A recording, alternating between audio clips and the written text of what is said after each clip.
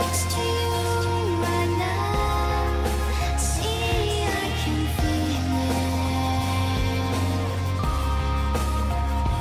Let me be straight to you, but I'm breaking to pieces. More and more, nothing on the end. I'm losing my mind, I'm spinning in the ring of my own way hiding. Each day comes through and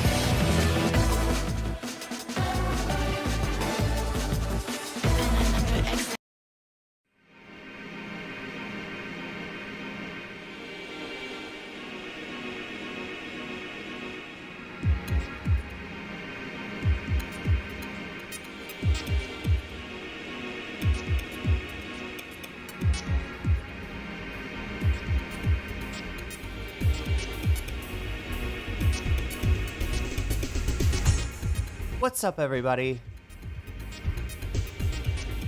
Hope everyone is having an amazing afternoon, evening, morning, or whatever it is in your time zone. It is. Is it Wednesday for you? God damn it, that means it's Thursday for me. Let me check on that. I'm so confused. Oh my god. It is Monday, June 23rd, 2025. This is NCC TV coming at you live from the steps of the Amami Airport, the real one this time. We're live, or at least super chatted 5. Good timing. Starting us off with a dono. ZOHIAN baby. Let's GOO. Zoran Comes through. Yeah, so for any of you who have not seen the results of the New York City primary, Andrew Cuomo is not the candidate. They sent him back to the suburbs. He's going back to the Staten. Where does he live? Does he live in the suburbs? I swear to God, I don't even see him living in the suburbs. I don't see him living in the city at all. He seems like an upstate guy. I don't know, Chad. I'm not to dog people from upstate. I know the city is very expensive. It's Tuesday. It's a Tuesday? Wait.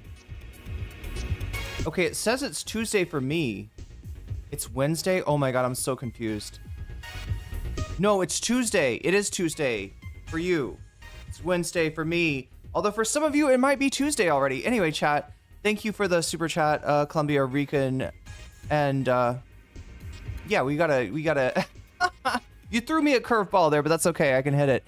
This is NCC TV coming at you live from the steps of the Amami Airport, the real one this time. We are live and alive, or at least that's how it feels to me. Could be a brain in a jar somewhere. Don't know. Don't care. Shouts out to all my weasels out there, all my forest creatures rocking out to the realest of the real. Synthetic live form streamer living in my evil makeup. Yeah, I don't even know myself. Trapped in a cyber brain. I don't even know my script. Trapped in a cyber brain and body like some kind of ghost in a half shell in this late stage hyper-capitalist dystopia. Forced to exist in this twilight realm to pay off my debt to society and my student loans. I hope you're having a good day, whoever, whatever, and wherever you are. We're about to jump right into it here on youtube.com, twitch.tv. High risk, high reward. High on life, or whatever simulation, simulacrum, simultaneous, spontaneous singularity of consciousness this is, was, or will be sometime in the near chicken jockey. Okay, I had to do it one more time. I promise, that's the last chicken jockey. I know it's annoying. It's annoying, okay? What can I say, Chad? I grew up with the game. But yeah, Zoran is the candidate for the Democrats. Now, I want you to know that as we'll take a look at the concession speech of one Andrew Cuomo, right? But the last I checked, Andrew Cuomo is actually gonna run as an independent if he loses. That's what I had heard.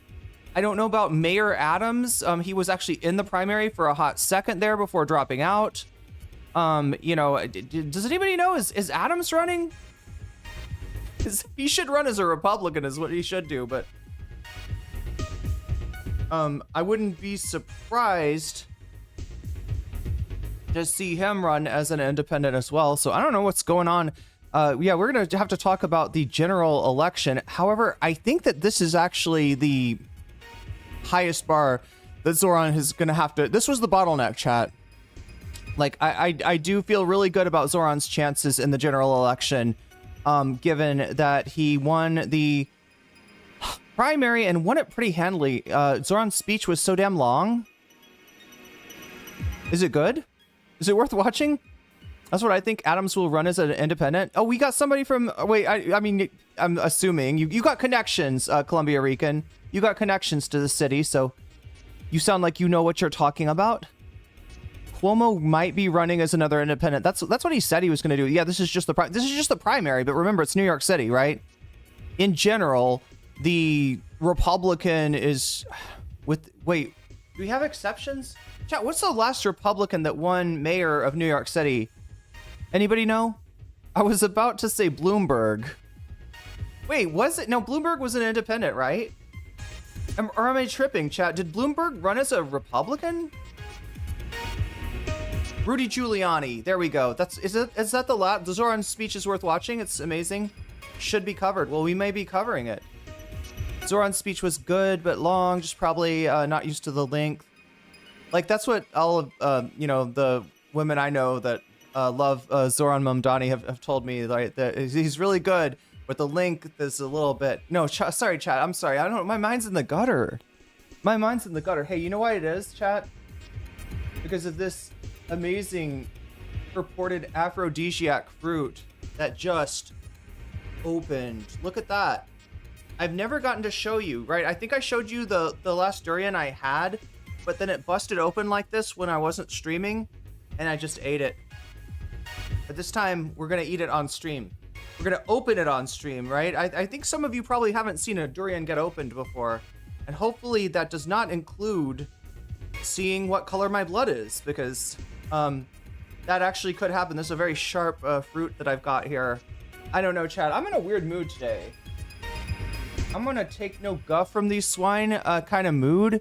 And if you are those swine, my apologies, right? I love swine. Swine are, you know, great. I don't know, Chad. I don't know. So watch out. Watch out. She's in a spicy mood today. If your mind is in the gutter because we mentioned the length of the speech. Yeah, you said length, and yeah, it's definitely your fault, chat. It's not me being a perv. It's you, 100%. Swine watch. That's right. Hog watch. No, I don't know.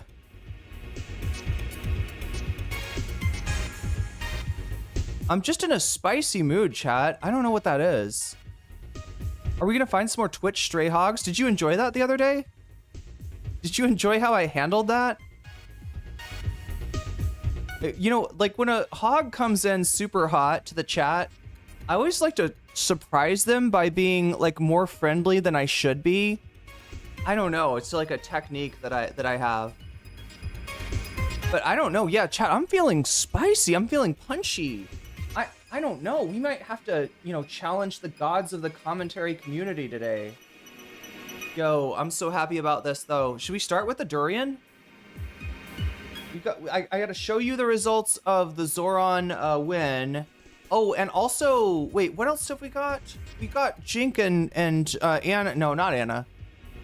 Anna's been doing Pierce Morgan lately, and I don't really enjoy her appearances. Anybody think that we're missing that? Anybody gonna miss if I don't cover Anna's debates on Pierce Morgan? You missed some hogging? Yeah, there was a little bit of hoggery. A little bit of hoggery going on. A little bit of suey pig in the Twitch chat the other day, but I handled it like a pro. Start strong with durian, says Rob. I'll try to. I don't know if I can actually open this shit like a pro. I think I can, though. I think... I've never done this without a knife, right? Maybe I shouldn't do it without a knife, but I think you just pull on one of the sections. Especially the section... Yeah! Look at this shit. Look at this chat. Like a fucking professional. Like a durian pro. Maybe, if I don't cut my hand. Oh, here we go, chat. Here we go. We got it open. We got it open. Oh my god. Don't cut your finger, girl. Don't cut your finger on the durian. Oh, here we go, chat. Look at that. Look at that color, too. So, yeah, this is a long stem durian. Yeah, very yellow color compared to, like, the standard durian is, like, I can't remember what the type of it is. It starts with an M. There's so many types of these things, right? There's many different flavors of durian. There's many different smells. But yeah, this is what the shell looks like right now that I've got it off. Look at that. This is nature's, I don't know. What am I trying to say? Nature's hostile architecture, maybe? And then on the inside, like, right, this is the little membrane that kind of keeps the durian section separate. And oh my god, chat. Oh my god. Let's see if I can get into here and just pull out a little section. Ooh, it's squishy. It's very moist, actually. see if I can pull that section out maybe without squishing it absolutely. Not a lot of clearance here. I might have to just like pull apart the other section just to have enough room to work with. Oh my god. There we go. Okay.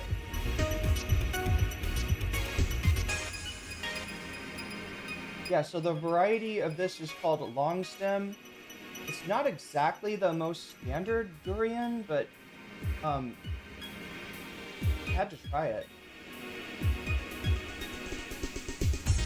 I'm trying to remember the type that is like everywhere. Yow. Keep on poking myself. Come on. There we go.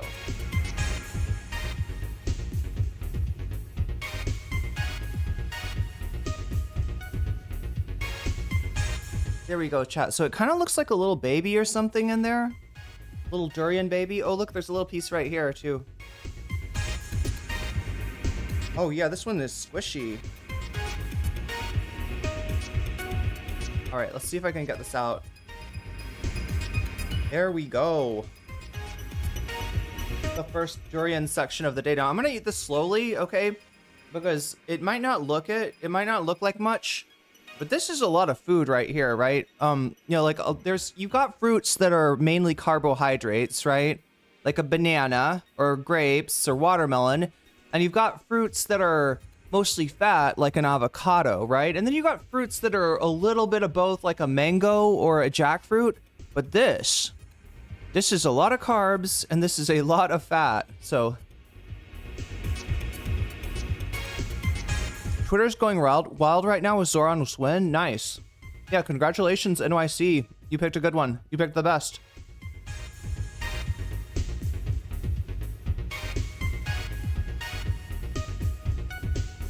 So chat, people are afraid of this fruit because of its smell, right?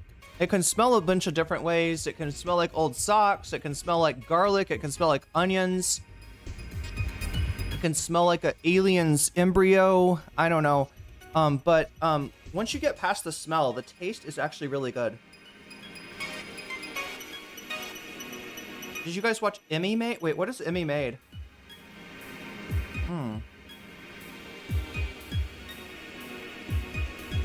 Oh my god. Alright. That was actually really good. And nice to start off with a small one, right? Because like I said, it is this is serious meal. Like, this thing is a meal. This might even be several meals, right? This tiny little durian is like just so freaking rich, so creamy, so sweet, so everything. It's everything. It's everything that I want to be, chat, including smelly, right? That's definitely. No, I was smelly though. When I was on the plane to go to Malaysia, right? I was smelly. You know, it's weird, chat, because for me, like, I don't get smelly from exercise, all right? I just get sweaty. But what I get smelly from is nervous sweat. Anybody relate to this? Anybody have this whole thing with nervous sweat? It is different. It is substantially different. You know, I know the mechanism, like that BO, the mechanism that creates BO, right? Is that your glands produce sweat. What is it, like a apocrine or an exocrine? Gland produces sweat, and then there's these little bacteria on your body that eat it, right? And it's the bacteria eating the stuff in your sweat and pooping it out, which makes the smell, causes the smell, right? So I don't understand why it is that for me, being nervous makes me smelly and being sweaty just makes me hot. I'm not sure why. I hate nervous sweat. I get smelly with, yeah, and there's nothing you could do about it. It doesn't matter, like, if you just, you know, took a shower, you put on deodorant, I did everything right, and they smelled me. Basically, chat. They indicted me for smelling bad on the plane. No, just like, I felt so bad, yeah, because, like, you know, it's like the platonic ideal of a smelly experience for me is having a test that I'm not ready for. You know, like when you study for a test and you're kind of like, I kind of think I know what the teacher's going to ask. I kind of know what the level of the questions that are going to be on this test. Like I'm ready to do this, right? I did the exercise problems in the textbook, right? And then you get to the test and it's like, oh my God, no, the questions are on a whole nother level, right? And you're just like, your initial reaction of like, I don't know the answer to that. Nervous sweat has fat in it. I believe that's a different sweat. I'm sweating out fat. Wait, maybe I should get nervous more often. I don't know. Her hair is absolutely perfect. Yeah, it's perfect because I didn't ask for it, right? No, it's like this is what I've always wanted of like a hairstylist, right?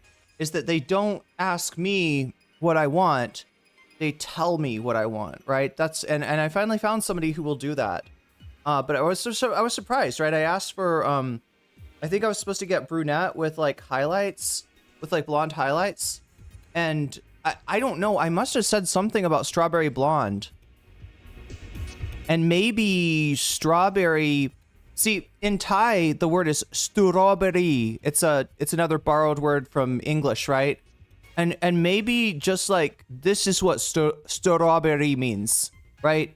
I'm thinking that's what happened. I'm thinking it's because you got a cognate. Well, is it a cognate or is it a borrowed word? I don't know exactly. Are you going to discuss Zoran? Yes, we're going to discuss Zoran Mumdani and some of the interviews he's done. Wait, what are you talking about? Like in the Bulwark? Anxiety? Are you talking about the Bulwark interview? And then like what? Stephen Colbert. Did he talk to Stephen Colbert? I've never imagined what I smelled like in a subcutaneous way. Yeah, so that must be what it is. There's like more fat in the sweat and there's just no escaping the smell. So yeah, I mean, I got to be on a plane with a bunch of people like, and just like this the whole time, like trying to keep my armpit shut so that nobody will smell me. Colbert interview he did last night. So I know that the Bulwark one was straight up like hostile. Like in fact, I would, from what I've heard of the Bulwark interview, I would count that as a I would count the Bulwark one as a God, chat, we got a lot of content tonight though. It's pronounced anxiety. Anxiety. Anxiety, why do you make me smell?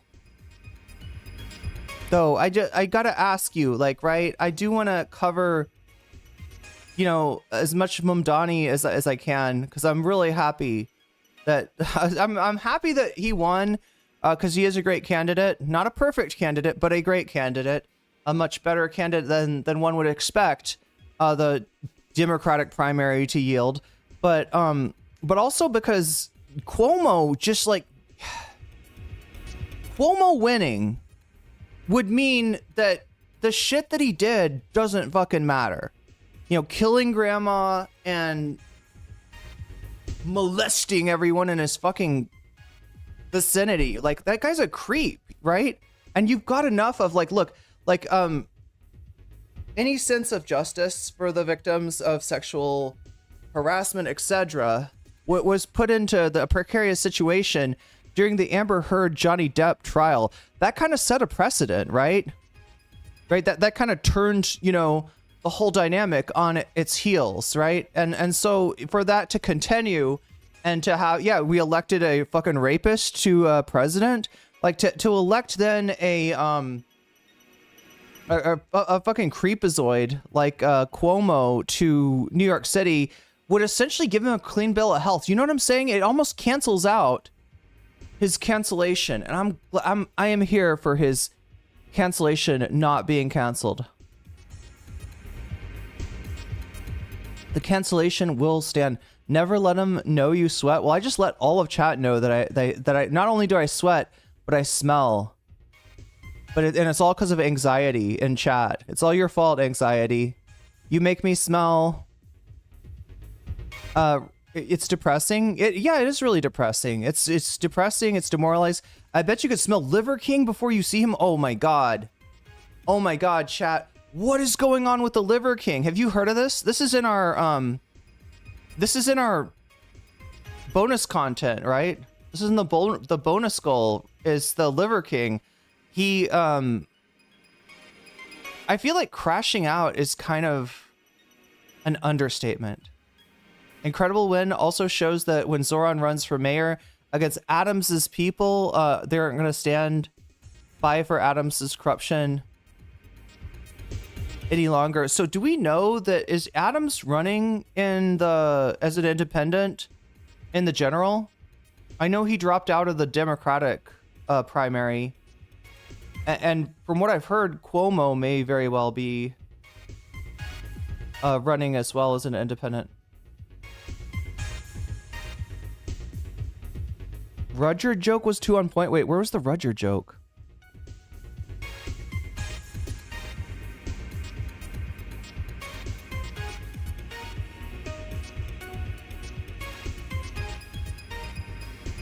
He's out. Rudyard's out of his mind again? Damn. Wait, Liver King? Sorry. My Liver King joke. About smelling him from a mile away. Okay. Wait, what is Liver King's name? Adams is running as an independent, yeah. The corruption. He should just start a corrupt party. Like, he should just start a, like, I don't give a fuck party. You know what I mean? Mayor Adams should just start a, like, you know what I mean? I don't think Cuomo is coming back. It's such a devastating loss. Yeah, yeah. And look, here's the deal. Here's the deal, chat. So if Cuomo does not somehow run as an independent and win in the general election, then I think you're right. It's the end of Cuomo. I think that will be the end of his... More bear. His full is short for his full name, Liverwurst von Kingston. Yeah, pretty much. Brian Johnson. Wait, Brian Johnson. Why do I recognize that name? Democrats will try to F Zoran. They're gonna try to Wait, I'm trying to think of like, there is a precedent for Democrats like rat fucking their own candidate in the general election if the candidate that wins is a progressive that defeats an establishment candidate. And yeah, it was really sick to see the same establishment lackeys that, you know, kicked Cuomo's ass out of office basically stand behind him because, oh my gosh, his opponent is pro-Palestine. Brian Johnson from AC/DC?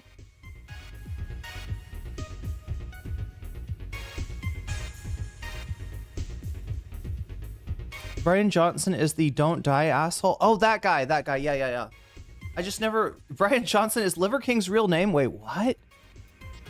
I don't know which part's a joke and which part's seriously. Brian Johnson with a Y, okay, is the guy that has his son as a blood boy. Is that right? And then Brian Johnson with an I is the Liver King's real name. Well, no wonder he changed his... You know, he had to have a stage name. Yeah, Brian Johnson is... Like, it's just such a common name. Such a common name. I've never seen how dangerous centrists were until recently, especially when a lot of the old school Dems endorsed Cuomo. Yeah, right? They're just like, they're craven is what they are. They're absolutely craven. Like, the only priorities, the only real concerns, the only things that they stand for are, like, objectively bad things. Like Israel fucking running over humanity with a tank. Islamophobia, the media will go into overtime probably. Now that Zoran was won. Yeah, I shouldn't count my Zoran eggs before they hatch, right? Because you know, they do hate him.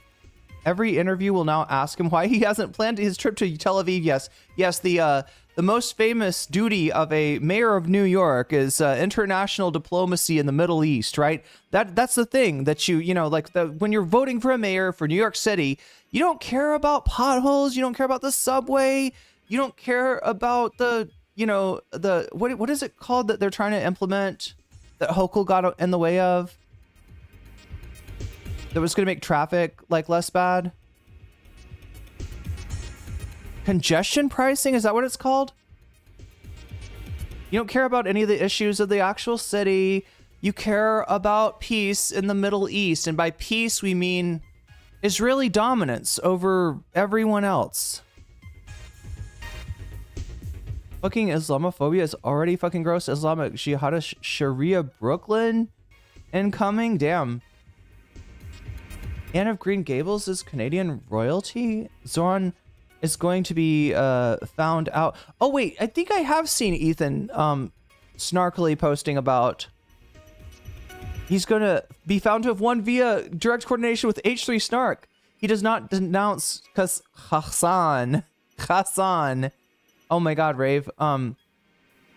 Yeah, they're gonna make him eat Sabra hummus.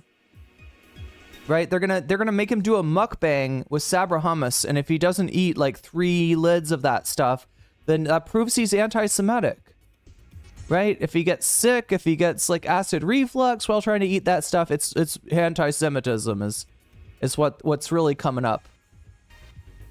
Don't blame the Sabra hummus.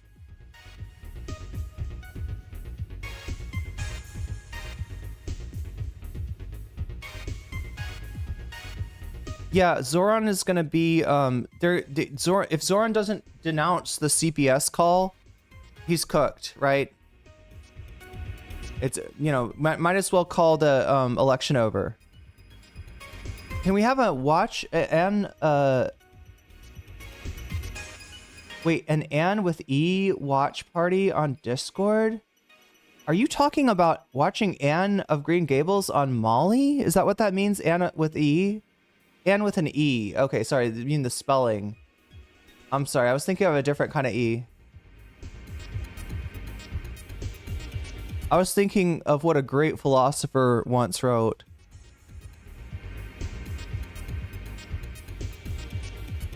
Hope Zoran does what Obama would have done. And calls them out for their racist bullshit instead of trying to prove himself. I mean, you've heard him talk about this, right?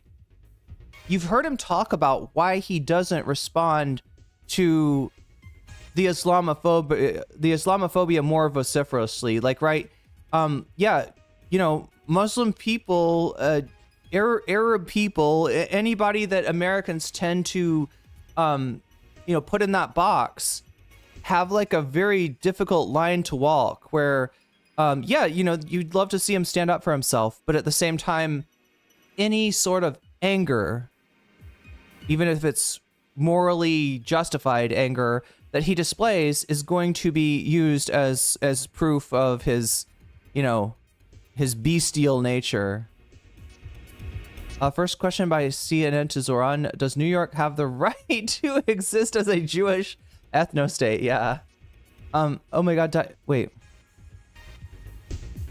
And on E, yeah. And then we can we can just have a look, chat. Anne of Green Gables, all right. And then some Jane Austen, maybe, right? And then for the coup de grace, chat, Revolutionary Girl Utena. There we go.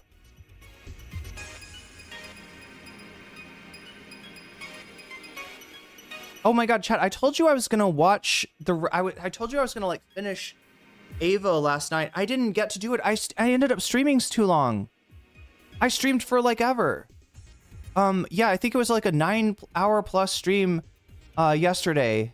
And so I didn't get to finish Evangelion. Muslim Arab here, please stop putting us in boxes. We're claustrophobic. Thank you for your time. Thank you for your TED Talk, Morbert. I'm sorry I pronounced your name French. It's probably not a French pronunciation. I don't know this Anne or her Green Gables, or her Gables of Green, but it sounds like lovely.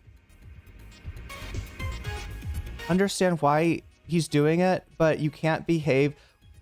Okay, you can't behave your way out of, that's true. That's a good point. You can't behave your way out of bigoted opinions. I just want the catharsis. I know what you mean. I do know what you mean. And yeah, you know, like, look, especially considering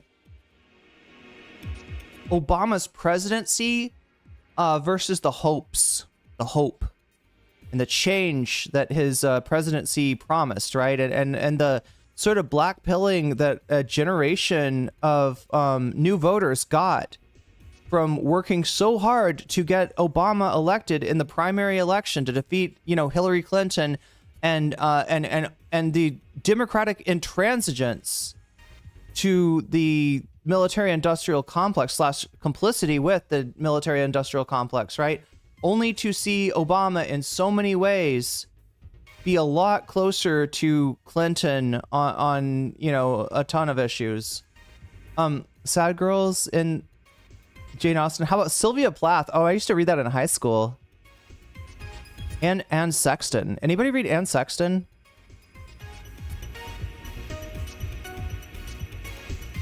We're not watching Anne with an E fraudness? Wait, what? I don't know what chat is talking about now. Anne on E is something else. I feel like it would be. Did you see the IG story crash out about the Discord mod from Hascord? Yeah, we covered that yesterday. I mean, I don't blame you for not having seen it. It was I have good authority that Zoran sent the skulls. That's right. That was Zoran. Yeah, Zoran has not disavowed bad Emma Panda, right? We need to know we need to know that Zoran does not support bad Emma Panda, and as mayor of New York, that he will extradite bad Emma Panda from Argentina and make him face justice for sending Ethan the skulls and calling CPS and killing Ethan's. No, sorry, I gotta no stop it, chat. I'm telling you to stop it. Here, I'm trying to stop it. Yeah, wow.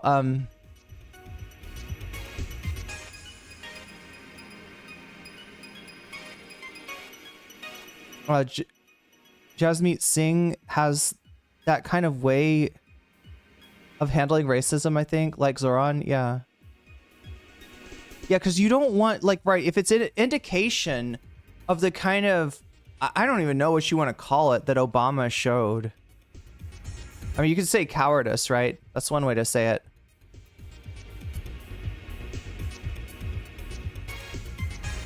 Maybe you could sneak in some Wuthering Heights. Hell yeah.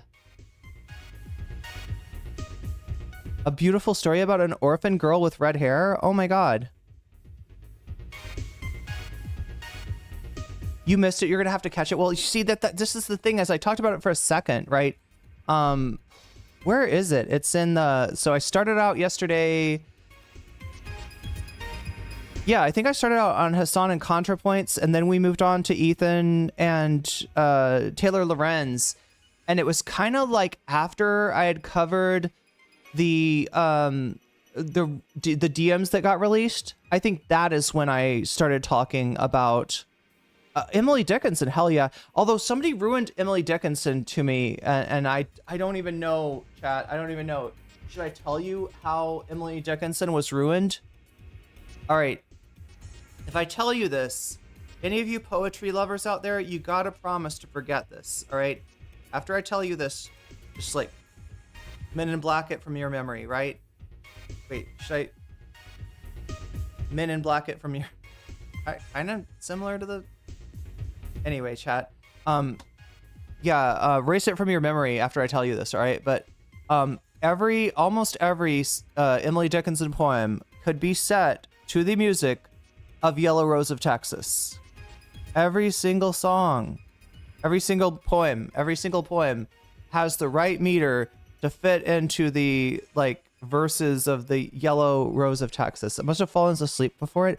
I don't know. You might have missed it too, or it kind of went by pretty quick. But yeah, so CPS Chris is or Chris CPS was a mod for Hassan. Ethan watched Hassan's version of the debate, which is kind of wild, right? Because he did that debate and maybe edited that debate and right. And then he went and watched Hassan's view of it, or somebody just sent it to him anyway. But so Hassan had gotten sent something by a mod from his chat named Chris CPS, right? And he when he saw this, he said, Hassan, you better not destroy this evidence. I'm gonna have to subpoena this. I need to know who this Chris CPS person is, because here's how fucked up Ethan Klein is, right? He thinks that somebody being named Chris CPS is like Chris that did CPS. CPS means one thing and one thing only to Ethan, and that is unfairly victimizing the greatest dad in the universe that did nothing wrong as a pet dad or as a, you know, child dad. He's the greatest, and how could you ever impugn his you know, parenting skills, right? And so that must be what they named it, you know. He named himself, like, he thinks he's gotten to the bottom of a mystery, right? He thinks that's how mysteries work, is that like, oh, find the guy with CPS in his name, and that's gonna lead you to the person that called CPS on you, right? It's fucking crazy. Not me literally eating popcorn right now. He's narcissistic. If they, if they even came, Ethan is, God. Well, he's so like wrapped up in his own little world. Like it's honestly not healthy for him to be on the internet. So I mean, maybe I don't know. Maybe it's good that he's taking a break. No, it's definitely good because I don't have to cover his ass anymore, at least for 2 weeks. And hopefully after that, covering him at a lower volume, because like it got kind of excessive this year. The 25th of June is Ethan's 40th birthday. Nice. Oh, that's tomorrow, or for me. That's 2 days for you, depending. I'm gonna drink some sugar cane juice, chat.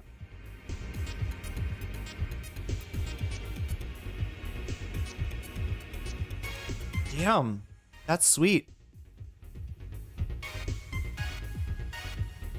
I love how the container, it looks like a sugar cane, right? I hope Taylor Lorenz sues him. I feel like that's the only thing that might beat Ethan back, right? Not just Taylor Lorenz, but I feel like there's a lot of people with legal grounds for a lawsuit against Ethan Klein. And look, chat, just like I said about like yesterday, like, right, the Iron Dome is pretty damn effective, okay?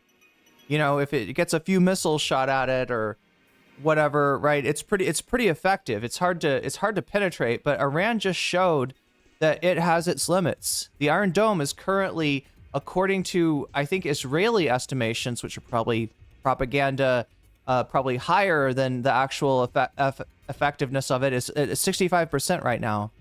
And so Ethan Klein maybe can handle 1 lawsuit, 2 lawsuits, 3 lawsuits, right? But there's got to be a limit to that. There's got to be a limit to how many lawsuits he can handle, right? And if you overwhelm him, I think that might actually get through to him. I don't know, chat. Like I don't think he's going to be argued into stopping what he's doing to people. I think he's got to be kind of, I think he's got to be forced. Taylor released some of the DMs, and then Ethan retaliated and posted all the DMs. Yeah, so we read all the DMs actually yesterday, and look, normally I wouldn't do that, but there's nothing in the DMs that is incriminating to Taylor. You know, I don't know why he posted all the DMs as if that was gonna be, oh my god, chat, why am I sweating? Hey chat, at least it's not nervous sweat, right? You won't have to smell me through the computer. Cudgeled? Yeah, Cudgeled is a Joe Garbage. At first I saw Joe Garage. I thought it was a Frank Zappa reference. I've just got Zappa on the brain lately, chat. Wonder if you can sue YouTube for exposing us to Ethan and Gila. I'm truly shocked at how vile they are and how stupid I was for watching them for so long. Gila's a warmonger and she has boys. Keep thinking about what Trump said, how Trump said Israel dropped everything they had or whatever in that. Maybe they're begging for more supplies. They're out of, and chat. So the real reason that there's a ceasefire, all right, is that Israel is like, has kind of, I think they've shot all of their, like defensive, munitions, right? They don't have ammo for their Iron Dome anymore. And the United States may be running a little bit short on stuff to resupply them with. He's using the argument of her not speaking in the correct tense. Yes, that is correct. Did you read that from Bad Empanada? That's yeah, I saw that he posted that on his community post.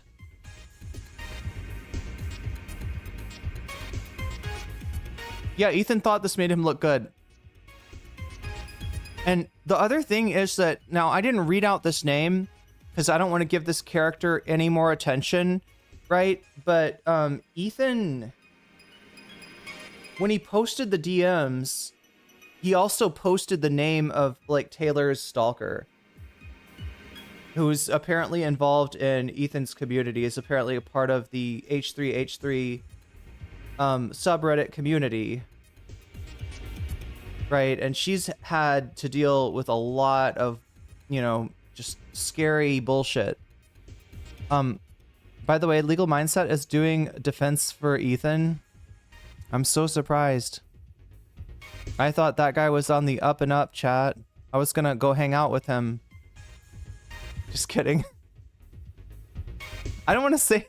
I don't know anything about this guy, but other than the impressions that I've gotten. I watched a portion of his video and I couldn't. It was defense. The only, yeah, I think I watched a little bit of Legal Mindset during the Destiny thing. Oh, by the way, Legal Mindset, if me mentioning your name calls you over there, how are you doing? Cheers. We're neighbors now, okay? Be cool.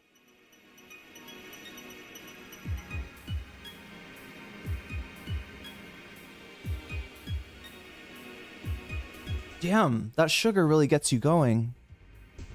It's actually not, it's not sugar, right? It's crushed sugarcane, like macerated sugarcane, which is kind of a funny thing. I was thinking about this the other day, right? That like our understanding of nutrition is reductive. It's really, you know, if you're thinking of like just macronutrients, that's extremely reductive. Even like macronutrients and micronutrients is a little bit reductive. And even like paradigms that I find useful, like, you know, the whole food paradigm, even that's a little bit reductive. Because what is this, Chad? Is this a whole food? It's macerated sugarcane. Now, look, it's like pulls me in two directions. On one hand, sugar is the big bad right now, right? Fat was the big bad in the 80s. Sugar is the big bad now. You know, this is where sugar comes from. This is what they make sugar out of. So it must be bad, right? Well, it's also what they make molasses from, and molasses is pretty nutrient dense. It's got a lot of let's see, magnesium, calcium, iron. It's pretty high in a number of different minerals, right? And yeah, so when you make refined sugar, you the waste product is actually molasses, right? And so then you see that like the white sugar is like the most, you know, that obviously that's a very refined food. You're literally taking the sucrose and isolating it, and that's, you know, sugar, right? And we all know that we don't need more added sugar in our diet, right? But yeah, it's but at the same time, this is not a whole food, right? Because it's juice. And if you know anything about fruit juice, you'll know that fruit juice is kind of high glycemic. It's a little bit high on the glycemic index, right? And you know, this is kind of what this should be viewed as, is you know, pretty sweet fruit juice. So, you know, in that respect, it's not great for you, but at the same time, you know, fruit juice is a lot better for you than sugar. White sugar is sugarcane, vitamins, and minerals.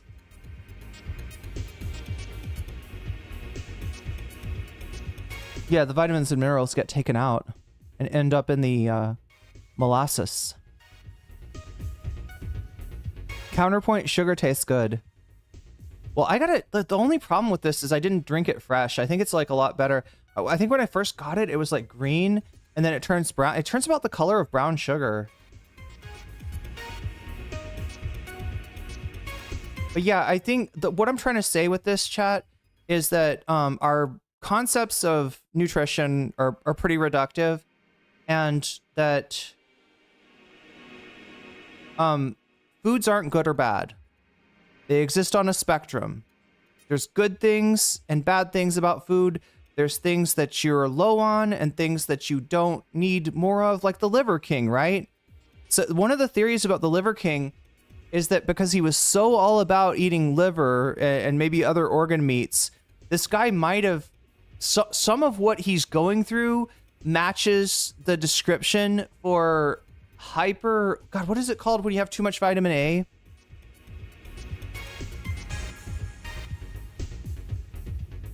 Too much vitamin A. Okay, I know it causes liver damage. Ironically enough, eating too much liver will give you liver damage. Soft skull. No, but what is the name? There's a name for this. Hypervitaminosis A. Yeah, that's what I'm thinking of.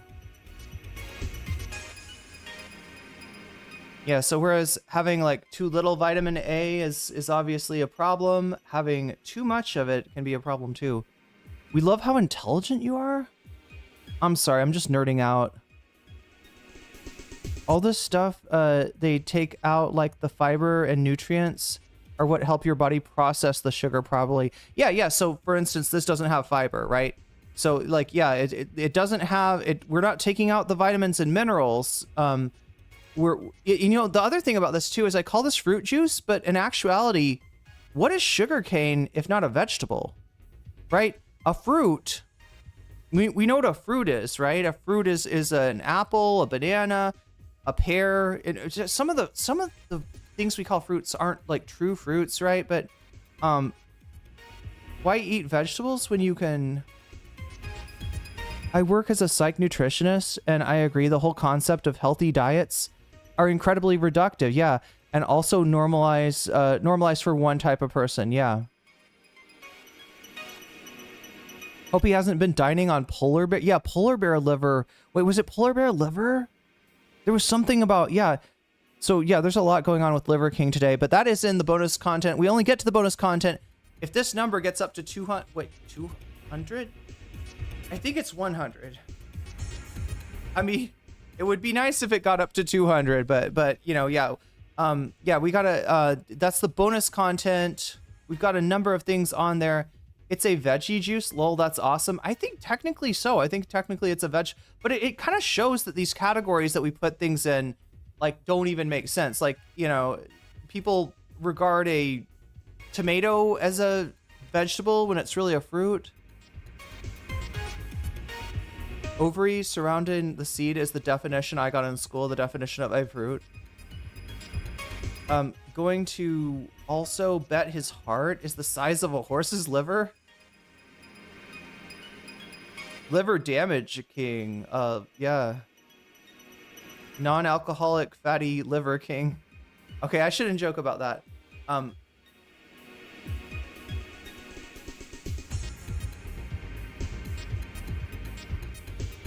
I draw the line at eating carnivore meat. Whenever you look at the chest, his chest looks like a Teenage Mutant Ninja Turtle. Yeah, that's the whole thing about the Liver King. Well, yeah, it may be a good indicator he's on steroids, but Sarah, I think he's on something more. Yeah, tomato is a fruit. It tastes like eating an apple. Some of them are pretty sweet. But people think of it as a vegetable. But yeah, Liver King, so, you know, if you don't remember this guy, so I'm saying this because I think he's winning the poll right now for bonus content. Yeah, 57 of you have voted so far. Of those 57, 33% have picked the Liver King. And why is he trying to unalive Joe Rogan? I don't know, Chad. I don't know. We'll look into it. There's a lot of videos, a lot of TikToks, a lot of Instagram reels to go through to figure out what is going on. He was arrested today. I will tell you that, right?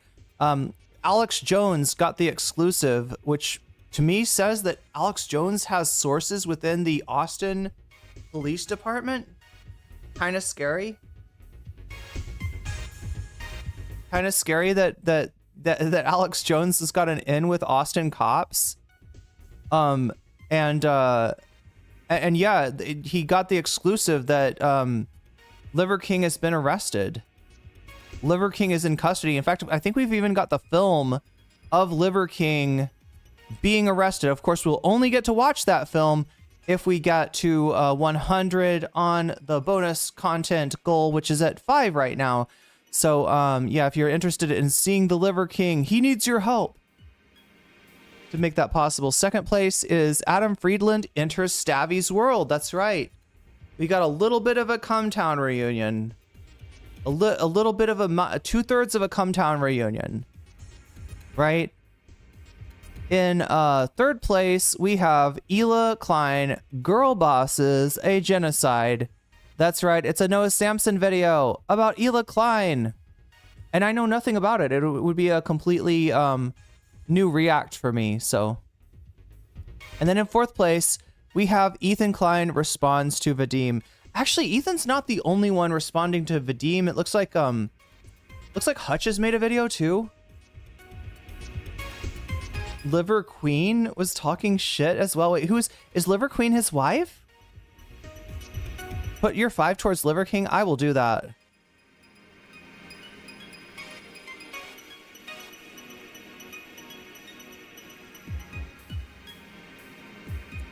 So yeah, there we go, chat. So yeah, here we go with our buffet of bonus content. This is the content that happens if this, here, I gotta fix this number. It still says 200 from yesterday. I think it's only 100 that we need to unlock. Yeah, 100 unlocks 1 piece of bonus content. We got to do 2 bonus contents yesterday because we got to 200, right? So that's always a possibility as well. But yeah, the things that make this number go forward is when you do a super chat, if you do a super sticker, if you get yourself a membership, or if you gift memberships, if you give the gift of weasels, which is how we get more weasels in chat. If you want to see more weasel emojis going, post them if you got them, actually. I want to see how many people have weasels right now. I feel like, yeah, it's been a whole thing, chat, where there was like, for the longest time, we had more weasels than jellyfish, right? For the longest time, it was more weasels than jellyfish. That meaning that there's more subs on Twitch than there are members on YouTube. And that flipped. That flipped recently, right? So Twitch was coming on strong. YouTube kind of fell off. Probably me having the butterfly goal contributed to that as well, because, you know, that incentivizes people to do super chats instead of gifting memberships. So, you know, we got to the point where, oh, Mercer B, thank you for subbing with a Prime. We got to the point where the you know, the jellyfish outweighed the weasels, which is a really weird thing, because I mean, you know, Twitch is doing good. Twitch is coming on strong. We're like getting closer to partner type numbers where I would be able to, you know, were they to hold steady, I would be able to apply to be a partner with Twitch if I wanted to. I don't know if there's any real advantages to that, so I'm not sure. I wish Sassy was here. Sassy was here yesterday, BKK. Oh wait, you were here too. You know that already. But yeah, so yeah, and then for a little while we had the, you know, more jellyfish than weasels, right? More subs on Twitch than memberships on Prime, which is wild because I think a sub costs like twice as much as a membership. So but yeah, that was happening. And I think maybe as of yesterday, we're kind of at an equilibrium. We're sort of at an equilibrium, but yeah, YouTube's at sort of a low point and Twitch is at a high point, and that's why you're seeing, like, that's why there's even a chance for there to be an equilibrium. Because yeah, my views on you know, Twitch, as much as they are coming along, they're not even as close to, they're not even you know, that close to the number of you know, concurrents I get on. Damn it! Durian! Oh my god. How dare you scare me like that by falling off the table. God, I gotta eat this durian before it gets ruined somehow.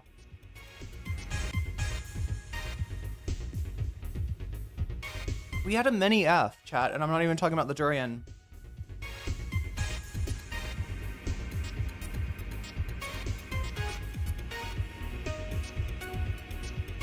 Sassy and I are in the Poor Person's Weasel Club. Is it that people can't... Is it that people... You can't, like, receive a gifted one? You're ruined? I don't think so. Even if it was, I would still eat it. In the Darth Vader voice? No.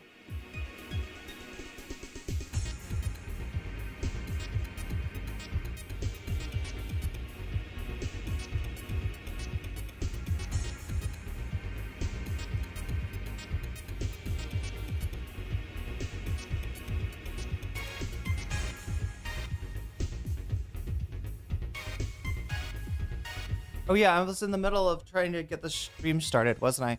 Okay, so yeah, the things that make this number go forward is if you do a super chat, if you do a super sticker, which tell me if you do a super sticker, because that's the one for whatever reason, Stream Elements have not caught up to the fact that super stickers exist, right? So they don't make a noise. The notification noise doesn't happen, right? So let me know if you do a super sticker, and I will put it up on screen. Super stickers, or if you get yourself a membership, if you gift a membership, if you support me on Throne, which right now I'm trying to fund my Thai visa. The thing that I got to pay for is language school, right? I'm doing an educational visa, which requires me to sign up for language classes, which I got a pretty good deal on. It's like a year of Thai language classes, 180 hours for $900, which I think is a pretty good deal. But the only problem is I got to pay it up front, right? If I want that year of visa, then I got to pay it a whole year of lessons up front. And that's a bit much. That's about $900. But we do, on the good side, chat, that shit is 75% funded. 75% funded already. So we're a good ways there. We only have like 25% to make up before I can go to school. And chat, it sounds like I'm going to be starting school around September, which is like, you know, that's when school is supposed to start. So I'm going back to school, chat. I'm going back to school. In September, if all things go according to plan. But yeah, that counts if you support me on Throne.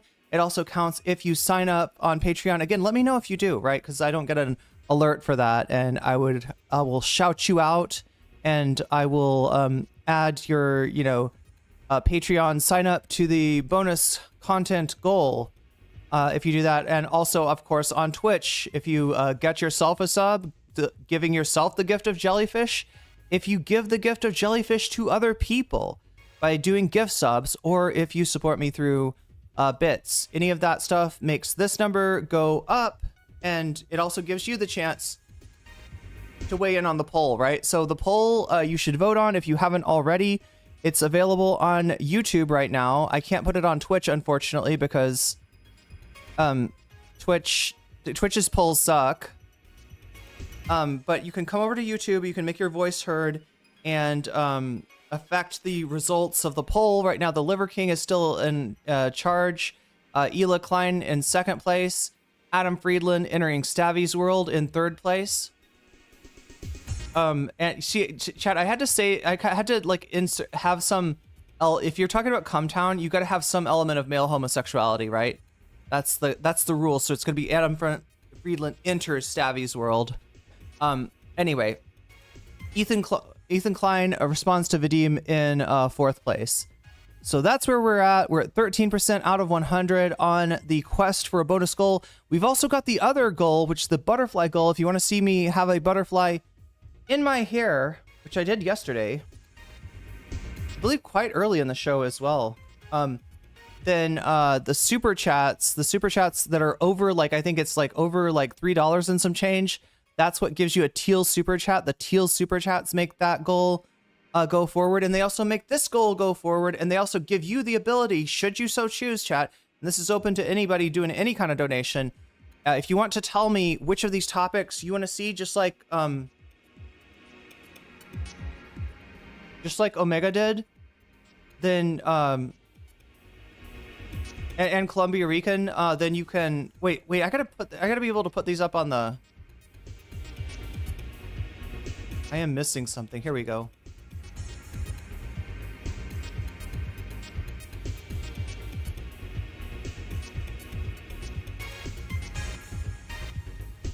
All right, so,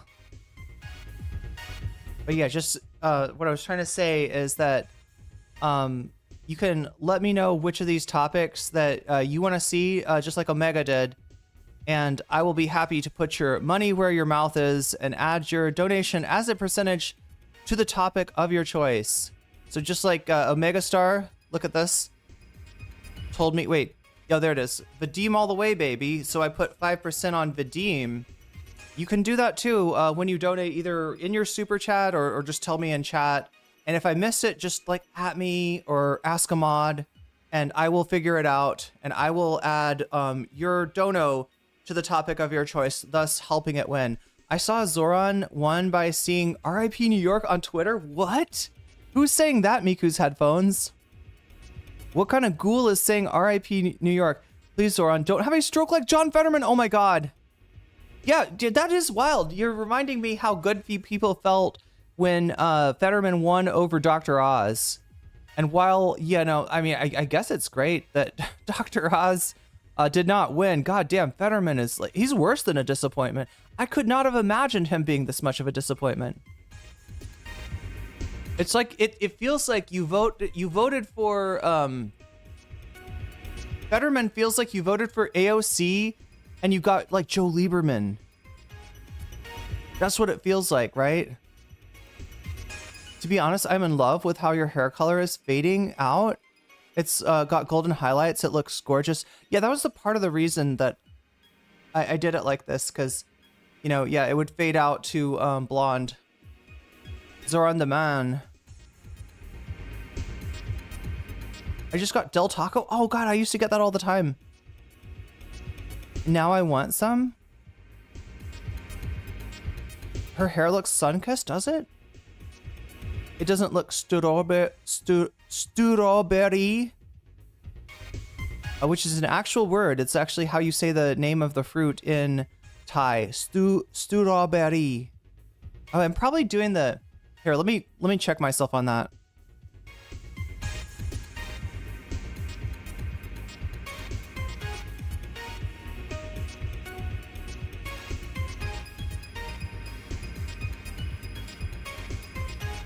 Strawberry. Yeah, that's what I was missing. I knew there was like a accent on the end there. Strawberry. Strawberry.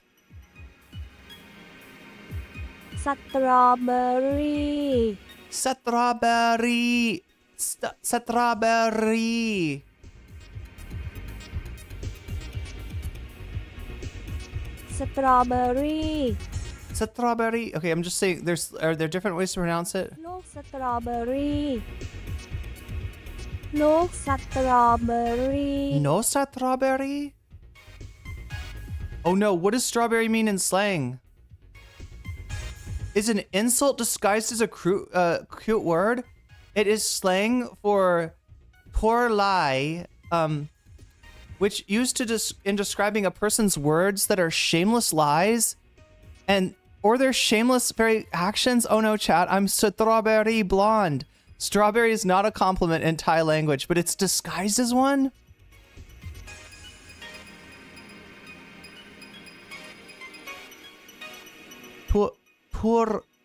Poor lie. Wait. Poor lie.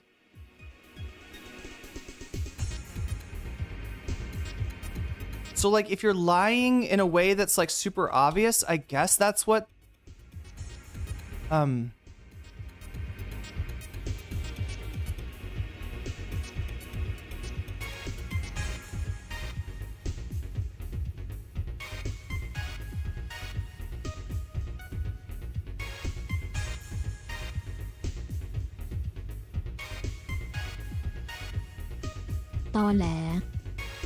Tole.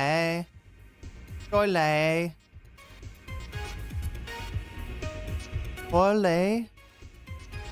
What the fuck, chat? This doesn't make sense to me.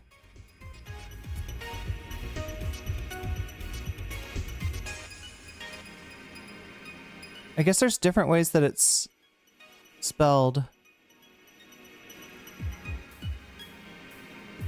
Anyway, that's your daily Thai lesson. Don't call anybody strawberry because you're saying that they're a liar. It's like saying they're a Weasley little liar. You were like, dye my hair blonde, bitch, and the lovely lady was like, I got you. Well, yeah, you know, it was supposed to have blonde highlights, right? It was supposed to, like, because and you know, it probably would have been cheaper that way too, but I'm kind of glad that I didn't do that.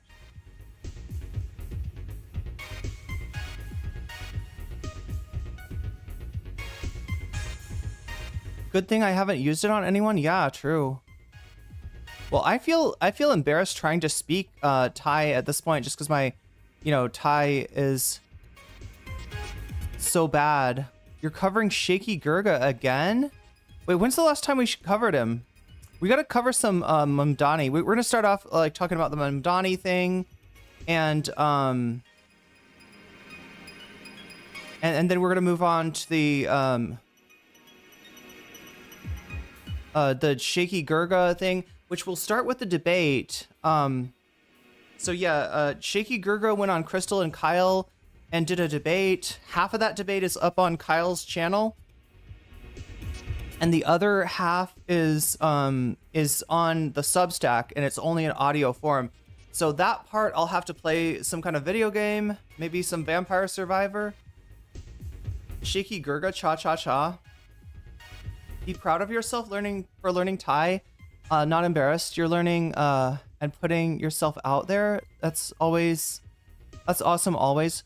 Well, it's just that the few times I've tried to say something, and yeah, okay, so my few experiences speaking Thai have been like this, right?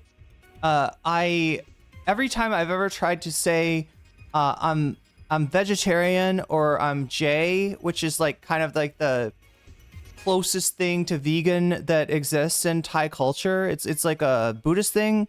If you eat J, you know, you're not eating meat, and you're not eating, well, technically not like strong flavors either, but like in Thailand, everything's got strong flavors. So, but then the other time, chat, I was in an elevator, right?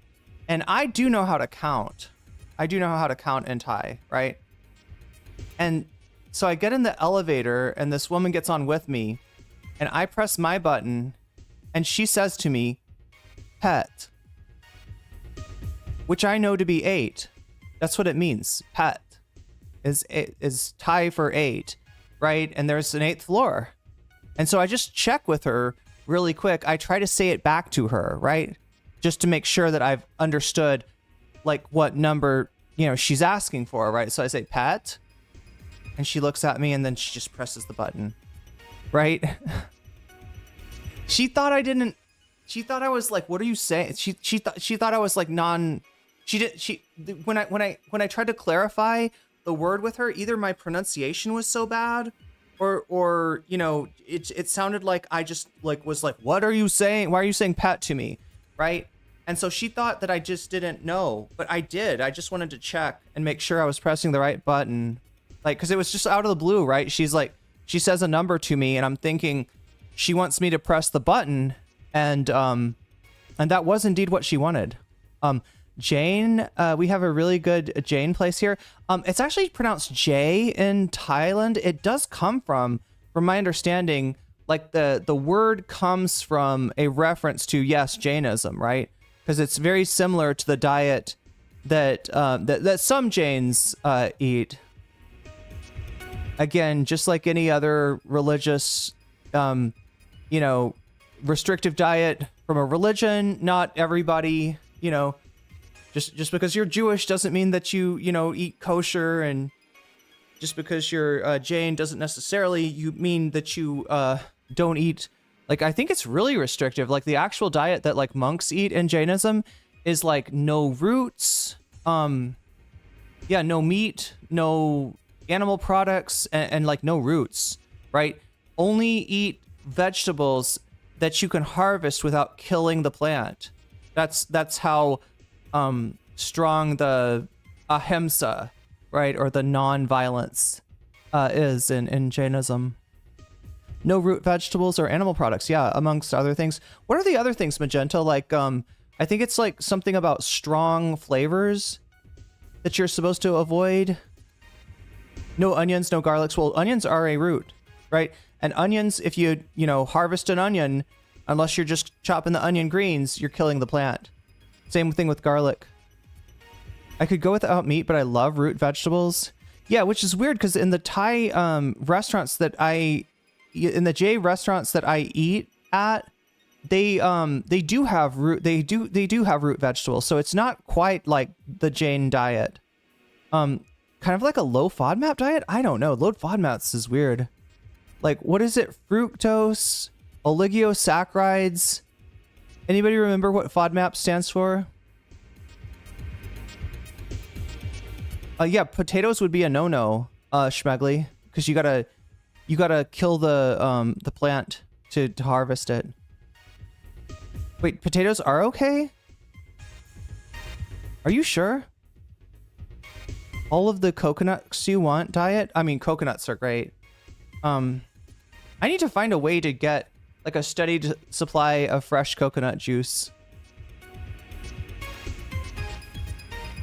Here, I'm gonna finish this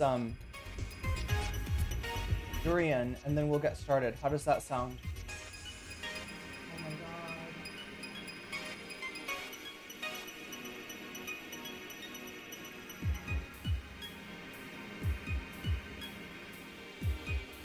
Yeah, so the easiest way to eat this is to eat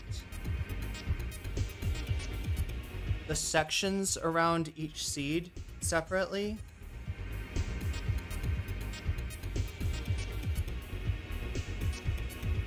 And as you can see, like, it's got this skin, right, on the durian, and then inside the skin is this like creamy substance that it kind of tastes like pudding.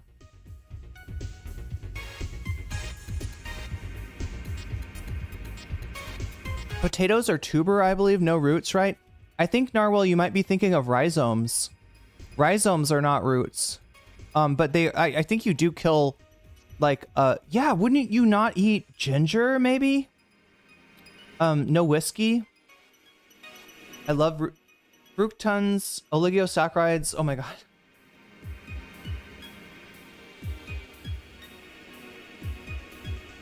Fructans, oligosaccharides, disaccharides, monosaccharides, and polyoils. And yeah, FODMAP's diet is a diet that some people who've had difficulty dealing with something like IBS will follow. If like all else fails, you can try eliminating like all of these different substances from your diet. And it's pretty restrictive. I mean, you can find good things to eat, but it's pretty restrictive. So I think usually what FODMAPs people do is they'll take everything out. They'll take the fructans, the oligosaccharides, right? They'll eat a very simple diet to start out with. And then they'll try to add in something with fructans, see how they react to it. Try to add in something with oligosaccharides, see how they react to it. Because what they're doing is they're trying to, it's almost like an elimination diet. You eliminate like a whole bunch of things, and then you add them back piece by piece to see which are the pieces that were making your digestion bad. Now I remember. Yeah, SM fermentable oligosaccharides. That's right.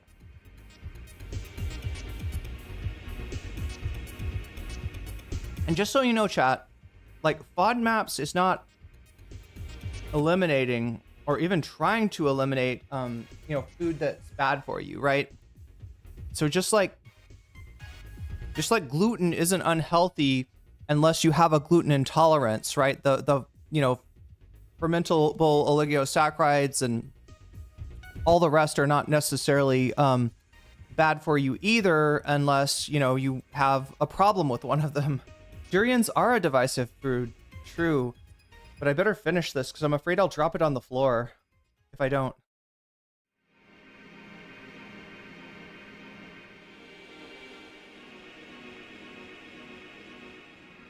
There's a famous Jackie Chan stunt where he falls into a moving train full of durians.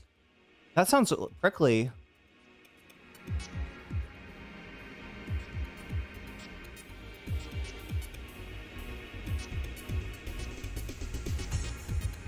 Oh my god, okay. Yeah, let me just make sure there's no, like... There's a little crack here, chat, that makes me think there might be... There might just be an extra section hiding out.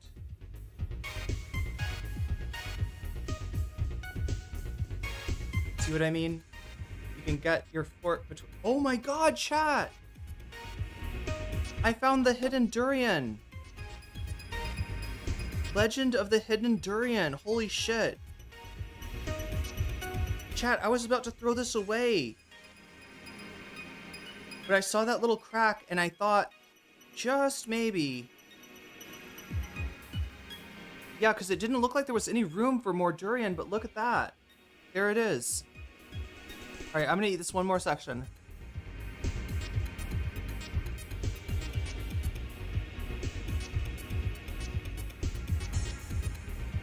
And chat, even though it seems like I didn't eat very much, that is feeling about like a meal in my stomach, right? Like that is lunch right there. But yeah, it comes in these little sections just like that, you know. And then you crack it open and pull the sections apart. And then you can tell here that like there's no room for extra durian to be hiding out there. And there's also no crack like right here that you'd be able to pull apart. So that's how you know that, like, you know, this piece is safe to throw away. This piece is safe to throw away. This piece is safe to throw away. And then chat, that is like, I think I've eaten a little bit over half of the durian. Right? There was two pieces, there was two sections in here and in here. And I ate both of those, so that's a little bit, that's like one section more than half of the durian. So by that, at that rate of consumption, chat, I might get done with this durian before we hit the bonus goal, because we're only 13% of the way there. So yeah, I'm like maybe 55% of the way through the durian. We're 13% of the way to the bonus content, and we are also 20% of the way to putting a butterfly in my hair. So that's where we're at right now, and we should get started. Let me just give you a little look-see over what's going on. Okay, that's the wrong one. That's the wrong one.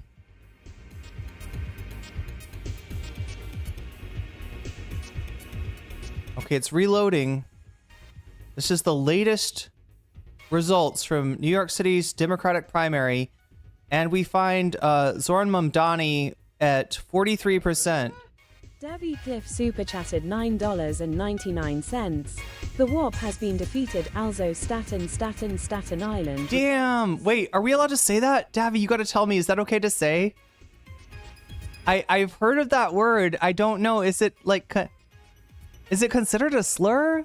What was the whole Fredophobia thing? That was with Chris Cuomo, right? The whole Fredophobia discourse, the Fredophobia controversy, right?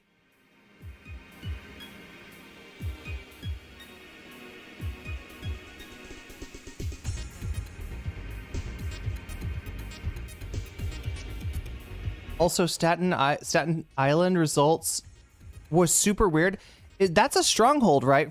Is that a stronghold for Cuomo? Is Staten Island someplace where Cuomo's are expected to do really well? But wait, it's Democrats, right? So maybe not. I don't know. How does that work in a Democratic primary? I know that Staten Island votes like fairly conservative for New York, but ostensibly in a Democratic primary, it wouldn't matter, right? Because there's no Republicans in the race. It's hella mob here. Okay, well, you said it, not me. I don't know. I'm not from the East Coast, chat, so I don't know what anything means. I barely know what a gabagool is, right? I barely even understand that. That was actually, yeah, it was Chris Cuomo. That's right. Yeah, his brother who's on News Nation tonight, watched by like 4 people every night. There's 4 people that watch Chris Cuomo on News Nation. His brother, that's got to be a big fall for him, chat. Chris Cuomo was like the man during COVID. He was like he was like a big like news guy to begin with. You know, he was considered really hot. And then he even made Adam Friedland have some gay feelings that he's still trying to wrestle with to this day, right? That's how hot Chris Cuomo was when he got infected with COVID. Yeah, Italian hatred? I don't know. I don't know. I mean, Davide said it, so I'm assuming it's an okay thing to say. I just don't know, because I don't have... Staten, it was a dim cop... Was dim cop city? Damn. Upper middle class Dems. So like shit libs. So it is like Cuomo country then. I'm just not sure which words are okay for me to say, right? It's okay for Davy to say.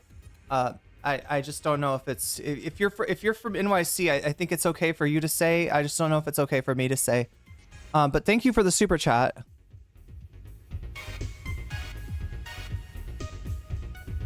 But yeah, these are your results. Oh my god, why is Waluigi in the way? Waluigi, we didn't find a... Is that a good place to put him? Like right there, maybe? Because that way... See, Waluigi's also right up there, but he's like right up there.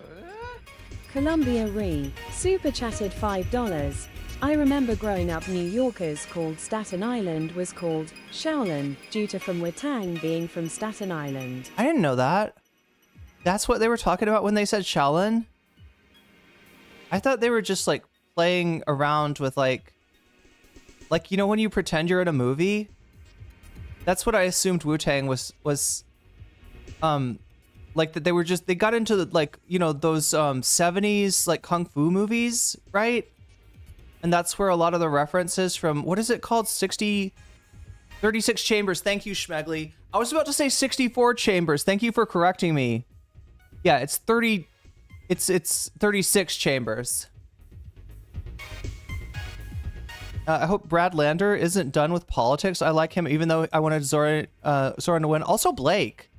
Like, Blake really impressed me in the first debate. He tried to cover up his... Yeah, Cuomo tried to cover up his rapist brother's essay.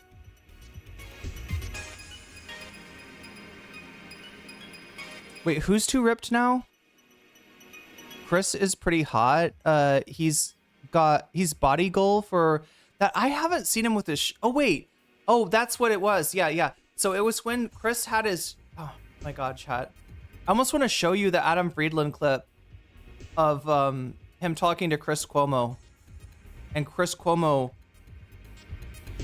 calling out that his body made Adam feel a certain way. It made a lot of people feel a certain way during the lockdown.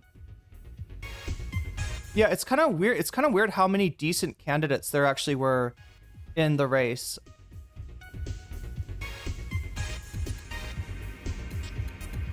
I hope Brad Landers runs against Dan Goldman for Congress seat. I hope Michael Blake runs against Rishi Torres. Oh God, yeah. Oh God, you're talking my...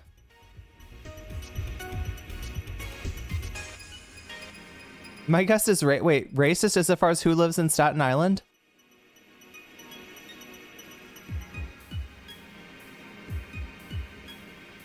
But anyway, those are your results. Now, Cuomo has conceded. All right, so the race is over. Right, Cuomo gave up the ghost. But it's not officially over, I don't think, until until they go through the ranked choices. But I don't know, Cuomo must have some Cuomo's campaign must have some data on the rankings that show that he is not gonna, you know, his percentage is not gonna go up, which makes sense because look at that. Okay, here's how I'll tell you why Cuomo has dropped out, right?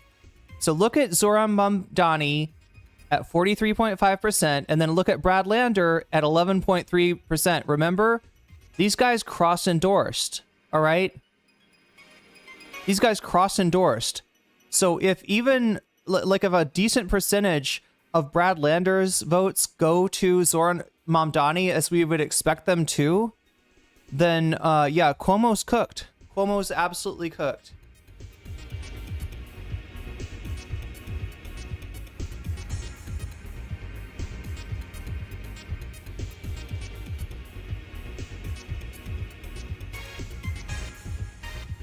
All right, let's take a look at the speeches. Session. Wait, is Zoran still speaking?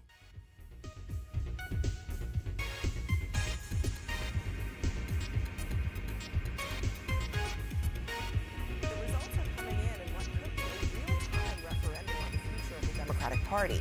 Many analysts see New York City's mayoral race as a litmus test between establishment Democrats and the younger, more progressive wing of the party. CNN's chief data analyst, Harry Enton, is with us at the table now. Harry. Woo. Whoa. Earthquake. Whoa. Yeah. Okay, chat. Tell us where we are right now. I mean, Look. Mamdani is ahead by plenty at this point. You can see on your screen right there, that's a 7-point. All right, Harry Enton is fine. I got nothing against Harry Enton, but I'm more of a Steve Kornacki girl. Okay, myself, right? Steve Kornacki, you know, like I want to see COVID infected Stephen Kornacki with his shirt off in his basement telling me that it's going to be okay. That's what I want. Lead right now in terms of the first round votes. Now, obviously, New York uses a ranked choice voting system where essentially. Yo, Buffy Geek, thank you for the 2 gifted subs. Coping Mechanism, you just got jellyfished, and Witch Tig, you just got jellyfish. Oh my god, chat, is that Twitch taking the lead once again? This isn't supposed to happen. This is wild, chat. How is Twitch ahead of YouTube? Look, they literally cost, the subs on Twitch, they literally cost twice as much as memberships on YouTube, right? How is Twitch ahead? Yeah, either way, Buffy, thank you for the gifted subs, and I'm sure that the people who got those subs are thanking you as well, because they now have the ability to use weasels, jellyfish, any kind of emote they so choose. Essentially, you eliminate all the candidates, you reallocate their ballots because the folks who get a ballot will rank their candidates 1 through 5, and you essentially reallocate the votes until one candidate gets at least 50%. Yeah, that's what I was talking about. I'll tell you this, if you look on your screen, you see the 3rd place candidate. Yep, that's it right there. Cross-endorsed with Mamdani. Did I call it or did I call it? Likely to go to Mamdani and not. Hey, let's turn this up. I don't know why it's quiet. Cuomo getting anywhere near the type of support that he would need once those ballots reallocated. That lead will almost certainly. There we go. And that is Debbie why Cliff super chatted $9.99.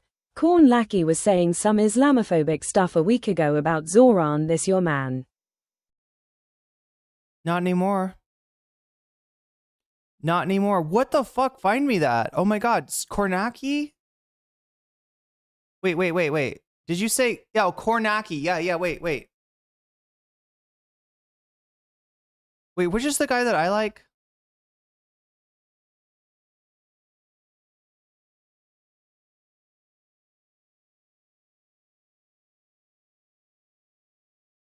I thought that Steve Kornacki was like an empty vessel.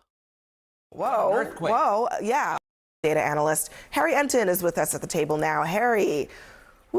I mean, he does have nice eyebrows. I mean, I could go for a Harry Enton, maybe. Whoa. Chat, could I switch up? Earthquake. Whoa. Can I switch horses in midstream? Oh, yeah. I Okay, mean, tell us where we are right now. I mean, look, Mamdani is ahead by plenty at this point. You can see on your screen right there, that's a 7-point lead right now in terms of the first round votes. Now, obviously, New York uses a ranked choice voting system where essentially you eliminate all the candidates, you reallocate their ballots because the folks who get a ballot will rank their candidates 1 through 5, and you essentially reallocate the votes until one candidate gets at least 50. And chat, I mean, like, I should like Harry Enton. He's confirming my political prognostication, right? Like he's backing me up here. Like I just told you that that's the reason that Cuomo surrendered, right? That Cuomo's doing his concession speech, right? That Brad Lander has 11.4%, and that means that Cuomo's cooked, and he's supporting that. Wait, 50? Is it supposed to be 50? Oh my gosh. 50 it is. 50 it is. And remember, if you got a strong opinion on the bonus content for today, let me know, and I will put your money where your mouth is on and add it as a percentage to the topic of your choice. Zoran is 54.9% of the vote. Maybe not exactly Columbia Rican, because even if you cross endorse, even if you like, you know what I mean, there's bound to be some people that voted for Brand Lander that didn't rank. Like there's got to be like one or two, like there's got to be a small percentage of Brad Lander voters that ranked Cuomo, despite the fact that obviously, well, I don't know, Cuomo's kind of a dick to him, wasn't he? Wasn't there something about after Lander got arrested that Cuomo was like not really there for him, or like he did eventually say something. Kornacki was talking smack about Zoran last week. It was out of care. He's not supposed to have an opinion. He's supposed to be my perfect empty vessel, chat. Like, and I tell him, you know, what the politics are, right? He's not supposed to. Who told Kornacki he could have a political opinion, especially one so odious? God, Kornacki's really I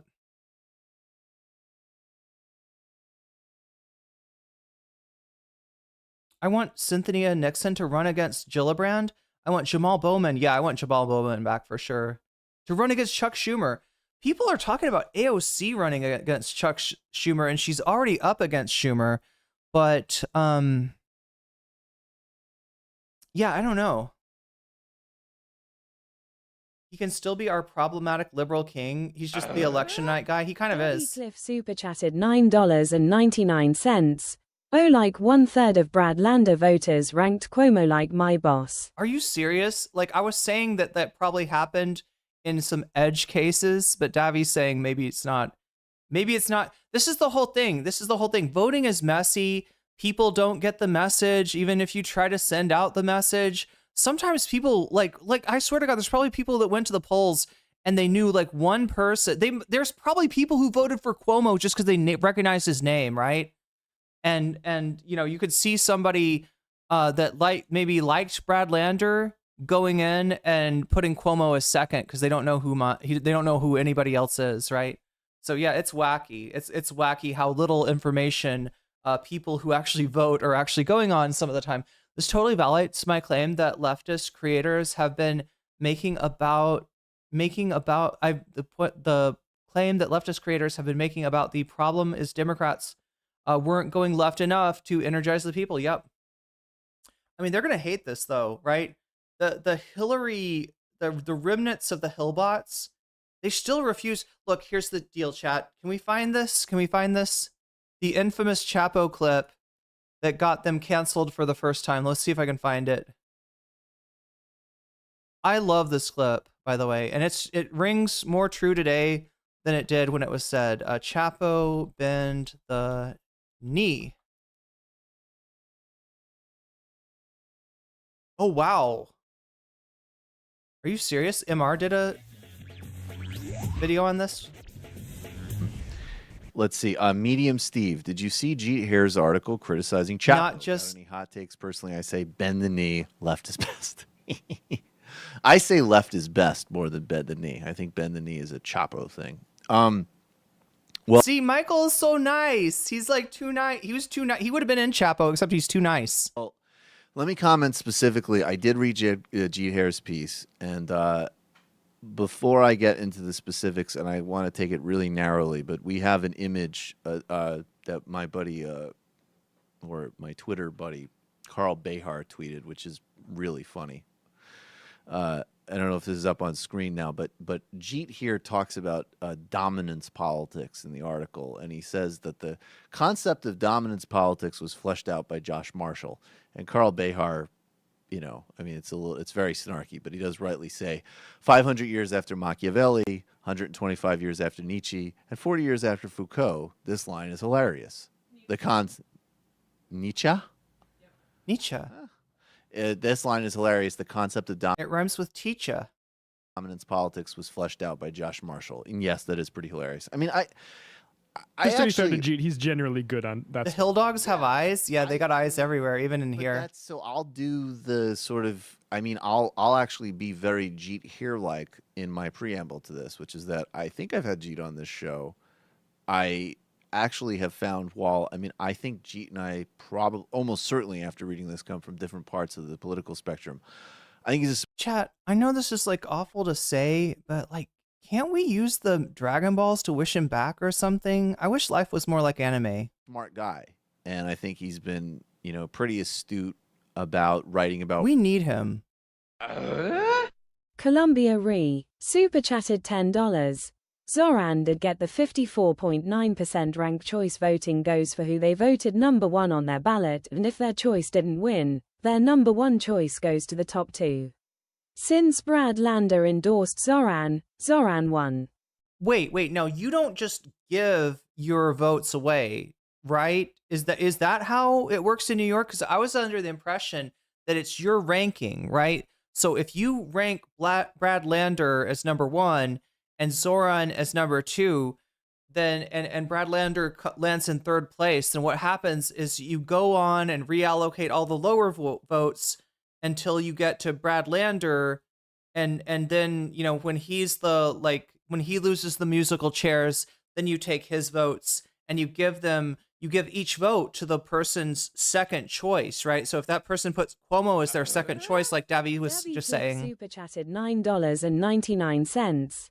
But Bill Clinton and everyone on Epstein flight logs supported Cuomo. How come he didn't win? I know, right? With clout like that, I don't understand. Yeah, thank you, Davi, and thank you, Columbia Rican. Yeah, I am I right about this, chat? I don't think that Brad Lander is the one who gets to reallocate his votes, right? I don't think it automatically goes to who Lander endorses. I think they literally look at, so your ballot in New York City, right, is like, you got like a first slot, a second slot, a third slot, on down to 6, right? And as you go through, you eliminate the lowest person on the voting, right? Reallocate their votes. Next lowest person, reallocate their votes all the way until somebody gets to 50%. When somebody gets to 50%, obviously they win. Zoran getting to 50%, through probably Lander's votes is going to be what puts him on the top. Are we up to 90, chat? I think we're at 90. Wait, is that right? We were supposed to be at 70 and then, 90. Okay.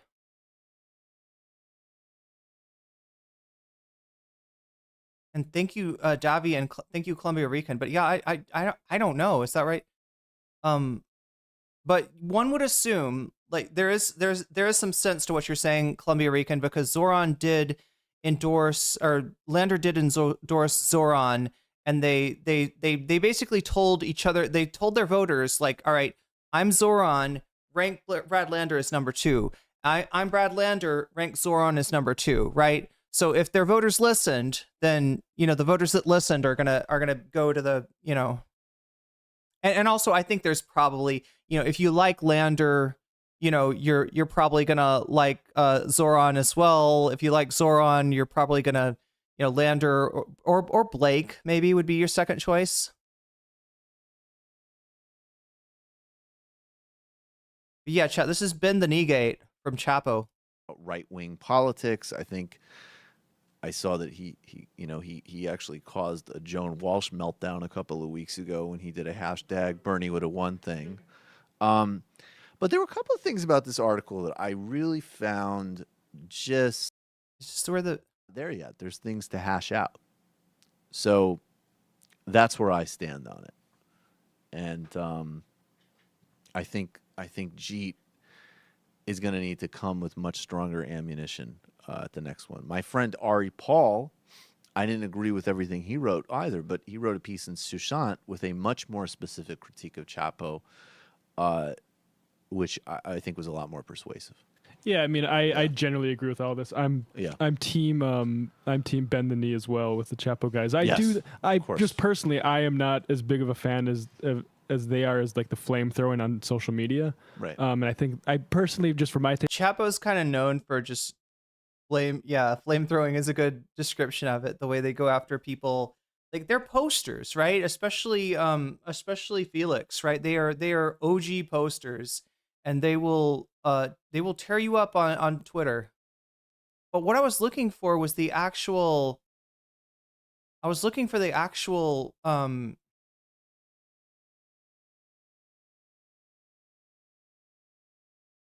Nobody takes clips of Chapo like people do clips of fucking Asmongold. People do clips of Asmongold. How is there no, like, clip of Chapo saying bend the knee?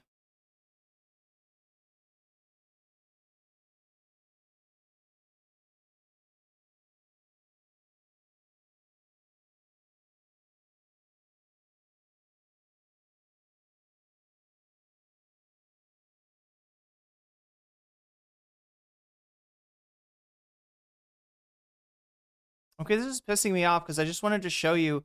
Basically, I thought they would play this. The Corbyn wing and the Macron ring.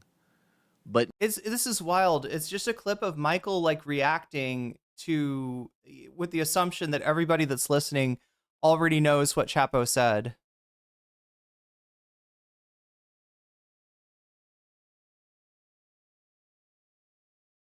Sorry, chat. Bend the knee.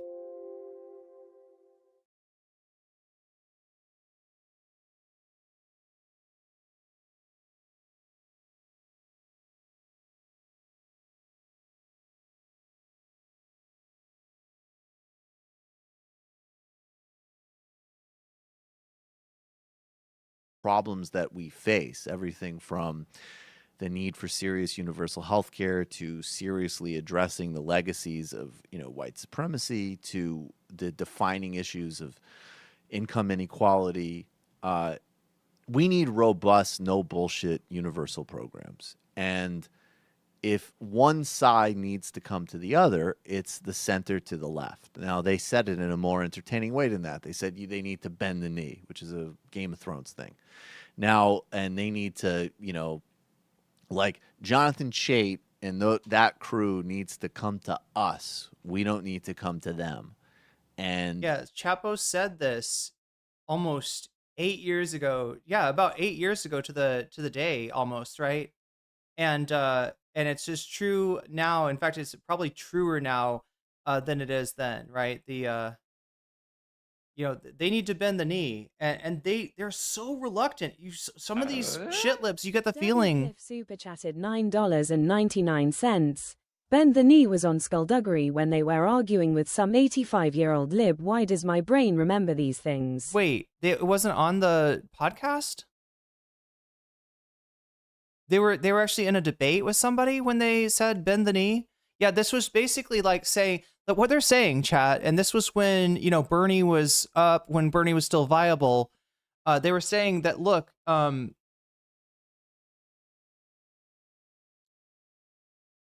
we're not writing off liberals. We don't want to split the party, but they need to recognize that our policies are the policies with wild public support around them. Right? And that is what I think we're actually at 100 now. If I've counted correctly. Wait, are we close to the... I haven't checked the butterfly thing. Oh my god, we're 1 away from butterfly zone. Yeah, this was 8 years ago when Michael... Or when Michael made that video, right? Around the same time that Chapo... yeah, they were like, listen, we will work with you. We will, fight the Republicans together. We will fight Trump together. but you need to bend the knee. You need to recognize that it's Medicare for all that is that is what's winning, right? That's the winning message. And we're fine, working with people to the right of us, centrist, Hillbots, etc., as long as they're willing to bend the knee. And that was something that the Hillbots just could not take. It was portrayed, chat, as Will. No, not Will. It was Matt. It was Matt, right?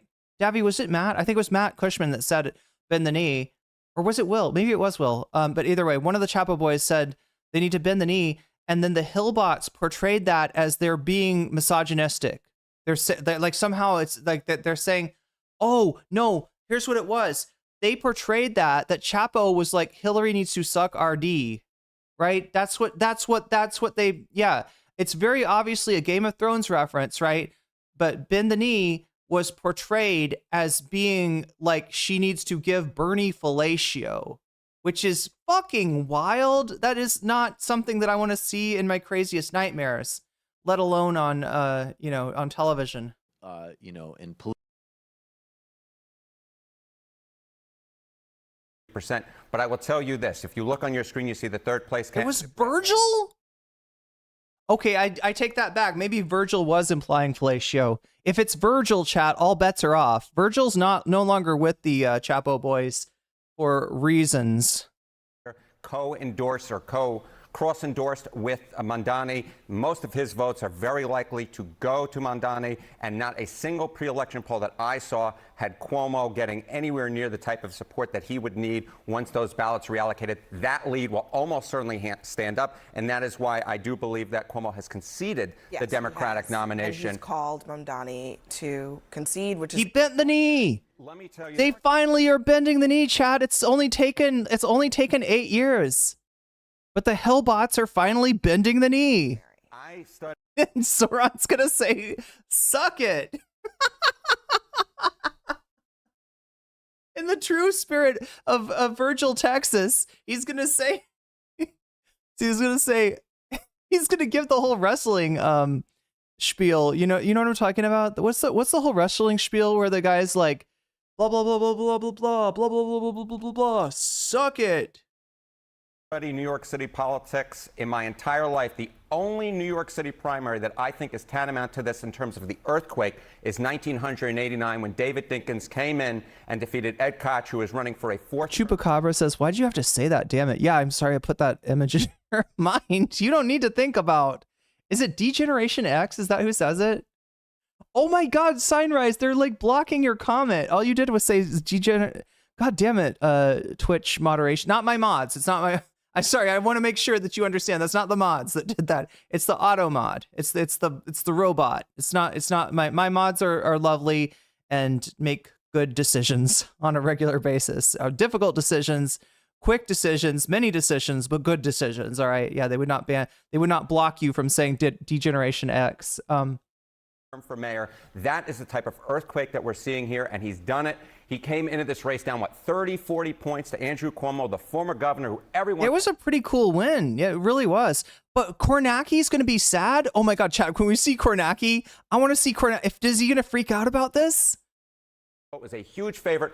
Apparently not. He did it by activating younger voters, by activating very liberal voters, by cutting into Andrew Cuomo's base with black... Here's the reason, all right? People that are voting for Andrew Cuomo are voting because of name recognition and because of forgetting that Andrew Cuomo, molested half of his cabinet, right? That's the people that are voting for Cuomo, right? They're less likely to vote. Underscore by super chatted $5. Dr. Dre once said, "You better bow down on both knees." Profound. Profound words indeed. And Dr. Dre, as we found out recently, is not actually dead. Like I thought. It's because Slim Shady told me that Dr. Dre was dead. Black voters. The bottom line is this. But yeah, the people that vote for, look, the people that vote for the people that vote for Mamdani, they care about politics more than the people that vote for Cuomo, right? That is why Mamdani won. Even if he was polling, which he wasn't by the time the election went down, from all accounts I've seen, Mamdani had a very slight lead. But even if he was pulling slightly behind, just like AOC's win over what's his fuck, right? Irene forgot about Dre. Is Kornacki the Holy Toledo guy? Does he say Holy Toledo? Mamdani is now a force to be reckoned with in Democratic politics nationwide going forward. Joy, you talked to him on Friday. We had him on the show on Friday. We also had Brad Lander on, and Brad Lander talked about being tackled by ICE agents as he was trying to defend immigrants. What Mamdani said that I thought was really extraordinary, he would be the first immigrant mayor of the preeminent immigrant capital in the United States. Okay, I'm warming up to this guy, right? The sideburns, right? The sideburns are nice. That is a sanctuary city where people are still. So a lot of guys don't look good with sideburns. This guy looks, he's got a little bit. You can see the hair, sort of being accosted on his chest. At their oh my God! Hearings. And so I think just symbolically, I think this is a message about people's revulsion. He says Holy Toledo. We gotta see if he says Holy Toledo tonight. In the treatment of immigrants by this administration, and about the ways in which the Adams administration has been complicit. Yeah, Matthew H. That's exactly what I thought. I thought that Eminem actually got Dr. Dre to produce him, and then he killed him and buried him in his basement. And I think that's part of what's Joy, made him from your popular. interview with him, where he talks about this. Let's listen. I would be the first immigrant mayor of this city in generations, and I would be proud to be that, but even prouder for what I would actually do. This is a city of immigrants. We've said for so long, 40% of New Yorkers were born outside of this country, and yet what we've seen in the current... Yo, Omega Star, thank you for the contribution to my Thai visa fund, helping me stay in Thailand. Omega Star says, for the weasels, jellyfish, and astray berries? mayoral administration, and even in Andrew Cuomo's strawberries. Let me see if I can pronounce it. Strawberries. Campaign is an insufficient readiness. Strawberries. Oh my God, I'm so bad at pronouncing things. We should be proudest of in New York City are our sanctuary city laws. These are laws that have kept New Yorkers safe for decades, been defended by Republicans and Democrats alike for that time period until the demagoguery of this current mayor. I would proudly stand up for those laws. Strawberry. So he's talking there also about Eric Adams. Strawberry. Talked about because he's Debbie not in Cliff this super primary, chatted but is expected to run on $9.99. another line. Well, this is in wild. the It's general. almost like you can get This support will from be the dreaded groups and white voters if you just offer people a piece of the pie. Yeah. Basically, yeah. They're acting like working class appeal and giving a fuck about people that are discriminated against is like a mutually exclusive proposition, and it's not. It's just, it looks, I guess, a little max left to people like Cenk Uygur. It blows their mind. Strawberries? Oh, strawberries. Strawberries. This guy does the polls, right? Yeah. And he says, wait, the Steve Kornacki, 105 is correct. You were $10 ahead. An indictment on Eric Adams too, and his willingness to, I guess, in the words of Mamdani, stand up to Donald Trump. There's no one happier after Mamdani and his family than Eric Adams. Well, I got to add the 25, right? Everyone over 50 years old who remembers Times Square in the 1970s and the 1980s when you couldn't walk through, it was all pornography and crack and muggings and rapes. I mean, other than the muggings and the rapes, right? This was classic New York. Like, this is a New York that people miss. And the crime rate had a lot more to do with the generation that was alive back then. There's a lot of, like, the crime rate used to be a lot higher everywhere, not just New York City, but everywhere in the 70s and 80s, right? It kind of went down in the 90s, and crime has been going down ever since, right? And the reason that a lot of people think that is that whole generation was exposed to fumes from diesel, right? They phased out diesel sometime, I guess, in the 80s, right? And so you had higher crime rates that seem to be associated to exposure to leaded gasolines, right? And lead in general, lead in the paint chips, lead in the, right? That's one of the theories about why crime was so high. I don't know if you can ever prove it, exactly why or what all the contributing factors were, right? But he's acting like the tough on crime legislation, the broken windows policing is what got the crime down. It taught the criminals. The criminals were like, oh my gosh, we're actually going to get punished. I guess I won't commit any more crime. I was about to go out and do a murder and a mugging and a rape and all this stuff, but I get, if they're going to put us in jail for it, I guess I'm not going to do that. The deterrence works. That's such bullshit. Times Square was porny in the 90s too. Even the 90s, it was higher. Yeah, it's gone way down since then. And it did have one spike right after COVID, right after the lockdowns. There was a spike, and then it came right back down, right? So yeah, anybody that lead pipes, yeah, not lest we forget. And some places, still deal with that, right? Some people still, it's very unevenly distributed across race who deals with like leaded pipes still. If you can't do the crime, don't do the dime. Don't smoke the dime. Wait, what? My mother's family is from Louisiana. They are legitimately antisocial for no apparent reason. I believe lead poisoning theory has a lot of merit. Yeah, I mean, we don't know for sure, but that is one of the theories for sure. Robberies. Everyone who remembers that is going to vote for Eric Adams. The New York Times, who didn't do an endorsement, did say, Columbia please Reed don't vote for super Mamdani. chatted $5. Ironic, Arnold Schwarzenegger is an immigrant, and he ran and won as a Repub's gov in California, and we don't hear Repubs talking crap about him. I wonder why. I wonder why. Why would it be? It's almost like Arnold Schwarzenegger is part of some sort of master group of people that somehow doesn't get looked down on the way that other groups do. It's almost like there's something different about Arnold Schwarzenegger than all the immigrants that Republicans like to demonize. I wonder what that is. I mean, it's probably just they just like his accent, chat. That's it. They just like his accent. As did the Daily News, charmed. as did the New York Post. So anybody who knows how bad New York can get, all came out against Mamdani because a 33-year-old with zero experience running anything except a little office with 5 employees. He's mad. He's mad, chat. This man's gonna shit his fucking suit. He's so mad. Should not be running these. I hope he doesn't have pants the same color as his jacket, right, chat? Because that's gonna leave a stain. Of New York. Donald Trump is president of the United States. His experience was being on The Apprentice. He's head of the Pentagon. He ran businesses into the ground, fucker. He ran businesses into the ground.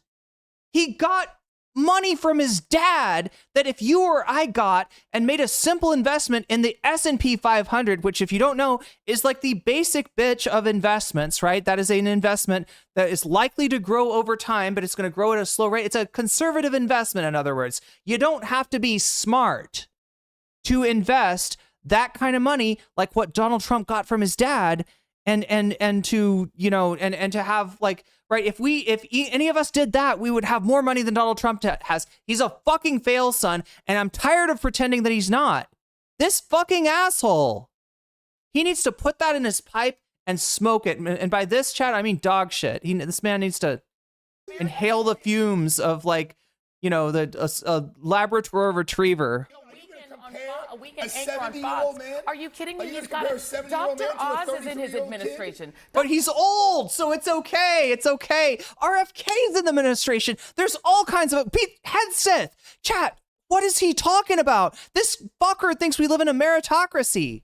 This fucker thinks that because somebody's rich, he's successful, when in actuality, he inherited his fucking money.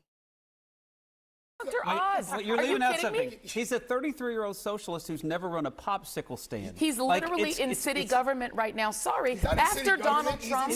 I'm sorry, after Donald Trump and his Pinky and the Brain administration, no one ever gets to talk about Pinky and the Brain administration? Yeah, I guess so. Socialism will not save the. I never thought of it that way, but yeah, it kind of is. Bottom line is, what I want to ask you a question. What is your evidence? What are we gonna do tonight, Don? What are we doing tonight, Stephen Miller. The same thing we do every night, Donald. Try to take over the world. That Mamdani would return New York City to the 1970s hellhole Times Square. What is your... This guy is literally smoking out of a lead pipe as we speak. What is wrong with him? It's very simple. So he wants to raise taxes on people who make the most money. What eventually is going to happen is you're going to lose that tax base. Once you lose that... Yeah, they'll all move to Austin. Fuck you. Fuck you. Tax base, our bonds will get degraded. Now the city budget will not be substantial enough to subsidize not only the cops but the fire department. You're doing supply side economics, which has been debunked since the fucking 80s, you asshole. The sanitation department. Once you start losing Wall Street and people who pay... Yeah, Wall Street's gonna move. Yeah, that they're gonna move out of New York. Good one, dude. $11,000-$12,000 a month to live on the Upper East Side. Wall Street's gonna move to freaking Tallahassee, according to this guy. You're done. Let me ask and you. you go back to the 70s when... You go back to the 70s? I wish he'd go back to the 70s. To New York. You could probably get away with a lot more racism, sir. Okay, but hold on, Arthur. But Arthur, just as somebody... What an obnoxious twit. ...who is just listening to you, you raise the taxes on wealthy people in this city, maybe a couple percent, right? They're already at 50%. Yeah, they're already... 53%. And that's exactly my point. They're already paying some of the high... Did you hear that? I know, Arthur, but Arthur, they are already paying, right at this moment, some of the highest taxes in the country. And you think that 1 or 2% is going to cause a mass exodus out of New York? Anna just said it's correct. It already has started. I just want to be clear that that's what you're saying, because I think that seems pretty extraordinary. Because he's also not going to focus on... The exodus out of New York is not from rich people who don't want to pay their taxes. The exodus from New York is from poor people who can't pay their rent, shithead. Right now you have Police Commissioner Tisch and John Chell, the chief of the department. Crime in the city of New York right now is set to break all records as the lowest ever in recorded history for shootings and murders. Once that starts going up in the other direction, and the tax base is gone, and sanitation is gone, and schools are gone. Okay, Why would crime go up? Hold on. Last thing I will say, and then I'll let you in, Anna. Last thing I'll say, and then I'll let you in. Under Eric Adams, crime did go up in this. The mayor is a criminal. The mayor is a criminal, and this guy's worried about fucking street crime. Fuck you. And then went down. Yes, but that was during the pandemic. And migrants. Exactly. But I'm just being clear. Crime has already gone up in New York, and it has come down. So even when crime went up in New York, there was perhaps some departure, but there was not a collapse of the tax. There was not departure because of crime. God damn it. In New York City. Okay, there was not departure because of crime. There was not departure because of taxes. There was departure because the rent is too high. Okay, so I am not a New Yorker. Devi Cliff super chatted $9.99. As a corporate lawyer, I can confirm Finacle flight is nonsense. You can't move an entire operation like that. It takes decades to build that up, and you need education too. True. Columbia Re super chatted $5. Exactly, Irene. I had to leave because it was too costly. Mr. Pimple doesn't know WTFH is talking about. Let's be real, chat. I left the United States because of the Trump administration and the creeping fascism. But had Kamala won, I don't know if I'd be able to afford my apartment right now. I would have had to do something anyway, right? The rent being too high is not a New York thing, and it is certainly not, a function of taxes, right? It's a function of income inequality. It's a function of like a class of people that own all of the domicile that have dominated one of the fucking basic items in the hierarchy of need, right? That's the reason that people leave, right? But no, I wouldn't have been able to stay in Seattle. Live in Miami where we don't have 50% tax rate. I've already we have our share of insane elections and insane politicians, but This reminded me, you talked about the Dinkins election. To me, this reminded me of the AOC versus Joe Crowley. Thank you. I couldn't remember that guy's name, Joe Crowley. Election where there was this establishment sacred cow who thought that because of his name and because of his pockets, he could walk into. Look, we're coming for all of you rich-ass, centrist-ass Dems. We are coming for all of your seats. And there was a young upstart who put a lot of leather and a lot of footwork and boots on the ground. and boots on the ground and did it. And so, I would say when it comes to New York, do not underestimate the sweat of these folks. And by the way, he won. I'm not underestimating. I would just say this. And I would not have voted for him. If you were saying that Eric Adams is the person who's loves this result the second most compared to after Mamdani. He'll be the anti-Mamdani. But I will say this, the people who hate this result the most. Yeah, he's the anti-Mamdani because he's corrupt as fuck. Of the Democratic establishment. We have seen poll after poll after poll showing Democratic voters fed up with their leaders in Washington, fed up with their leaders in government. And all of a sudden, Andrew Cuomo, who 5 years ago was leading those COVID, press conferences, was this guy who was held up in such high esteem. He was talked about as the presidential candidate for 2020. He was the front runner, chat, for a long time. And now all of a sudden, the best he can do is what, 37%? 62% of Democrats. They were talking about 62% of Democrats say that they're So Republicans. Wait, unsatisfied with current leadership, 49% yes. Party leaders should be replaced, 62% yes. I'm surprised it's not higher. Had the Tea Party, this is the Chai Party taking over the Democrats. And I run campaigns for Republicans all over the country. If they turn to 33-year-old socialists who've never run a Chai Party? Chat. Are we getting racist in a really ignorant sort of manner? Did he just call it, you know what chai is, chat? It's it's the Indian word for tea, right? Or in Thai, I think it's cha, right? Chat, is he getting racist? Did he just call it the Chai Party? Cha is also Chinese for tea. But yeah, chai, like chai masala, right? Very famous and very delicious tea. Yeah, he said the Chai Party. Is he getting? I think he's getting racist. He's doing double. Well, yeah, because why is he talking about? Chat, Mamdani's not Indian. What the fuck? Chai is Farsi for tea? I thought he said tri-party. We'll roll him back and see what he says. I don't want to call him a racist if he's not actually being racist, but it sounds like he said the Chai Party. That's like saying the curry. You know what I mean? Like it's in the same way that curry is used as a racist euphemism against Indian people. This what it sounds like to me. Had the Tea Party, this is the Chai Party taking over the Democrats. And I run campaigns for Republicans all over the country. If they turn to 33-year-old socialists who've never run popsicle stands, that's great for us. We'll win a lot of elections. So can somebody explain this to me now? So this could end up, Cuomo could end up running as an independent?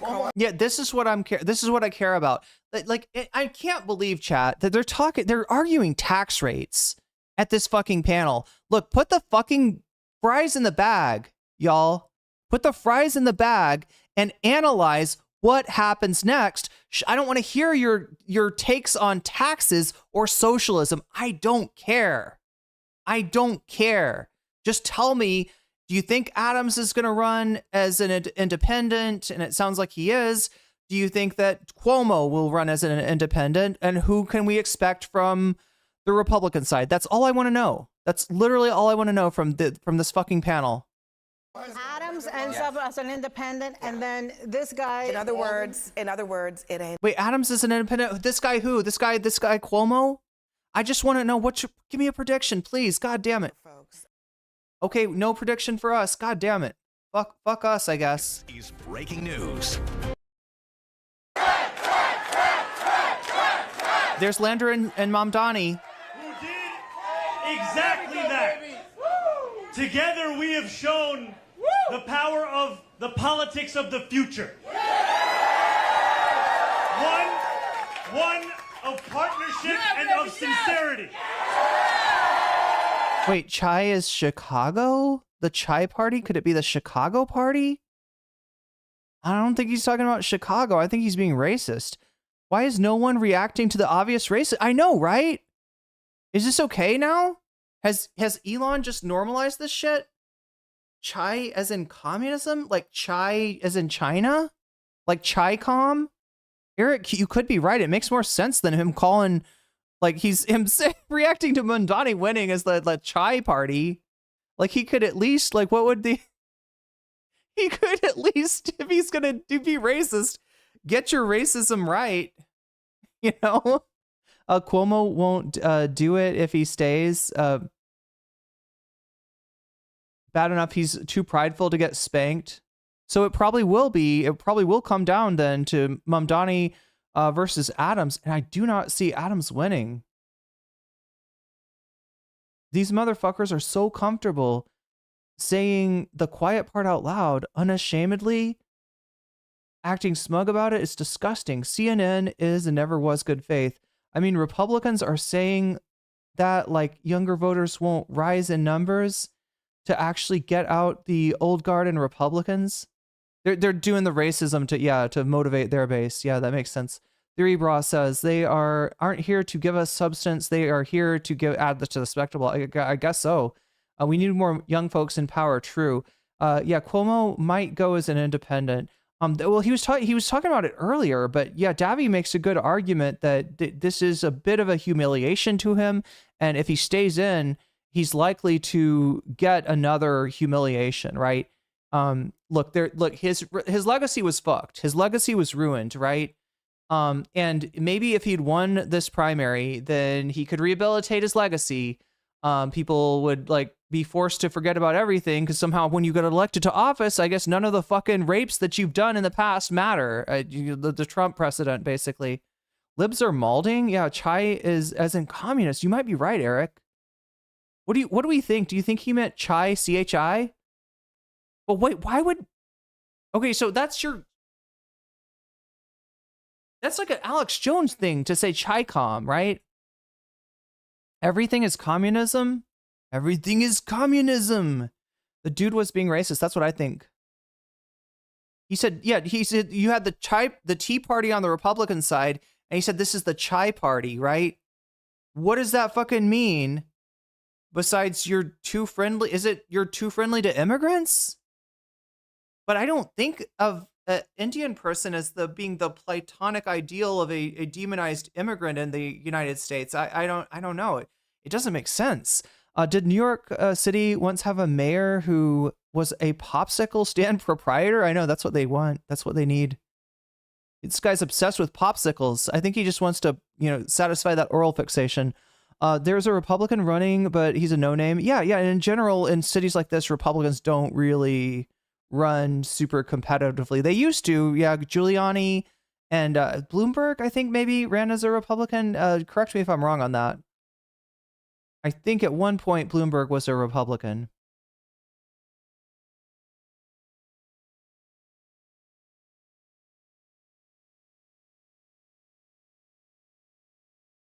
Gen X and millennials are screwed over by the right wing and baby boomers, so that would be the ultimate payback. Make America communist again. Cuomo and Eric Adams are both running as independents. That's what I thought. There is a no-name running as a Republican. Being a felon and convicted of SA is cool. Like 40% of the country is cool with it now. I'm leaning China. Chupacabra thinks he's saying the chai party, like the CHI. But the only thing that makes sense as an antecedent to Tea Party, right, would be chai. Like that would make sense. You could say the coffee party, or you could say the chai party, you could say the beer party. You kind of got to put a drink in there, right? And yeah, the only thing I could think of, right, that wouldn't be him trying to be racist would be that he's saying maybe that Mamdani appeals to like an educated upper class type voter, right? A sophisticated college educated voter that drinks chai. that goes to Starbucks and they don't even order a coffee. They're like, no, I'll have a chai. But he should say the matcha party then. He should get with the times. Get with the times. Those people drink matcha now, okay? They don't drink chai. Chai was like 2014 or something.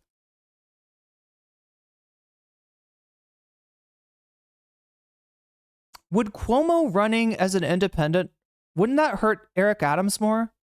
You're so well spoken. I wish I could speak as well as you do. Oh, thank you. Thank you for all the good content and happy vibes. I do aim to please Starbucks voters.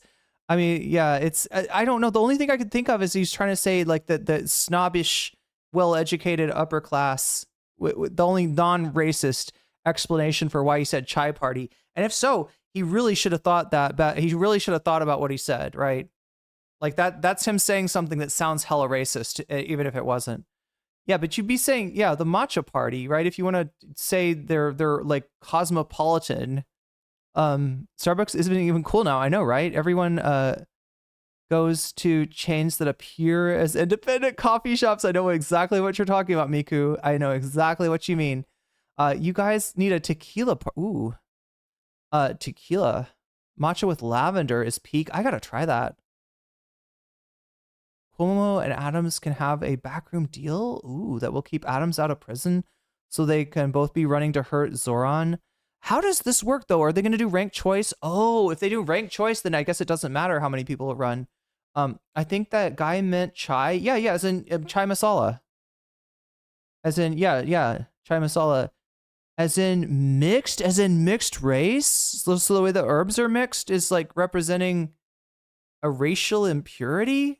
Jeez.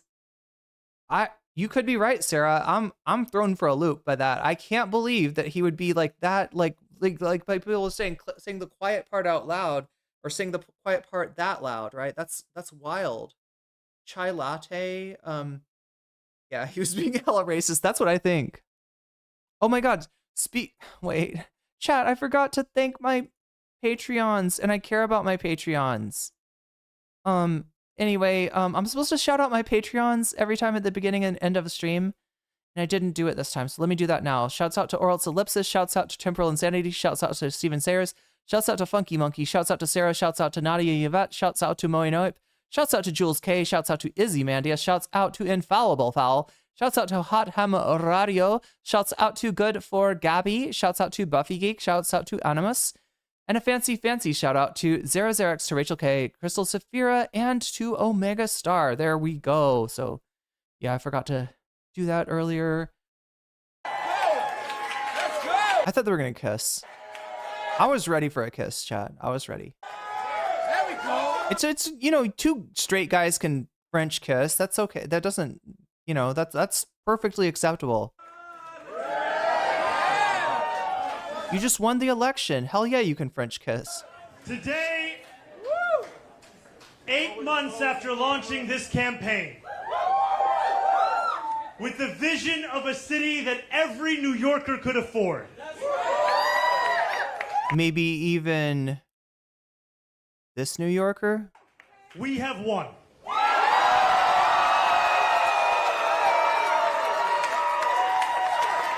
We have won from Harlem to Bay Ridge. We have won from Jackson Heights to Port Richmond. We have won from Maspeth to Chinatown. We have won because New Yorkers have stood up for a city they can afford. A city where they can I love that he's centering this message. do more than just struggle. One where those who toil in the Hassan just tweeted a reply to Nina Turner about Richie Torres being up for re-election. Hassan has said he will help whoever runs against him by knocking on doors himself. night can enjoy the fruits of their labor in the day. Where hard work is repaid with a stable life. Where 8 hours on the factory floor or behind the wheel of a cab is enough to pay the mortgage. Hell yeah. 8 hours in a cab, that deserves, at the very least, a living wage. I mean, we're dealing with that in Thailand right now. There's a whole issue with cabs where they started to turn off the meter, and they'll try to not talk about a price up front and then charge you like an exorbitant price like after the fact. The reason that they're doing that is that they're just not getting paid enough, right? They're just not getting paid enough by the cab companies, and so people are annoyed by that. And now the rideshare apps are big here, and I'm kind of afraid that the same thing is going to happen here that happened in America, where the rideshare apps come in, they offer really cheap rates, ridiculously cheap rates. They drive the taxis out of business, and then they raise the rates on everyone. It is enough to keep the lights on. It is enough to send your kid to school. Where rent-stabilized apartments are actually stabilized. As in, you can stay? They're not gonna kick you out and convert it into. Where buses are fast and free. Yo, free public transport. Care doesn't cost more than CUNY. And where public Wait, can we get the CUNY cost down too? Keeps us truly safe. And it's where the mayor will use their power to reject Donald Trump's fascism. To stop mass ICE agents from deporting our neighbors. And to govern our city as a model for the Democratic Party. A party where we fight for working people with no apology. A life of dignity should not be reserved for a fortunate few. It should be one that city government guarantees for each and every New Yorker. If this campaign has demonstrated anything to the world, like, Chad, I don't know how it is in New York, but in Seattle, like, we fought to make the city better. We fought to get public transit. We fought for a lot of things, right?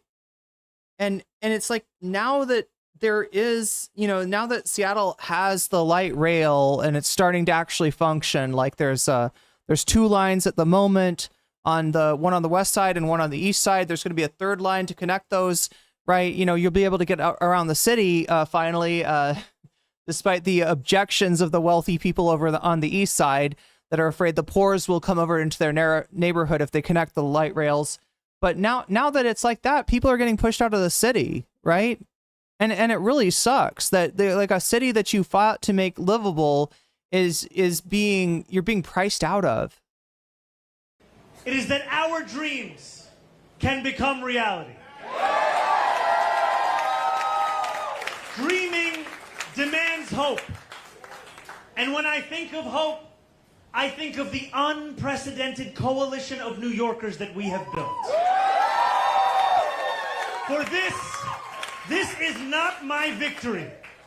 This is ours. It is the victory of the Bangladesh. Spicy Bo saying by chai he meant brown people.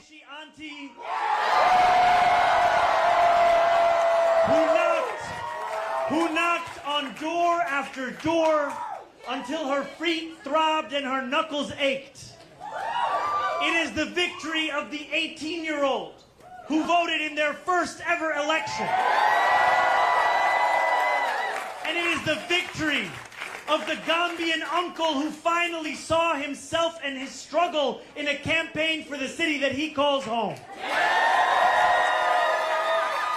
Dreaming demands solidarity. And when I look out at this room and out onto the midnight skyline, that is what I see. Canvas launches that continued in the pouring rain.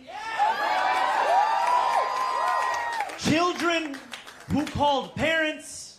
Strangers who care about those they will never meet. A New York that believes in each other and in itself. This is solidarity.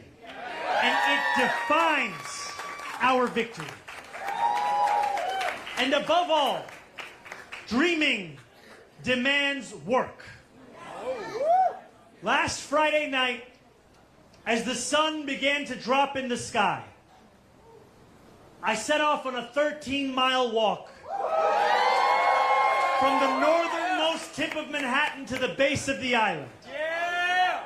We began in Inwood, where music played and neighbors set out dominoes on the sidewalk. It was 7 p.m. The weekend had arrived. For most people, the time for work was over. But this is New York, where the work never ends. Waiters carried plates on 181st Street. Conductors drove the subways that rattled high above 125th. And world-class musicians tuned instruments as we passed Lincoln Square. By the time we made it downtown, a crowd marched behind us. I gotta ask for any New Yorkers in chat, is there like a sense of like missing old New York? I get that there were some things that weren't so great about old New York, and you know, I don't want to gloss over that or anything, but like the what do you call it? It's like a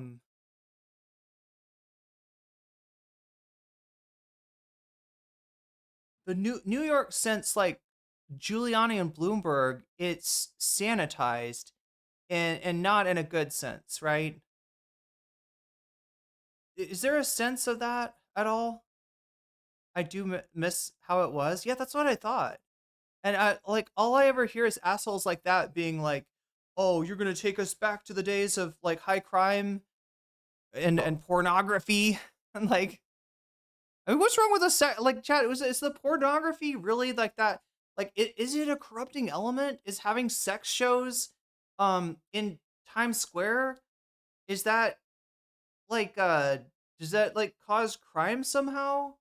Does that like cause human trafficking? Cliff super chatted $9.99. Honestly, Zoran is a nice and positive person. We sure he's a New Yorker. Oh yeah, good point. So yes, texture has been smoothed out. A living embodiment. Thank you for the super chat, Davi. And purpose that defines this campaign. Still, long past midnight, New York worked. Garbage trucks weaved through empty streets. Fishmongers carried in tomorrow's wares. And when we finally Bloomberg and Giuliani did change it for the worse. Costs went up. Police abused us minorities. Yeah. arrived at the Battery at 2:20 a.m. in the morning. And then the fucking I almost said the scam economy, like Matt Bender's show. The gig economy moved in and made some of the jobs that people coming into the city would take up, made them a lot less livable. The workers who run the Staten Island ferry were on the job too. The cost and policing increase make New York shit. Just as they are every hour of the day, every day of the week. Each of these New Yorkers carried a dream with them that night as they labored. Just as each of us dreams of a New York that is more hopeful and affordable for all. Oh my God, chat. I swear to God, look, I don't know if I'm ever moving back to the US, but if I do, I want to move to New York. Hard for our dream. This has been a historically contentious race. One that has filled our airwaves with millions in smears and slander. And racism. Not to mention the racism. I hope now that this primary has come to an end. I know Zoran's not allowed to talk about it, so I will. Right? They're heavily tinged by racism. I can introduce myself once more.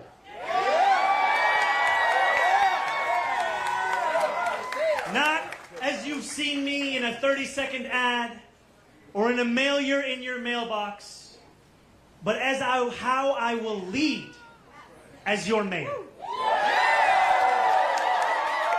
I will be the mayor for every New Yorker. Whether you voted for me, for Governor Cuomo, or felt too disillusioned by a long, broken political system to vote at all, I will fight for a city that works for you, that is affordable for you, that is safe for you. I will work to be a mayor you will be proud to call your own. We must protect this man. I cannot promise that you will always agree with me, but I will never hide from you. If you are hurting, I will try to heal. If you feel misunderstood, I will strive to understand.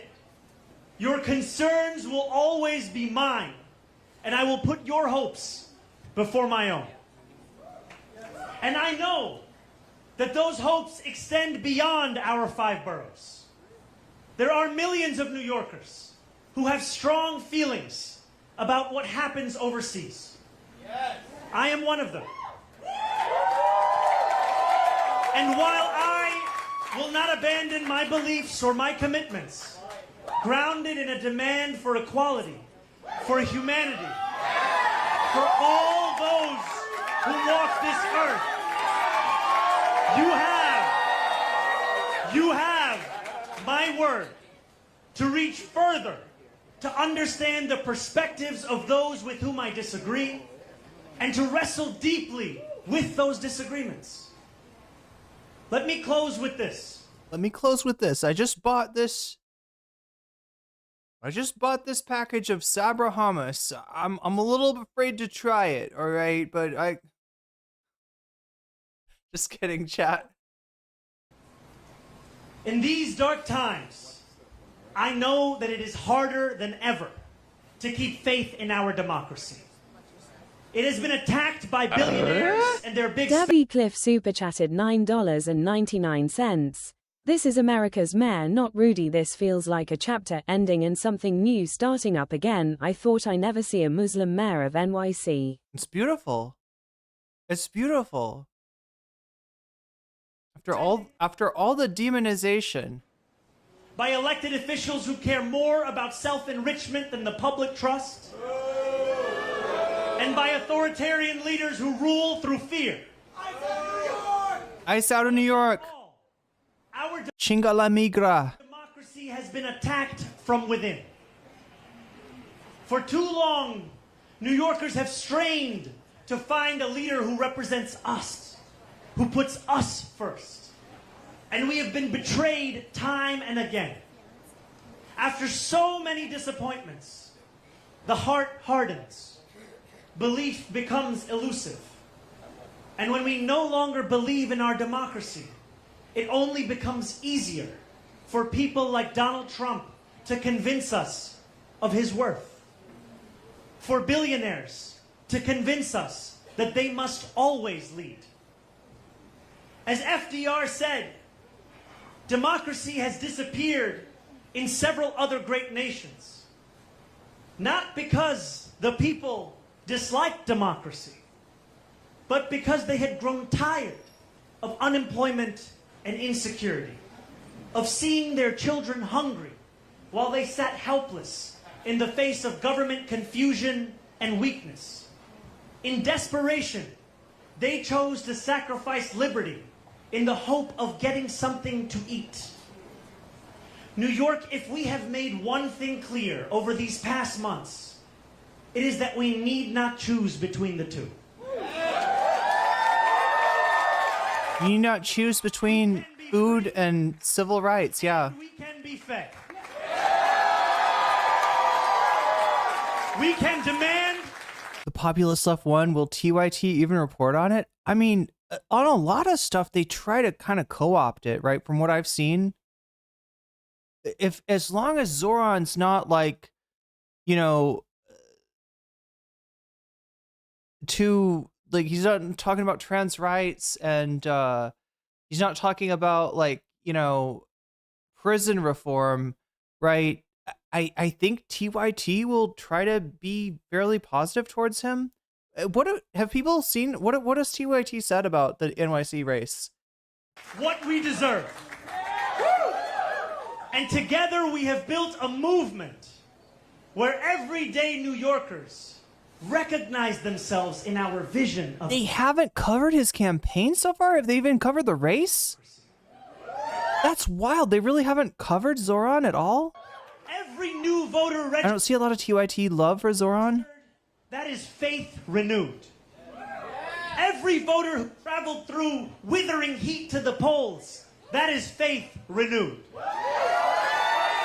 Or homeless people. Good point, Bad Lefty. Yeah. Every New Yorker who sees solutions Cenk was for Cuomo? to the daily challenges they face in this campaign, that is faith renewed. Together, New York, we have renewed our democracy. We have given our city permission to believe again.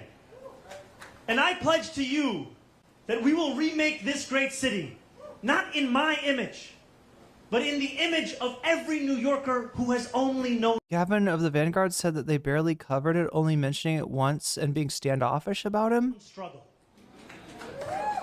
In our New York, the power belongs to the people.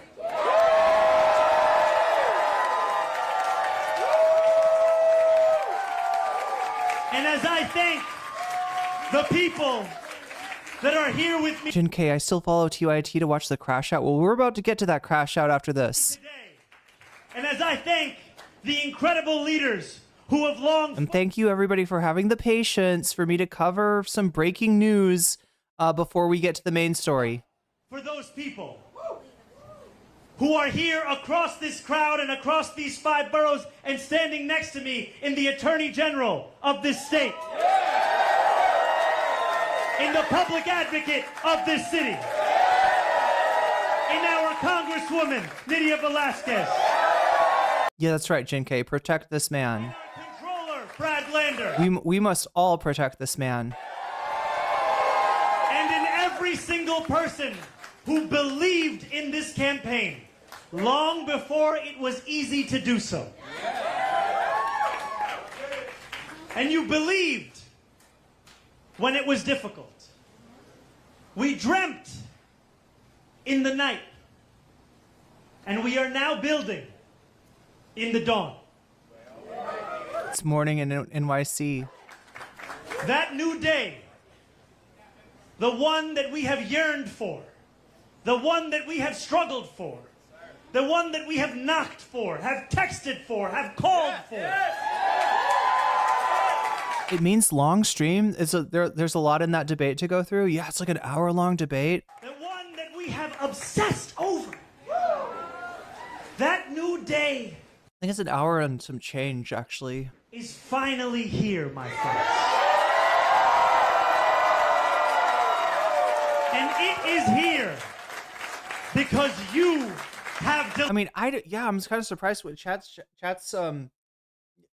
seems to have followed TYT's opinions on Mamdani closer than I have. I was expecting them to just, I don't think that they like him, but I was expecting them to kind of play nice, right? Because they got to keep up the appearance of being, you know, I mean, he is a populist progressive, right? So, and like I said, unless he says, you know, birthing person, like, right, I would think that they would try to be, you know, nice on the face of things and then maybe kind of screw him over with the framing.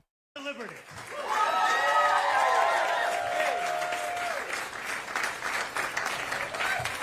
Yeehaw. Thank you. Thank you. Thank you for your service.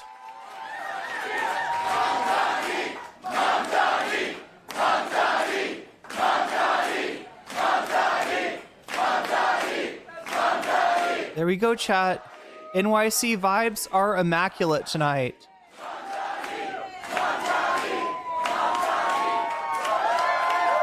City-run grocery store, right? There's so many of his policy initiatives that I'm really excited about, right? City-run grocery stores, fare free, you know, free public transit for everybody. You know, I mean, this is how shit should be. This is what, you know, if you call yourself a progressive, you need to be moving towards these policies. If you can't get action, in something like, Medicare for all, or, your city government rather than like national government, then yeah, you gotta do what you can, right? And yeah, like put some real competition to those fucking grocery cartels, because I swear to God, they took such advantage of us during in the wake of the pandemic, right? And yeah, the grocery stores, the price gougers, the rent, the landlords, like they've all taken advantage of us, right? And the wealthy people living in NYC and bitching about taxes, like that asshole that we saw there. But anyway, chat, we gotta get going if we're ever gonna get done with this. There's Shaky Gurga. There he is.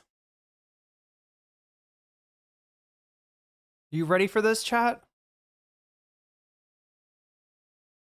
Yeah, I would have covered the mayor's race more. I guess I just thought that mostly people either like, super ultra politics nerds or like people that live in New York would be the only ones interested in but I can see now that Mamdani's movement is kind of a national one. Well, look at that. We got Shaky Gurgas in chat. Are you ready for this? No one is ready for Shaky Gurga. Yeah, least of all Krystal. I feel so bad for Krystal. So yeah, we're going to watch this, chat. Here's how this is going to work, right? Krystal is going to take the first half of the debate, right? So that they're not trying to tag team him, right? They're not trying to, do that, right? They're not trying to shout him down. In fact, if anybody's trying to shout anybody out, it's probably Shaky Gurga. But yeah, so Krystal's going to take him on first, and then they're going to, tag out, and Kyle's going to come in. And we'll see most of Krystal's debate with him. However, Kyle's debate, we're going to have to go to their Substack for that. So that's going to be audio only. And I might try to pull up a video game or something for that, just to give you some visual. Might play some Vampire Survivor, some Minecraft. What do you think?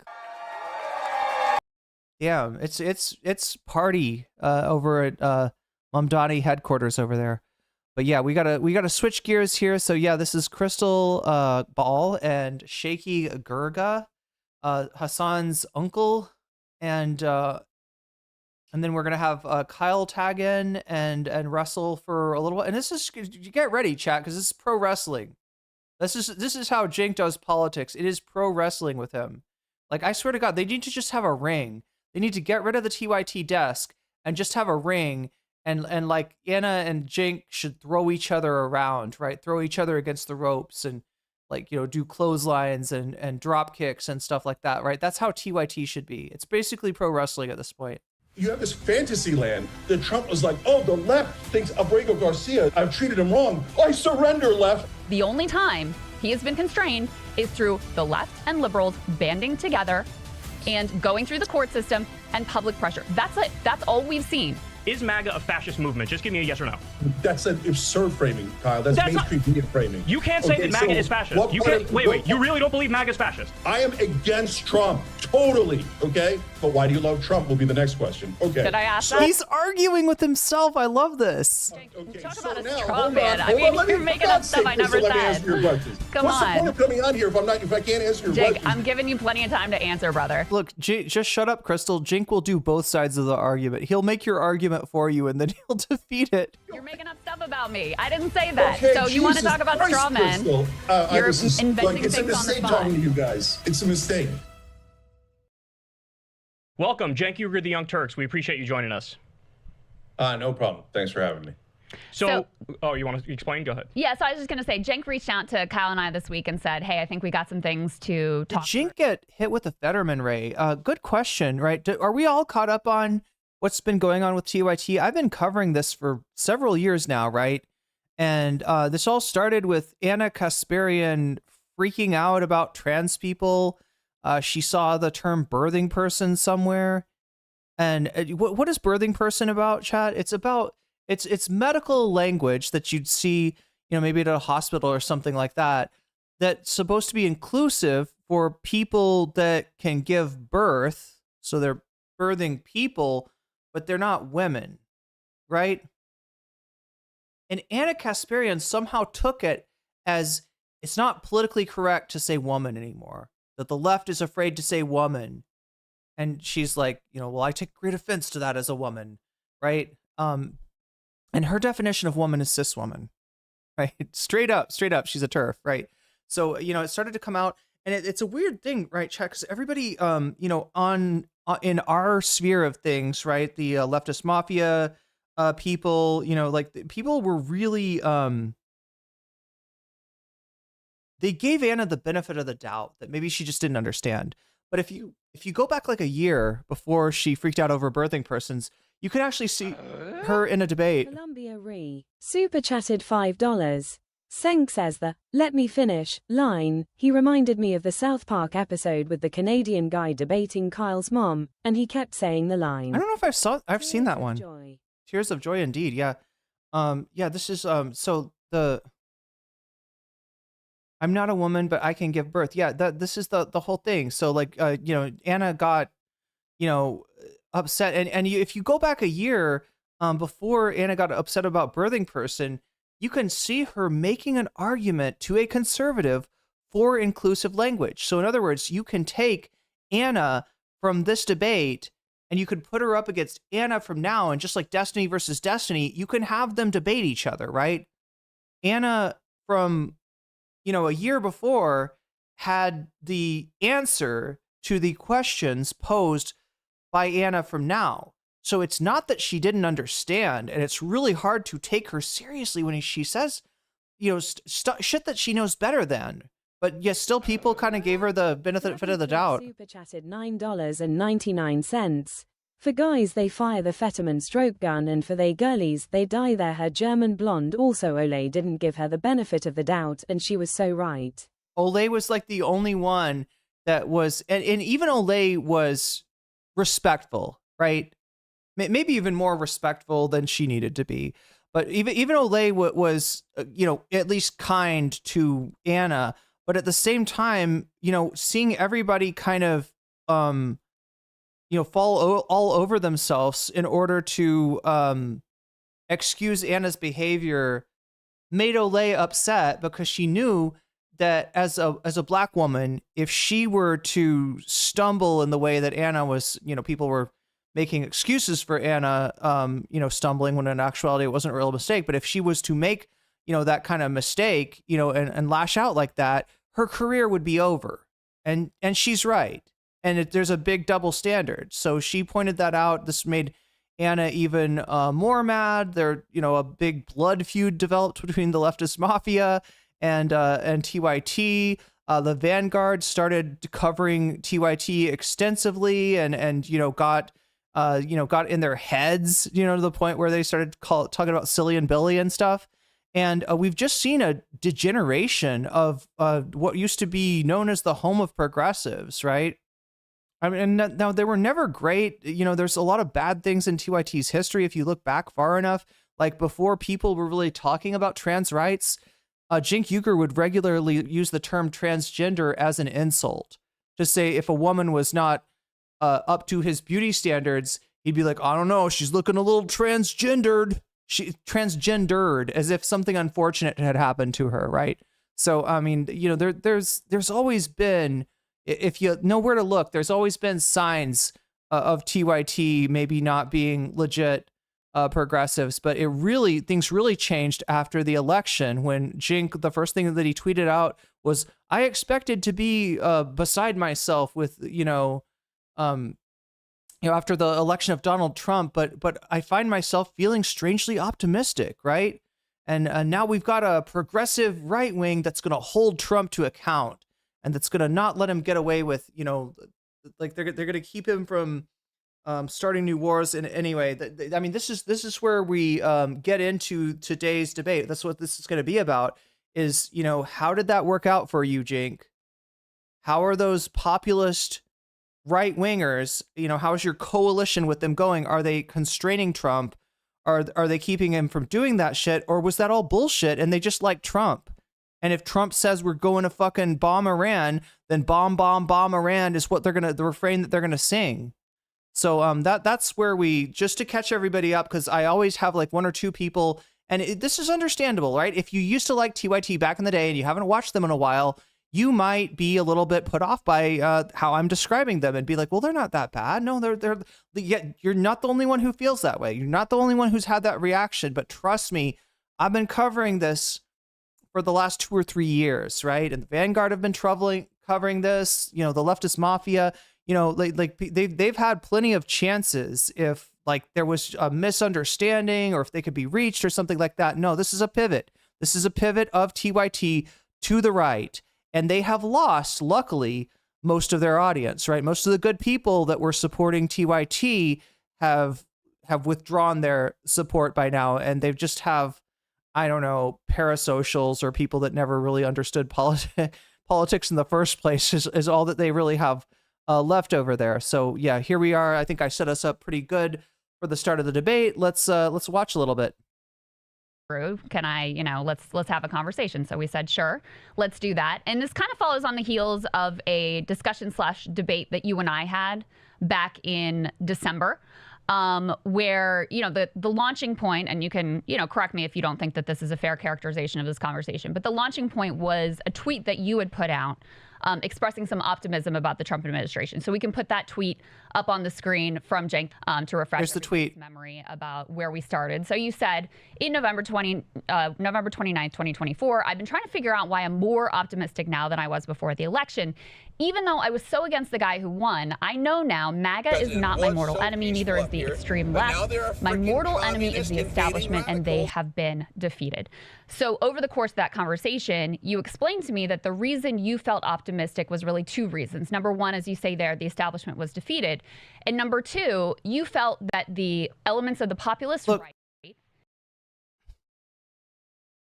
Could you make an argument? Yeah, look, I would not fuck around. Like, considering what's happening, considering that I got chased out of my own country, considering how this is hitting you, if you are an immigrant, if you are brown, if you are trans, if you are amongst the list of Trump's enemy within, right? This is hitting you even worse. I can almost understand having a little bit of schadenfreude at the Democratic establishment having forced Kamala to the right, and Kamala having like welcomed Liz Cheney with open arms, right? To see that strain of Democratic establishment defeated, like in a very small bore kind of way. But the second that you kind of like look at the bigger picture, there's nothing to be happy about. All right, as bad as they are, as disappointing as they are, and as much as some issues, even like Iran and like Gaza, there's no indication that Kamala would actually be better.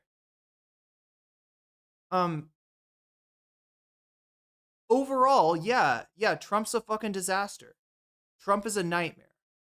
So having like anybody in there over, Trump would probably be better, right? But I almost understand the whole, establishment being defeated in and of itself. It's just such a ghoulish thing to say, considering the impact that Trump is having on the groups that he's targeting. And yeah, you almost have to be Ezra Kleinfeld, where you like hate the groups to think like that. And the bros would hold Trump accountable. And it kind of built to this crescendo where he actually turned to the camera and said, listen, guys, in a little while, you're going to be able to say whether I was right or whether Krystal was right. Let's go ahead and play that portion. Davy Cliff super chatted $9.99. The progressive right-wing leader Hayes Orangegrove knows Trump, so war will be impossible. His top Azuzus are the stabilizing the Iraq economy and decreasing the price of Baja Blast. Well, that's right. We're going to tag the U.S. dollar to the Iraqi dinar and thus making Baja Blast affordable again.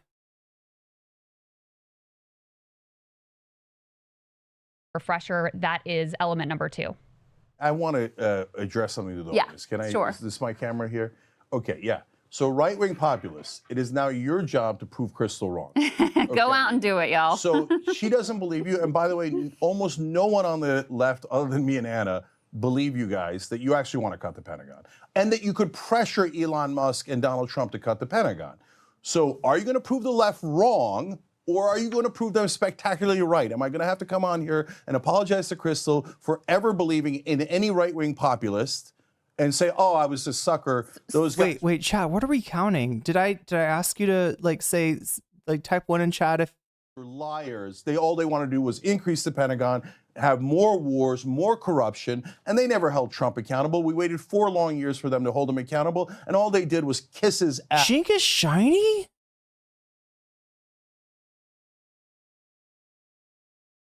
Wait, is it there's ads? Oh, YouTube increased their ad length. Is that what's going on? Are people getting the long, unskippable ads? Cenk is shiny. And you know what it's reminding me of, chat? Here, let's take a look. Let's see if we can find another shiny person.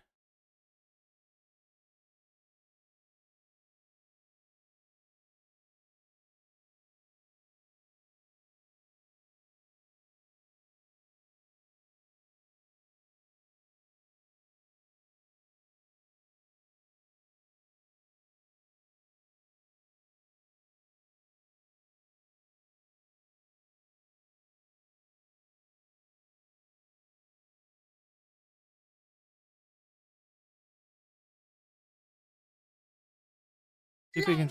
ถูกสุดทุกวันลดซ้อน6ต่อต่อแรกใส่โค้ดไลน์แมนลดแรง 50% Oh my god, chat. Now I'm getting ads too. And of course my ads are in Thai.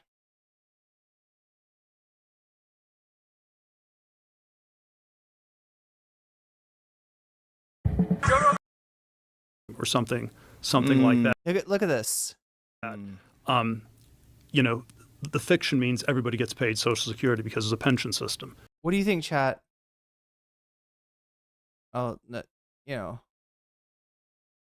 Shiny. Shiny. Shiny. Shiny.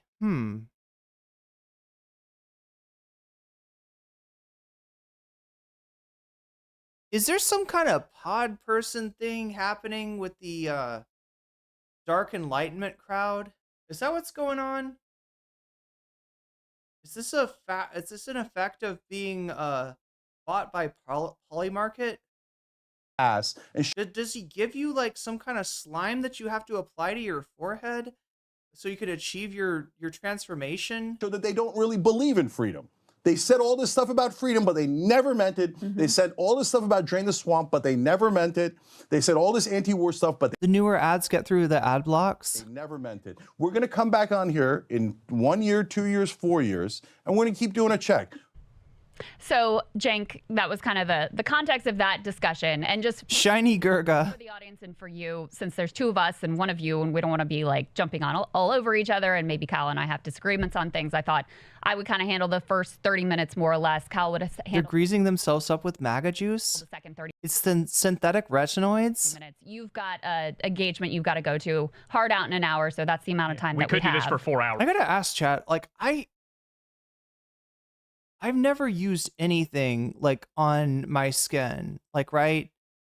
Like I don't even like moisturize like half of the time. And I feel like I'm pretty healthy. Like that organ of my body is fairly healthy. I'm just like, everybody's got like retinoids and like all this different stuff. Do I need to start like, do I need to up my skincare game? Hours if we had the time.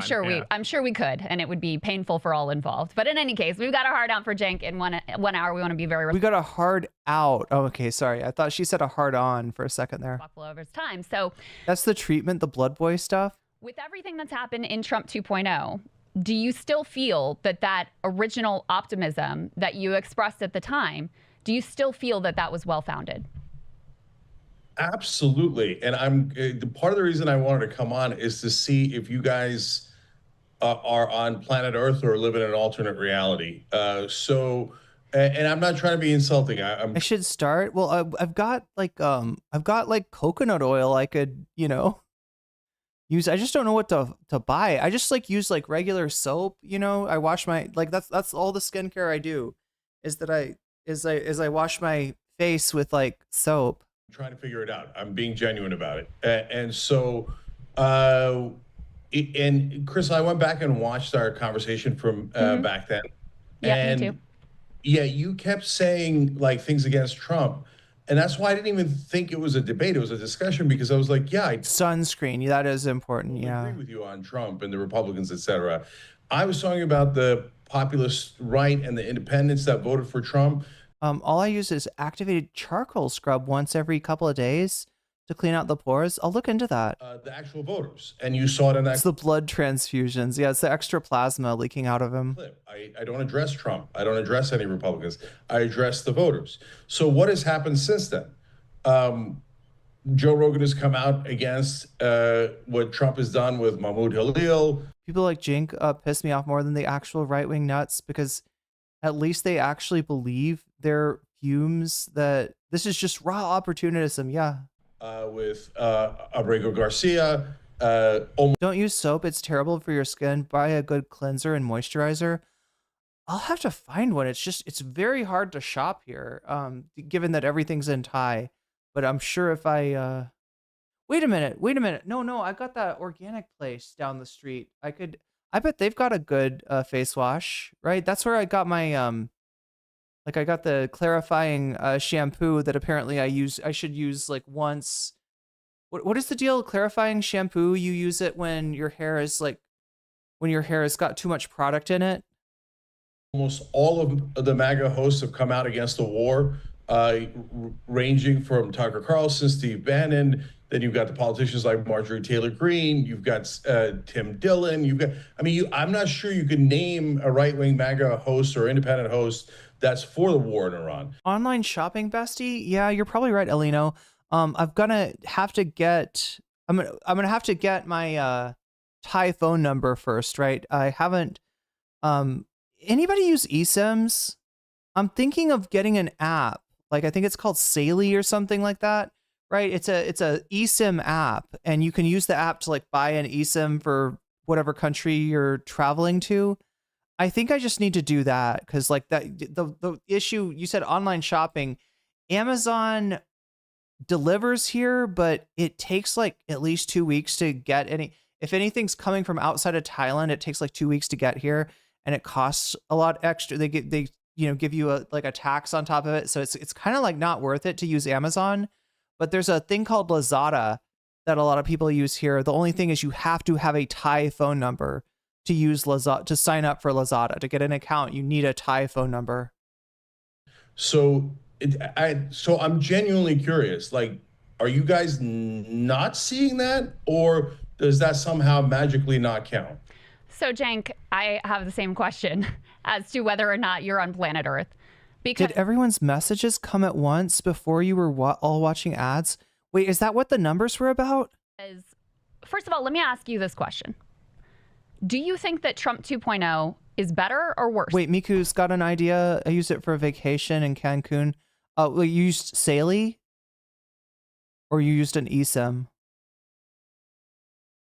Wait, what is this?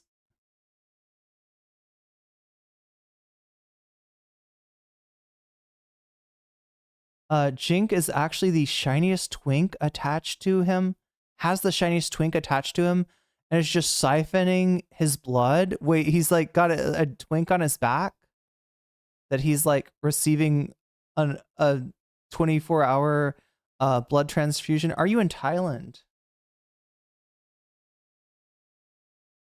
Yes. Yeah, wait, no, I should say it like JoJo. Yes, I am. Oh, wait, no. Yes, I am. Something like that. I don't know. Than Trump 1.0. Trump is irrelevant. Saley. Okay, it's yeah. I'm thinking about getting that. I think I need to do that to be able to use Lazada. Irrelevant, because I'll tell you why. Here's why. You expressed optimism about how all this would go. And the reason you were optimistic is because, you're hold on. misunderstanding. No, we just saw your tweet, okay? The reason you were optimistic I can explain the tweet. is because you thought these various groups and influencers would hold him accountable. So did they constrain his behavior, for example, when Elon Musk was running around with a chainsaw, slashing Social Security and gutting the federal government and gutting the CFPB? No, we didn't. In fact, we saw Joe Rogan host Elon Musk, not to mention Mark Zuckerberg and Mark Andreessen, to make the case for those things, okay? No accountability there. Did we see them constrain his behavior and hold him accountable when he launched a crypto shitcoin, the most corrupt scheme in American history, most likely? No, he did it. He's faced no accountability for that. You mentioned some dissent from Rogan on the kidnapping of college students off of college campuses. Wait, I hear once that when you're I heard once that when you're applying moisturizer, make sure to also apply it to the back of your neck and behind your ears because that's the skin holding your face up. Wow. Like the back of your neck and behind your ears. Oh, is that why my mom always told me to wash behind my ears? You don't need clarifying shampoo if you have hair color. Aw, I bought that for nothing then. Also wear a hat or a parasol. Oh, I need a parasol. I mean, I've got an umbrella, but I probably need a actual parasol for the sun. I'm fair-skinned. I'm not just fair-skinned. I'm ginger. It's a whole nother level, right? Is it the right that organized in opposition to that? No. It's the... Is eating durian like living with cats? Eventually you don't notice the smell. Yeah, but that doesn't mean your neighbors don't notice the smell. I'm kind of worried because this is a particularly stinky durian that I ended up... This is the first time I've ever gotten... This is a long stem durian, right? And I don't know. I guess it smells stronger. Left, and it's liberals. The only time that Trump's actions have been constrained at all in this Trump 2.0 era, which is vastly worse than I even expected when you and I had that conversation. I mean, we've got men in hundreds of people in a concentration camp. I didn't see any accountability from the right on that. I don't see any accountability from the right on an American city that is right now under invasion by our own troops, Marines on the ground in the city of LA. No, I don't see any accountability there. I see an administration that, as I predicted, the guardrails are completely off. And the only places where he is... Okay, Chad, I'll lock in. You know why there's no accountability? Because Trump plays team sports, right? And whereas these people might have principles when it comes to things like war, they might have principles when it comes to things like free speech, that shit goes out the door in the same way that Ethan Klein and the commentary community's principles go out the door when you're up against Denims, Rogan, or Casey-tron, right? Because these are bad femoids, right? These are bad femoids, right? These are feminists, right? We can suspend, any sort of morality that we have, and the right wing suspends its morality when it comes to American cities because they bought into the demonization of immigrants. Has been constrained at all is when the left and liberals organized against Elon Musk, Tesla protests, showing up at town halls, etc., made him toxic. He had to be turfed out of the administration. And in the context of Kilmar Abrego Garcia, when you have 40 pounds for a durian in the UK, I mean, I guess if it's imported, that's a lot. I mean, it's expensive here, chat. This durian that I got, let's see. Let me see if I can. It's about $6.50, right? Like one small long stem durian. Ow. Trying to put it back together like a puzzle. Like, right, one. Okay, I can't do it, Chad. It's poking me, and it hurts. But one long stem durian cost about $6.50 here. It is durian season, so I'm probably getting it a little cheaper, and I got kind of a deal on it, so. Had mass left liberal resistance, even pushing Democratic leaders who were lame and weak to do something Chris Van Hollen goes down to El Salvador. The only Durians I know are from Mario. I gotta play that. People say that Super Mario Sunshine is really cool. And the administration did something they did not want. Oh my God, chat. Also, like I said, Krystal's got the first half of this. Kyle's gonna come in for the second half of the debate. I also want you to let me know if you got any preferences about. So when the thing is, Kyle's debate is not on video, right? We're gonna have to listen to their Substack for that, and there's no video for that. So let me know if there's a video game that you would want me to play while I while I watch Kyle's part of it, right? Because I got to put something on the screen. I mean, the other thing I could do is just like let the jellyfish like I could just let the jellyfish run free like that while we're watching Kyle's segment, but yeah, let me know if there's a video game. I got Vampire Survivor, I've got Minecraft. Bring him back. That is the only time this administration has been constrained. It has had nothing to do with the right, had everything to do with liberals and the left organizing against him. Yeah, that's hilarious. You asked about 12 questions. I would love the time to answer it, but you didn't actually answer my question. Do you see a Legala says, I haven't seen it in the wild outside of Costco. Perhaps if you go to an Asian supermarket, you're probably getting a pretty good deal at Costco. Costco usually like gets a bargain so on stuff. So, it's probably as cheap as you can get. It's just, it's New Vegas. Massive MAGA revolt against the war? And I'm being genuine. It's a literal question. Or do you just not see it? Cenk, here's what I can tell you. Okay, Charlie Kirk, Is Vampire Survivor a BL dating sim? I don't know, but it should be. Buddy. He has already. He's not my buddy. He has Krystal, already gone. He has already gone. Thing to say. He's Go already ahead, gone from. He is your but. What are you fucking talking about? You're thick as thieves. He's already gone from being critical of the Iran war to guess what? He got a call from the White House. And now what's he saying? Oh, I trust Trump. Trump is the man for this moment. I know he's going to make the right decision. The exact Steve quote Bannon. is. Go Can I ahead. give the exact quote? Yeah. This is from Charlie Kirk. Quote, we must trust Trump in this situation. Go ahead with Steve Bannon. Steve Bannon, hold on, Steve Bannon, put up element number 4. This is the Financial Times today. Steve Bannon says, if the president, as commander-in-chief, makes a decision to do this, the MAGA movement, the Marjorie Taylor Greenes, the Matt Gaetzes. Joe Rogan is now saying climate change is very complicated. It sounded like he was denying it as a real thing. He didn't say that's a real thing.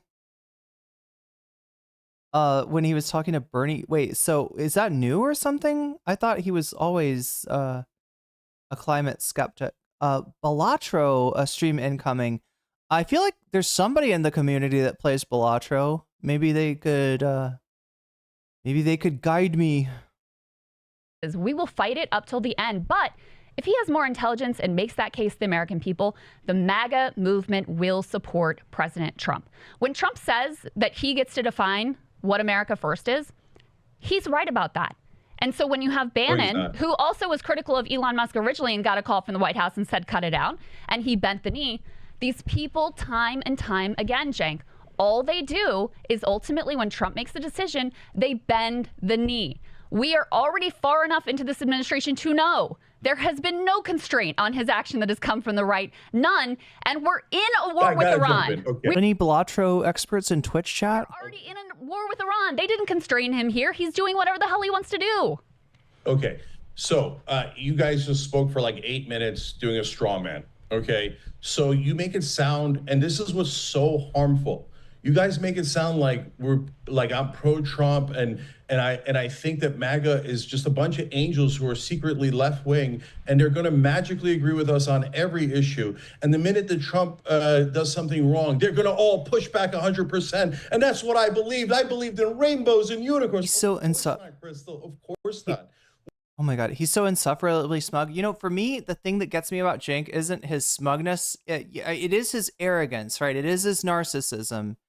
And it's also he's obnoxious.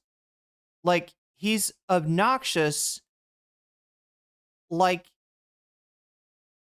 as if he hasn't been socialized, you know what I mean? The way that he interacts when he's in a debate is just, it's like antisocial. I don't know how to explain it, right? It's just, he's rude, he's obnoxious, he's annoying, he's ridiculous, right? That's the thing that really fucks with me about Cenk. Well, you're trying to move them. Moving the other side is super hard.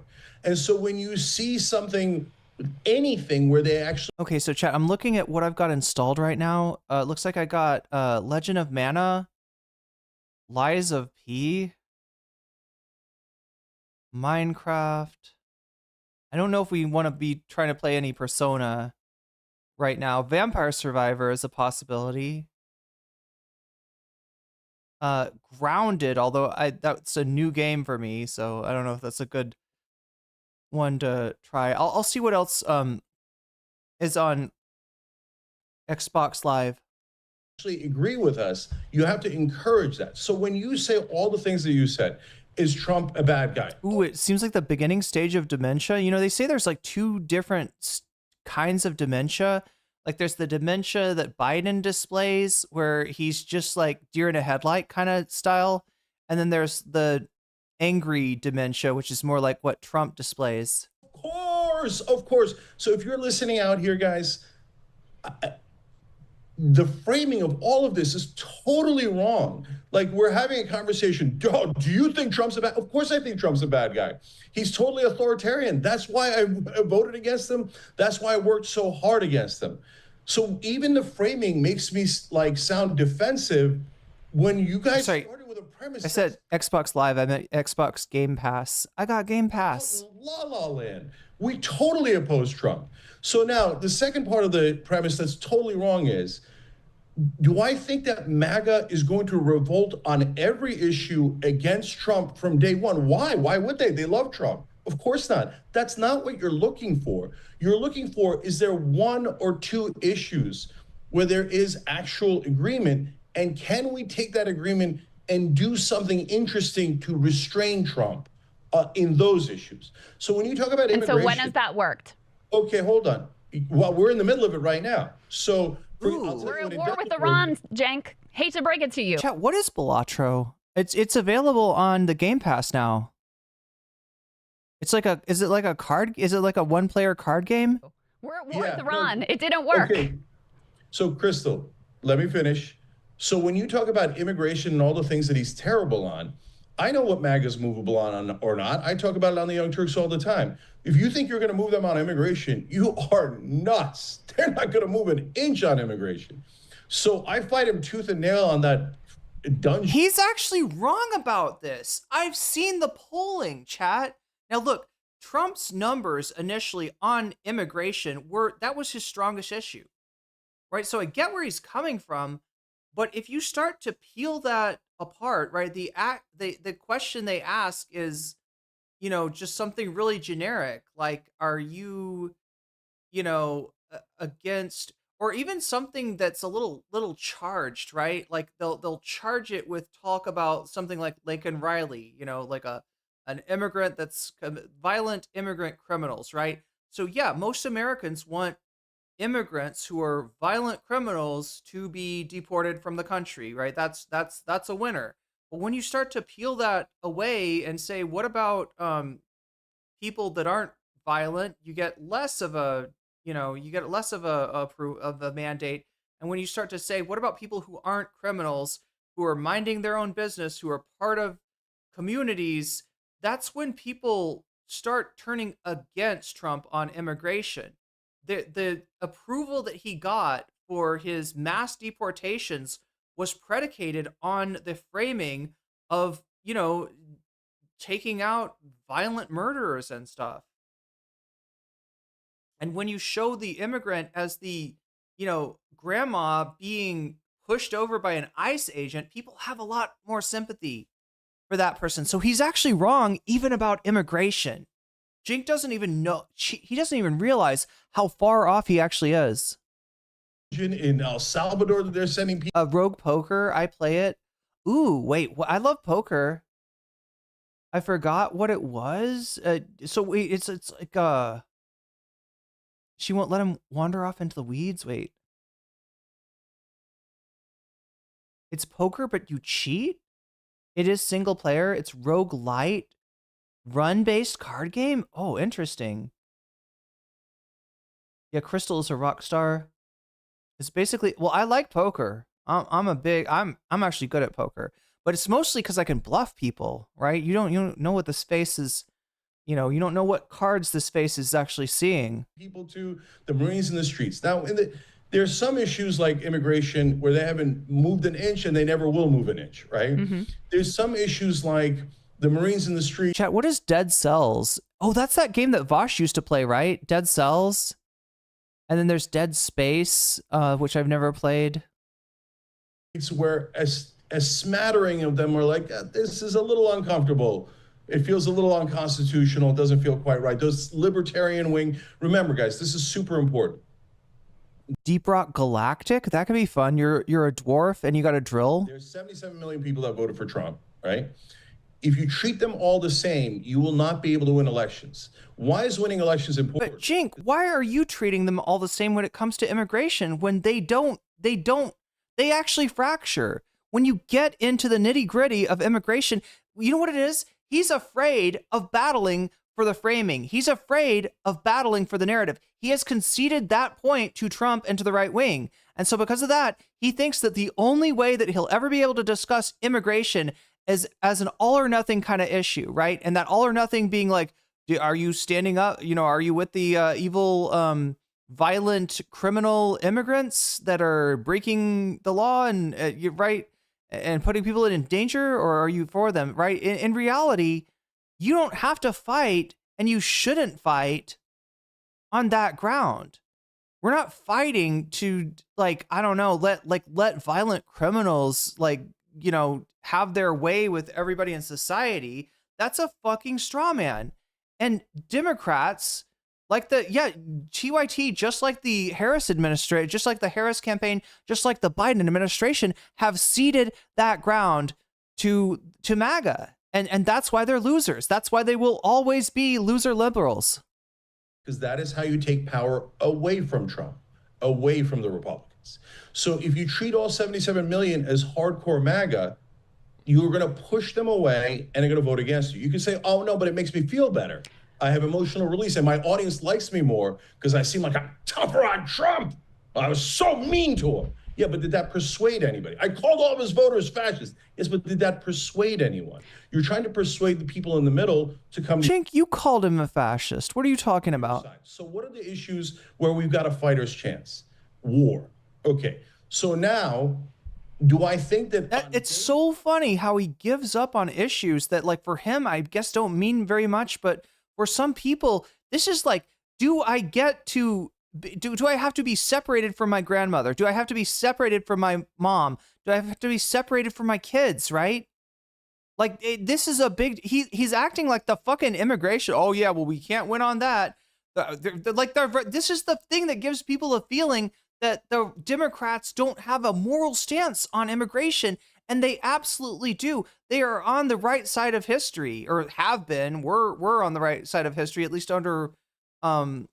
But even under Obama, he's deporting people, and not really, he's not really able to forge a pathway to citizenship the way that is needed. They were all going to flip and then act and be successful in stopping all of the establishment, all the neocons. And by the way, were we successful? We were not successful in stopping any of them during Biden or any other Democratic administration either, right? So now there's a giant full-blown revolt from MAGA against this war. Now, Dead Cells is a run-based platformer action game with persistent upgrades and unlocks. If you're saying, no, I don't. Yeah, I mean, I would play it'd be fun to play a 2-player game with chat. I've just got to play something. It's got to be something I can play in the background without, like, commenting on it or getting too, it's something that I got, that's why Vampire Survivor works really well, because you can kind of play that without putting all of your attention towards it and still commentate over the. Don't see Tucker Carlson, Bannon, Marjorie Taylor Greene. Cenk is to progressives what DJ Khalid is to Palestine. Cernovich, Candace Owens, etc. All of them opposed to the war. You might not, because a lot of people watch programming that honestly just kind of gives them a misleading sense of what's happening. Did you see Tucker, Trump saying, Tucker called me to apologize. He said he went too far. Did you see Steve Bannon saying, we're all going to fall in line ultimately? So I'm not talking about, hold on.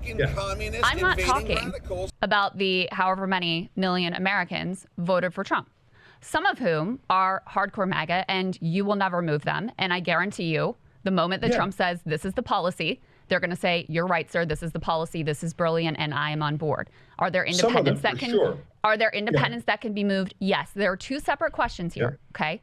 Number one is we are in hell right now. Like, the level of damage that has been done to this country, done to the world from Trump 2.0 already is astounding. So the number one thing is triage, right? How do we stop? That's what I'm doing. How do we stop as much damage as we can? And the track record thus far in the Trump administration is the only time he has been constrained is through. Wait. I think I know what I'm looking for, right? I think I need a casual game, chat. I think that's the key. If I can play a casual game, then I think that's because like the idea is that the gameplay should not like supersede the reaction, right? You know, that's the whole key to the gameplay is strictly to put something visually stimulating on screen, while I've got no visual, because the second half of the debate is audio only. The left and liberals banding together. I might do Vampire Survivors, Gen K. It's definitely fills it, you know. Will you be getting the new vampire game that's coming out this year, The Blood of Dawnwalker? Looks amazing. Maybe. And going through the court system and public pressure. That's it. That's all we've seen in this Starbirds administration. The other question is how do you win elections? So go ahead and address that, and we can talk about the election piece. But real quick, before you get in, you know, as to the earnestness of this MAGA anti-war movement, put element number 3 up on the screen. Do you know? Tell me how many Republicans have signed on to the War Powers Resolution? One. Is Marjorie Taylor Greene? No. Is Lauren Boebert there? No. One. Thomas Massey, a libertarian who is, you know, ideologically consistent, kind of similar ideologically to Dave Smith. Every other person here is a Democrat. So to the earnestness of this anti-war MAGA coalition and their commitment to blocking war with Iran, here is where the rubber meets the road. You have one Republican who is already at odds with Trump, who is willing to put his name on this War Powers Resolution. That's it. So, Krystal, look, I know you don't mean it, but you keep conflating two things. The Republican politicians, including Trump, and the Republican voters, or the people who voted for Trump, okay? So are the Republican politicians corrupt? Of course they're corrupt. Are they gonna say, hey, Israel, I'll be your bitch and I'll do whatever the hell you want me to do? Of course they are. They're completely owned by Israel, okay? So AIPAC, et cetera, the warmongers, by the way, let's be honest, is more than half the Democratic Party totally owned by AIPAC? Yes, right? So I know, oh my God, oh no, you can't be honest. You have to just say the other side is terrible and our side is angels. No, I'm not going to play that. Would you would you rather be on the side of the 37 who signed onto the War Powers Resolution, Krystal, or the I am on the side of the 37. Everything you frame is a straw man. I am on the side of the 37. In fact, Ro Khanna is my top ally. Bernie Sanders, Ro Khanna and I had the same exact strategy. Ro Khanna is a fucking opportunistic turncoat. Of course you're on Ro Khanna's side. You criticized in November when we talked. That's not true. You literally put me, and Kyle did the same thing. You guys put me in the same bucket as Bernie and Ro, reaching out to see if we can find agreement on the right. But what else has Bernie done? What else has Bernie done that has been profoundly impactful? The anti-oligarch, the Fight Oligarchy tour, which was an effort to bind together the left and the liberals to protest and to resist this administration, and that has been profoundly more impactful. You're having a conversation with a person who isn't here. Did the Pentagon budget get cut? Just tell me that. What's the Pentagon budget? Did it get cut? You've now asked me 28 questions. Did Let Don me answer Jr. them. Did he do whatever Okay. with the generals? Did that work out? All right, guys, look, I came on here because, look, you're generally fair. So you asked me 28 questions, and then let me answer them. So, and stop framing it as if I'm a different person. You keep making all these assumptions about who I am. Oh, are you on the Republican side or the Democrat? I'm literally No, I'm always on citing the Democratic things side. that you said, Cenk. Like, I played your clip of what you Jesus said. Christ, man. Turn to the camera. Okay, Hey, I'm tell me if right I'm here, wrong. Krystal. This Krystal, specifically, I'm right here. Chink can't count.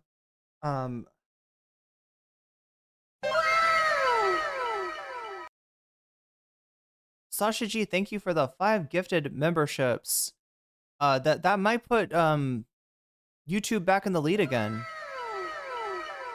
Right, it's kind of neck and neck right now. It used to be a thing where like there's like a infinitely more weasels on YouTube than there were jellyfish on Twitch. But lately, Twitch has been coming on, and YouTube has been falling off. It's probably my fault. I didn't stream as much this month, and we've been doing the super chat goals, so that kind of incentivizes people to do super chats instead of gifted memberships. But yeah, it looks like maybe there's a resurgence of the weasels on YouTube. Always good to see.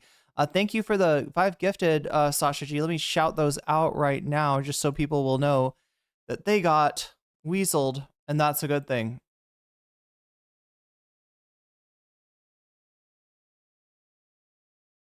Cenk does not fight oligarchy. Yeah, he fights oligarchy for the Polymarket studio.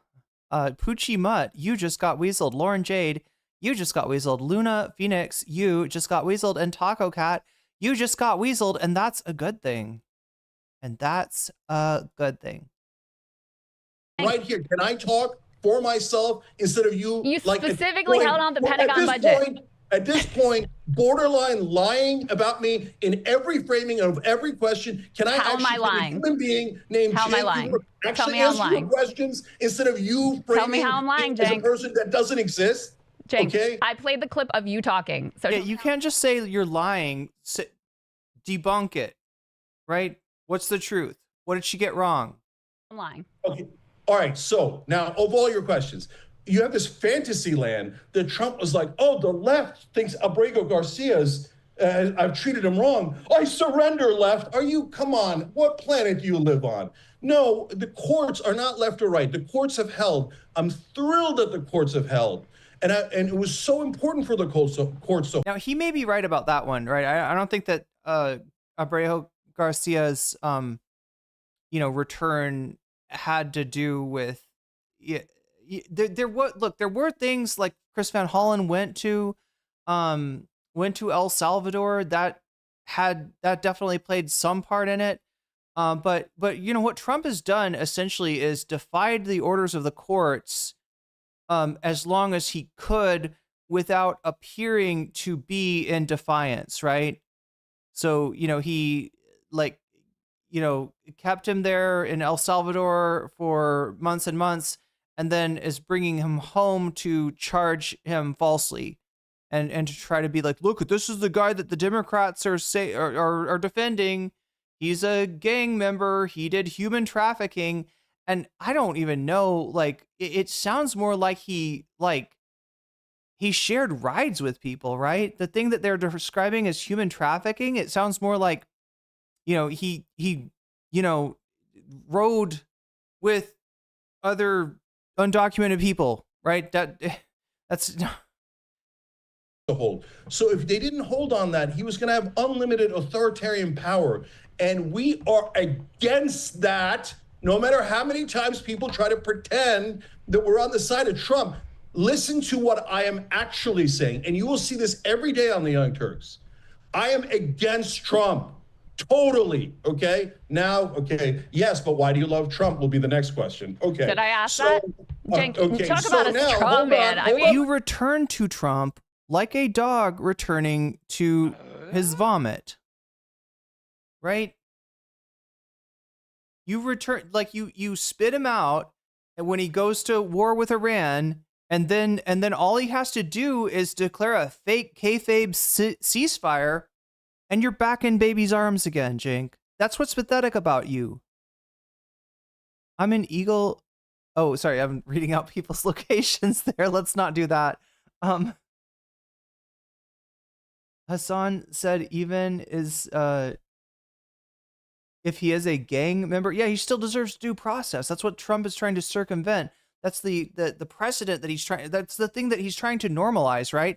And chat, look, if you don't have due process, you can't prove that you are a citizen. So even the people that are saying that, like, you know, he's a criminal because he's you know, violating he's in the country illegally, right? It's like, well, okay, but you know, you could if you bypass due process and just deport somebody to fucking, which the courts have now said that you can deport someone to a country that is not their own. The courts have actually backed Donald Trump up on that. So that's one you know, way in which and that's one way in which the courts are not holding, right?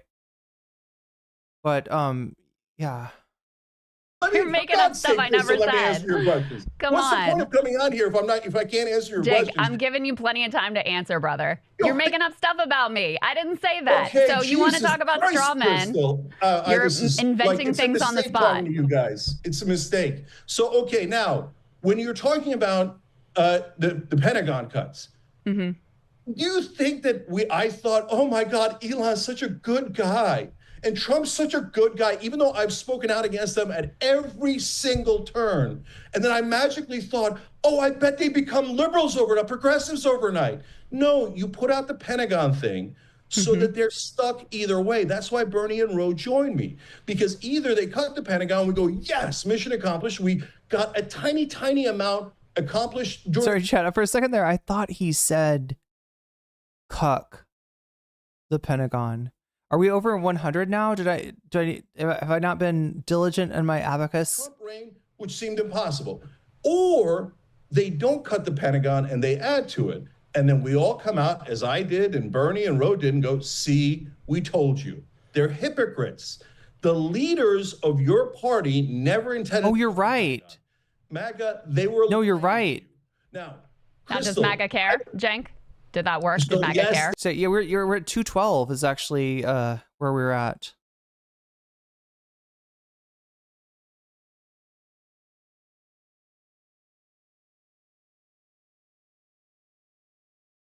Boom. They do care. No, they don't. No, okay, Krystal. I've seen zero pushback on the Pentagon. Let me just say. It sounded like he was talking about cucking the Pentagon. I don't know what that would look like. Let me just say, because I let you go on for a little while.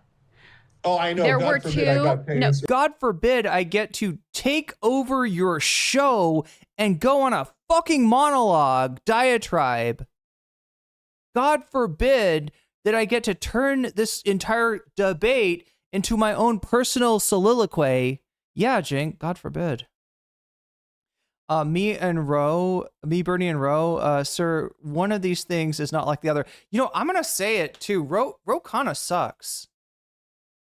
He is so undependable, right? As many times as he's on the right side of his issue, for every time that he's on the right side of the issue, you got another example of him, you know, kissing MAGA ass, right?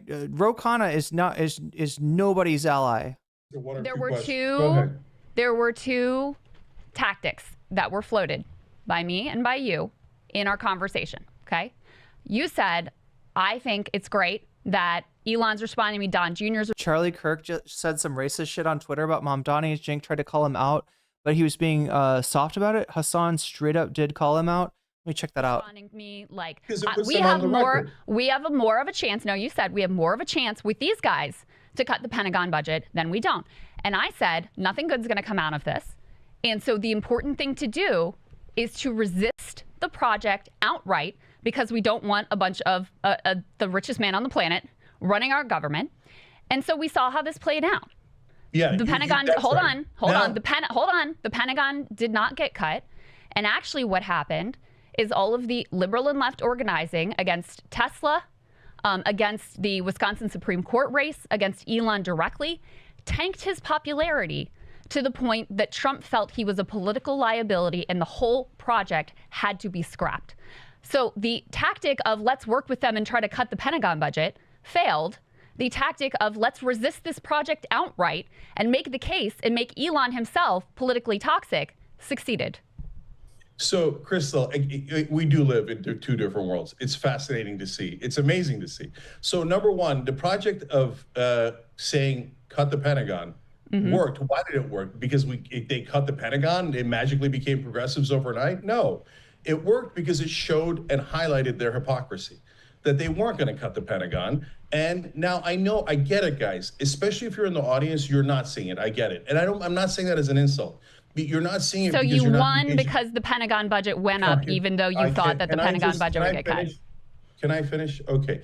So the reason you're not seeing it is because you're not engaging with MAGA, and that's okay. And you don't want to engage with MAGA. I got it. Do you know who I am? Do you know the show I host? I don't know if you know who you are.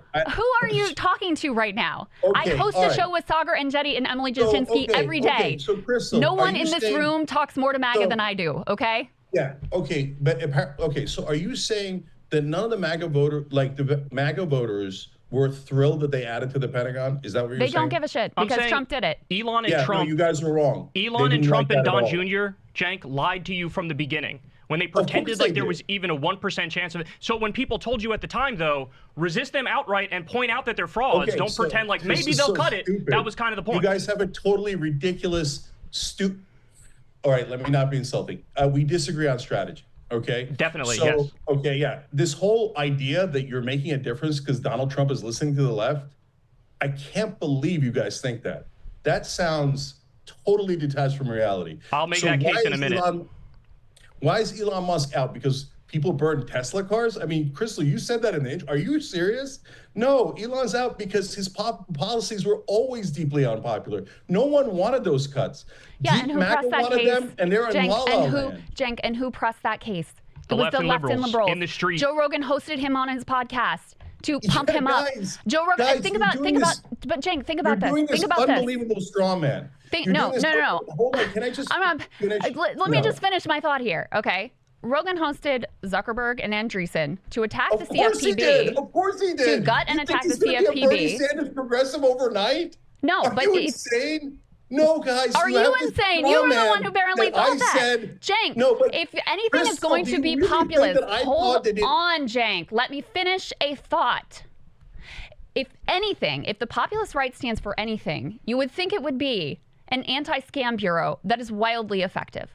But no, and actually stood up against debanking conservatives. Chat, did Charlie Kirk did he delete that fucking tweet? I can't find it. But no. Is it on Truth Social? What am I missing here? What did Rogan do? And what I'm seeing the screenshots of it. I'm not seeing the post. Completely gutting not only the Consumer Financial Protection Bureau, old. Trump gutting the National Labor Relations Board, but them defenestrating the ability of this government to enforce white-collar crime at all. Did MAGA care? No. They didn't. The only people that held them to account were left and liberals who organized against that and, yes, successfully made Elon so toxic that he ultimately crashed out of the administration. That's what happened. So New York City is likely to elect a Muslim socialist as a mayor. This is quickly becoming one of the biggest threats to our country. Pay attention. Is that the tweet we're talking about? Let me try explaining it this way and see if I can get through to you guys. So you keep telling me all the things that Trump did wrong. Of course he did. So I'm saying that it's a given that he's always going to do, for example, 90% of things massively wrong. And in the other 10% that he plans to do wrong, I'm saying we have a fighter's chance if we ally and we show hypocrisy or we get allies. It's a win-win either way, okay? So for example, in opposing the war, either they become our allies and somehow at some point we stop this war, or we show, oh, you guys never meant it. Now you're the pro-war party, which makes us much more likely to win over independents and win the next election. But as I say that, you keep framing it as if I agree with them 90%, and where I think that I'm going to flip them overnight on the 90% where we disagree. No, there's no chance of that. So you can stop asking that question. They're not going to move on. Yeah, I just read the one that I think is the one. Well, look, maybe there's more than one tweet. That's the one I found.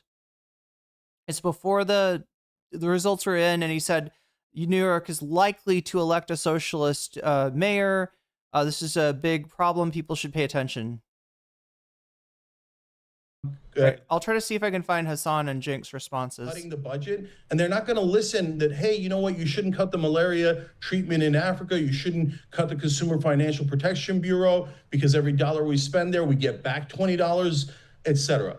But if you go with your maximalist approach, guys, and you say, all right, I'm fighting you in a maximum way, so that means I'm never going to agree with you, I'm going to insult you at every turn, I'm not going to listen to you. So when you come in and you go, hey, guys, let's ally against the war, or maybe did you think that Elon's and I said this in every right-wing talk show that I did, and I said it at the Charlie Kirk event, I said, remember, beware of your own donors like Elon Musk. And then eventually they got aware of their own donors. Now, did they do it magically and overnight? No, it was mainly a fight between Elon and Trump, right? It was their egos. Course. It had nothing to do with Charlie Kirk. The reason they are unpopular is not because the left's maximalist approach of yelling fascist at every Trump voter is working. It's because their policies are deeply unpopular. And who explains that their policies are deeply unpopular? The left and liberals are the ones that highlight how deeply unpopular those policies are. So that's where the credit belongs. Like I do.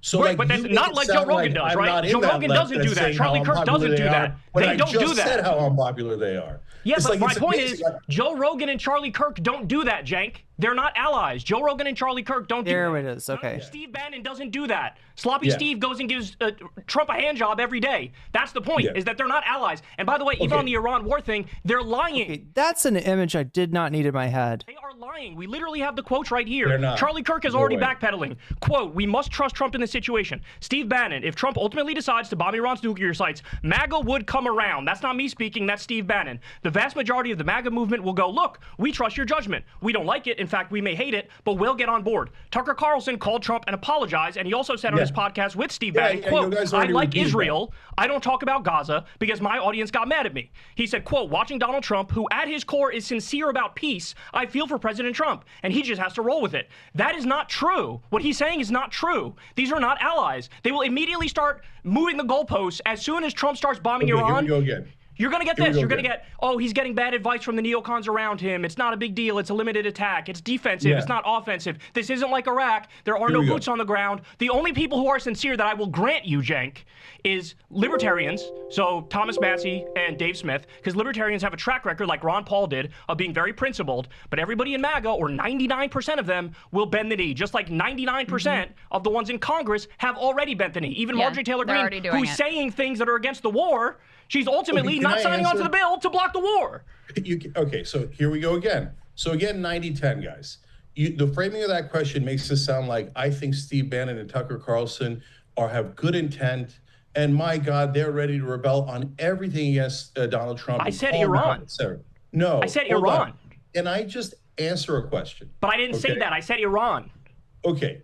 Yeah, that's okay. So here's the Hassan tweet. Obviously, 90% of the Charlie Kirk, this is the more racist tweet for sure. 24 years ago, a group of Muslims killed 2,753 people on 9/11. Now a Muslim socialist is on pace to run New York City. What the fuck? Charlie Kirk. Wait, let me do some math really quick. All right, 1960. When did the Manson murders happen? Manson murders. When? Yeah, 1969. All right, so 1969 is 56 years ago. A white man ordered a cult to do gruesome and horrible murders. 56 years later, a white man is running Turning Point USA. I mean, that's fucking ridiculous, isn't it? Nobody would take that seriously. Nobody would like, oh, we can't have white men in positions of power because of Charles Manson. Then why the fuck can't we have a Muslim mayor of New York City because of Mohammed Atta? Come on. The influencers, the hosts, etc., are going to stick with Trump 100%, right? Well, I wouldn't even say 90%. I'd say, 75% or so. But yeah, there's Hassan's tweet calling him a tiny-faced crybaby.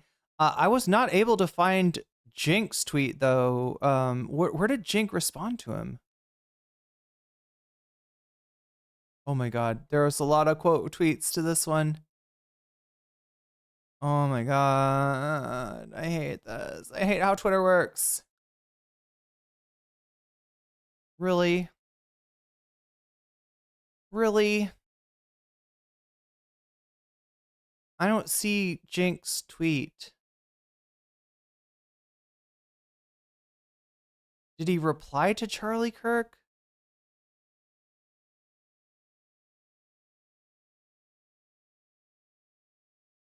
Jessica Tarlov, Lance from the Surfs. Although I guess we don't know it's Lance. It could be Dave. Oh, look at this chat. This is great. Oh, almost made it. Barang. Careful, Charlie. That's Dave. Wow. Chat, I feel like I could dunk on that. I feel like I could straight up dunk on that basket. Oh, that's satisfying. But I don't see Shaky Gurga.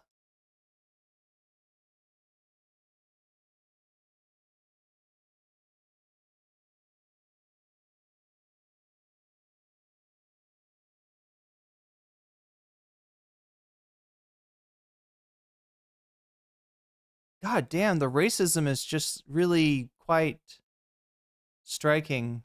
Yeah, I can't seem to find the Cenk Uygur.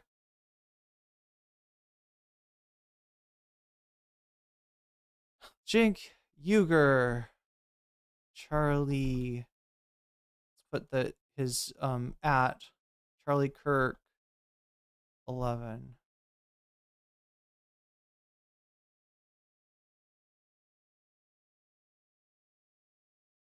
Is this it? Yeah, there we go.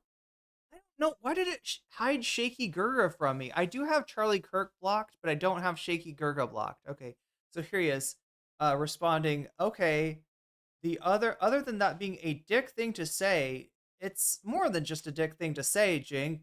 Are you afraid that if you call it racist, you'll be called woke? Is that your fear? Do you get that this makes no sense? First, the socialist thing is not connected to the Muslim thing. Second, contrary, you haven't read the Quran, with its expanded, chapters on capital. Apparently, Jink. Yeah, no, socialism is in the Quran. No, first, the socialist thing is not connected to the Muslim thing. Second, there are a couple billion Muslims. Please tell me you understand that some are plumbers, accountants, and dentists. Please tell me you understand. Yeah, he's still trying to pull him back from the fucking brink, and he doesn't understand that Charlie Kirk's got no need for him. Right? He needs Charlie Kirk. Charlie Kirk doesn't need him. Charlie Kirk doesn't need to not be racist. His audience fucking loves his racism. That is one of his best qualities, according to them. Please tell me you understand that there is a range of humanity within each religion. Some people are angels and others do terrible things in each religion and each nation. He's the king of cliches, right? Like he always phrases like, somebody is good as like you're an angel, right? It's just he overuses that, right? The idea that all Muslims would be the terrorists on 9/11 is such an unimaginable thought if you knew any, because then you would know that they are grandmothers who give milk and cookies to their grandkids, dads who rush home to play catch with their children. Charlie, you know what? You got to know we're human, right? Look, if he does know, he doesn't care. All right? And yes, Muslims can be perfectly good mayors. Gorgeous cities like Istanbul have Muslim mayors. Charlie, I can call you a bigot. That's easy, but I'm not sure if it solves anything, so I'm too afraid to do it. Yeah, this is what chat was talking about. Cenk is approaching his master, Charlie Kirk, with trepidation. Instead, I'm sure that at the cost of great derision from my own side, I am going to ask you to think it through and see if he'll get back to you, Cenk. He'll definitely get back to you on that, right? No, Charlie Kirk did not answer, did not respond to Shaky Gurga there. Are they going to kiss his ass on everything? Well, of course they are. They're on the right, and their whole ecosystem is based on kissing politicians and leaders' asses.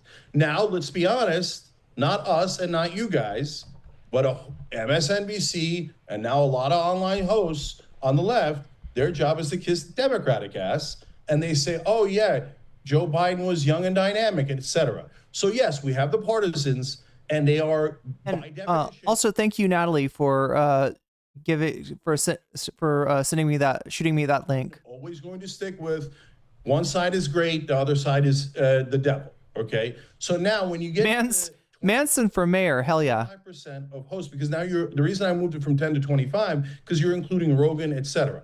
So yeah, like chat, look, I gotta let you know, okay. 32 years ago, a white man ate people. And this is why we can't elect any more white mayors. It's not safe. Do you want to get eaten? Do you want to get eaten, chat? Jeffrey Dahmer was a white man, and he ate people, okay?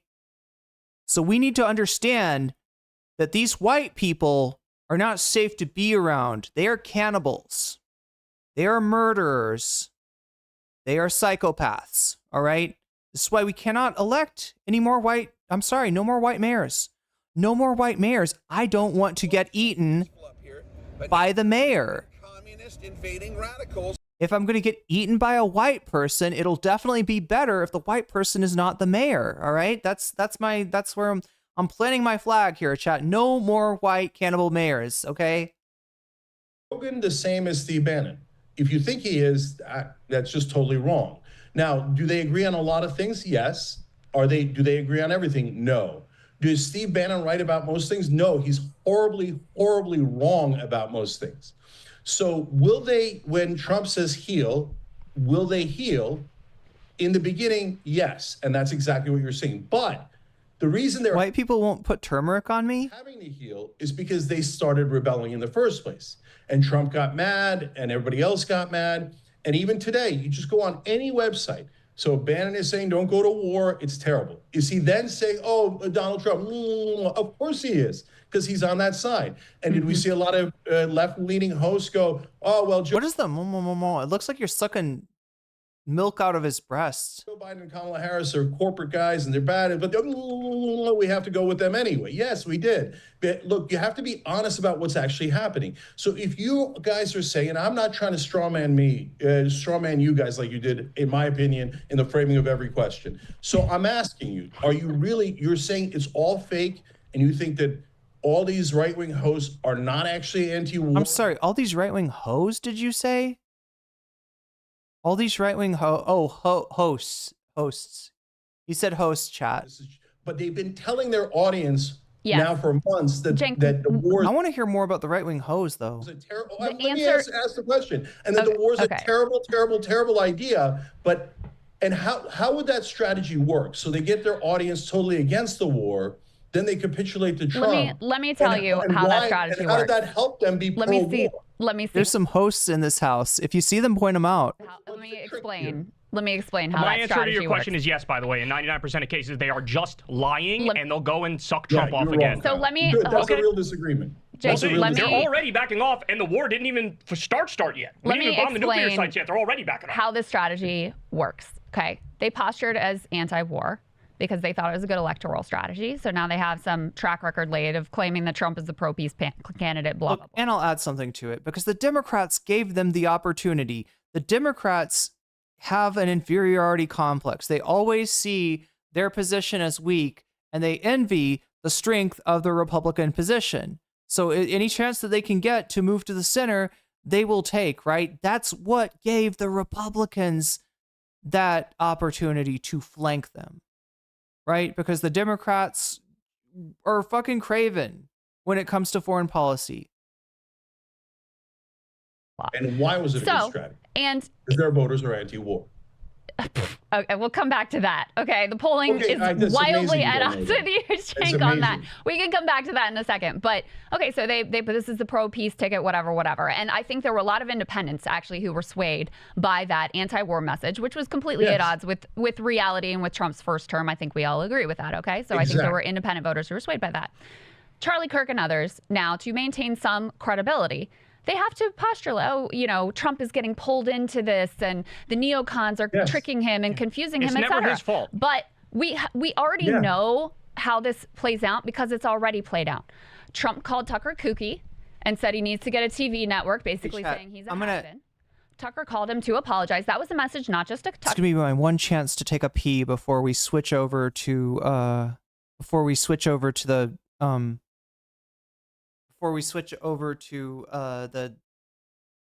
Kyle's part of the debate. But to everybody else, time to bend the knee, time to get on board. And they did. They did. Yeah. So we don't have to guess.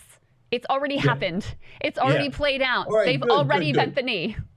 Okay, so we're now actually approaching an actual disagreement rather than the one that was foisted upon me that I don't like. So, all right. So, guys, you think that all these guys and their voters are all liars and that they're not actually. I don't know why you lump in the voters because I'm talking about the voters. Okay, well, let's talk about the voters. Talk about the voters then. Let me ask you. Let me ask you a really simple question. Let me ask you a really simple question about the voters. Yeah, well, you of course you like the Trump and the Republicans. Which you part? trust That's them. not No, what I don't. I said. Stop saying it. Cenk, you said let me ask a really basic question. 37 to 1 vote. You said how many Republicans voted one. war powers? I said one, Tom Massey, and you kept going like, oh, did you know that they didn't? I said yeah. I said I answered because it they're from fake. The get-go. So but yes, Cenk, their voters. Let me ask you this saying question. That their voters are not anti-war at all. So be clear. So let me ask you this question. Let me ask you this question. Let me ask you this question. Are you saying they're actually liars? Let me ask you this question. Which base, the Democratic Party base or the Republican Party base, which one do you think is more opposed right now to war with Iran? Which one? The left. It's not even close. It's not even close. Exactly. That's the point. And so if you are going to build, if you're going to build a grassroots people-powered movement with bodies in the streets to oppose war, where do you need to go for those numbers? The left, because they're already there with you. And by the way, the MAGA base, the minute that Trump says we're in a war with Iran, they are going to overwhelmingly back him because they have every single time. You have the numbers already. So put up 8. This is element 8, I believe, for us. These are the poll numbers. Now, there are other polls out there, I grant you, but this is among Trump 2024 voters. You ask them, do you support or oppose the U.S. providing offensive weapons to help Israel strike Iranian military targets? What we're doing now, 79% support. Do you support or oppose the U.S. taking its own direct military action, if necessary, to prevent Iran from developing nuclear weapons? That's exactly the framing that Trump is using right now. Support 72%. They are more pro-war. So are there some who, don't want to get in another foreign entanglement? Sure. But overwhelmingly, are they going to back an Iran war? Are they already backing an Iran war because Trump says so? 100%. Okay, so let's establish who we're talking about. So when you talk about Trump and the Republican politicians, 99% of them are liars. They're going to be pro-war. They're going to do all the terrible things that we're against, that we are all against, including me. Okay. Now, when you move to the media, I'm out on a limb, and I get it. If you grant them an inch, people will say, okay, that's it. You love them, and you're a Trump supporter, et cetera. But I'm doing it anyway because I'm being honest. I think 75% of them are unreachable, but 25% of them, at a minimum, actually will listen to you, have their own audience pushing them to be anti-war. They're not with us on all issues. They're not with us on most issues. But on war, I think that a significant chunk of them are with us. Okay, so when you go to Charlie Kirk's audience, for example, why is Charlie Kirk even dipping his toe into the waters of opposing Trump's policy on Iran and then quickly rushing back out? The quickly rushing back out is obvious. They're ass kissers, right? So the question is, why did he dip his toe in the first place? Because he did a poll of his own audience, and his audience said 90-10 do not help Israel go to war with Iran. 90-10. That's his audience, okay? So now you move to the last category, which are the voters themselves. That is where I am most hopeful that they actually are anti-war. Now, does that mean 100% of them are anti-war? No, not at all, okay? But I think a solid 50% of Trump voters, remember, a lot of them are independents, or a lot of them are in somewhere in the spectrum. At least 50% of them are actually anti-war. So what I'm seeing is all over social media, all over the right-wing shows, their own base in an uprising. Why do you think Charlie Kirk Tucker and Bannon are doing those things? Almost all of them are saying on their own shows, well, you guys are pushing me to do this, and yeah, I hear you guys. We were supposed to be anti-war, right? Now, guys, since this is like the first 6 months, are they gonna go run back to daddy? Of course they're gonna run back to daddy, right? So what we're trying to do is not turn all of them against all of Trump's policies instantly, because that is wildly unrealistic.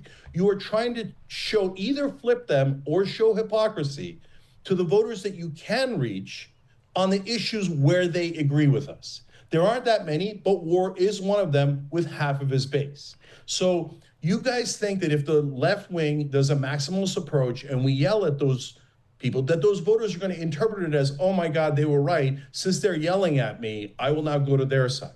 My strategy is go on those shows to talk to their audience and say, look, I'm not trying to trick you. I think you guys actually, a lot of you are actually anti-war. And I'm anti-war. And guys, you'd be surprised that they don't think the left is anti-war at all. They would have the same exact conversation in reverse. They would ask incredulously, who do you think is more anti-war, left or right? And they would all say right, and that the left is more pro-war. And I'm like, no, guys, no, we're totally anti-war. So Dave Smith and I gotta ask, chat, where did this meme of maximalism, where did this arise from? Where did this start from? Jink's strategy reminds me of Vosh's and Zanderhal's when they want approval of white men so bad. Because, like, speaking of Vosh and Zanderhal, right, the first time I remember hearing somebody use the word maximalist in the negative was Demon Mama. Wait, I think it was Demon Mama. I'm trying to remember. I think it was Demon Mama, yeah. Right? Yeah, this was like a talking point for the Vosh network that, the gatekeeping left holds maximalist positions, whereas they are de-radicalizing right-wingers, right? They are doing the hard work that we are unwilling and unable to do, because we're maximalist, right? But I'm just like, where did it, like, when did people start saying maximalism as like an insult? They want to eschew the woke stuff for approval? Yeah.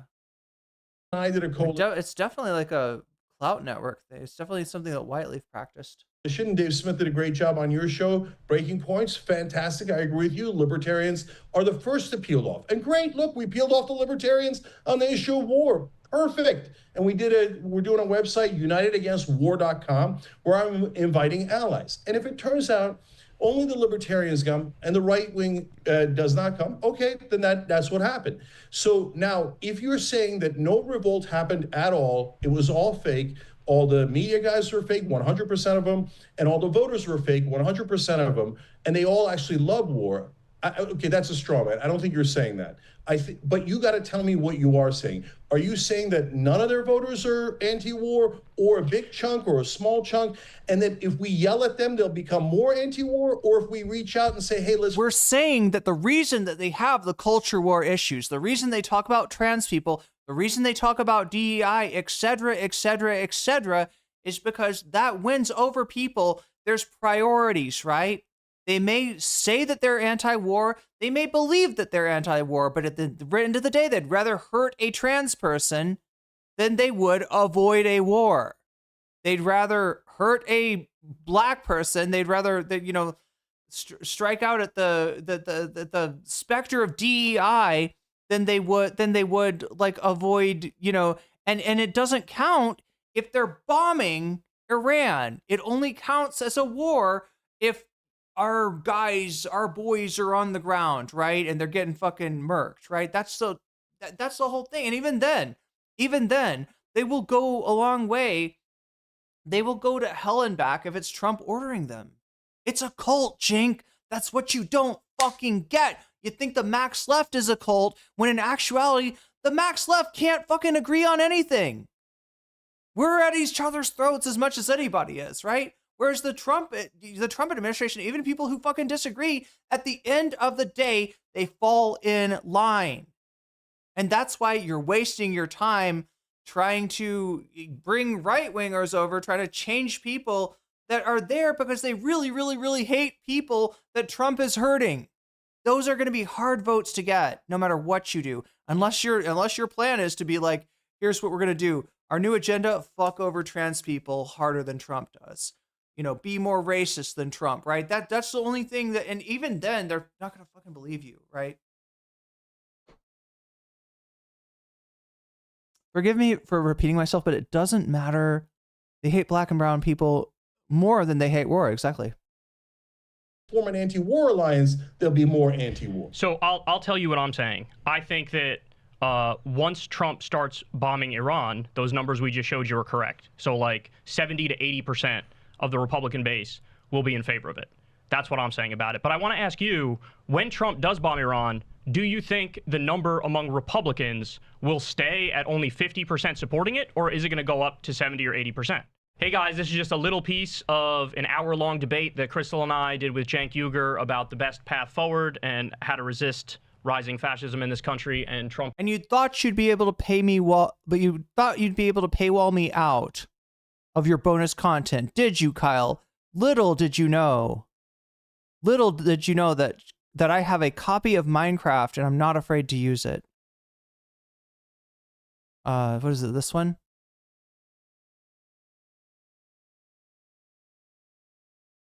Here we go. Let's get the rest of that debate.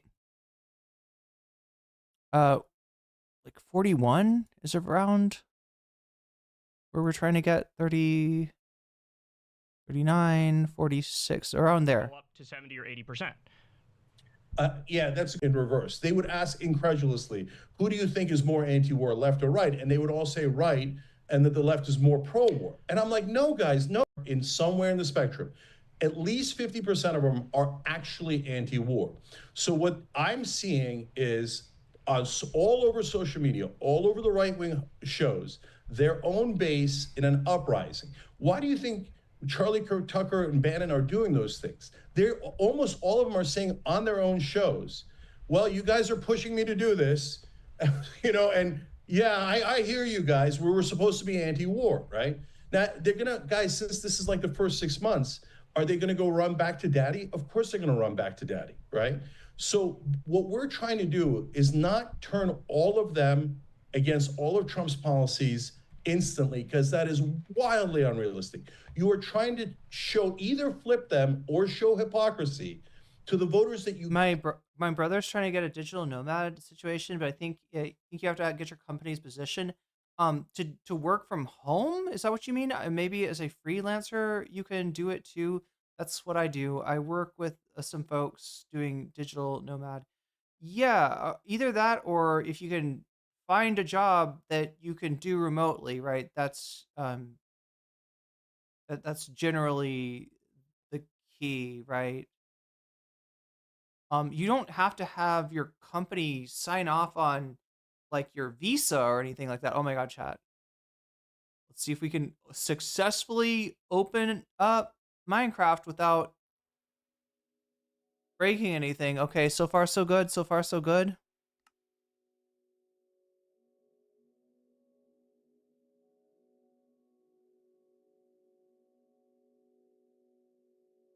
Oh my God, chat. I just realized it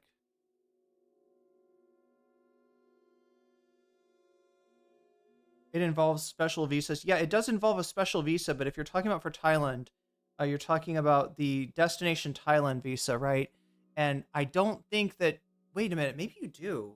Maybe if you work, yeah, because like if for me, I would have to show them my portfolio. So I'd have to make a portfolio of like some of my best videos and show it to them, and then show them that I've got around 15K in the bank. That's what Thailand requires for the DTV, and then pay $300, I think, is the visa fee. Although it's going to be different if you, depending on what Thai embassy.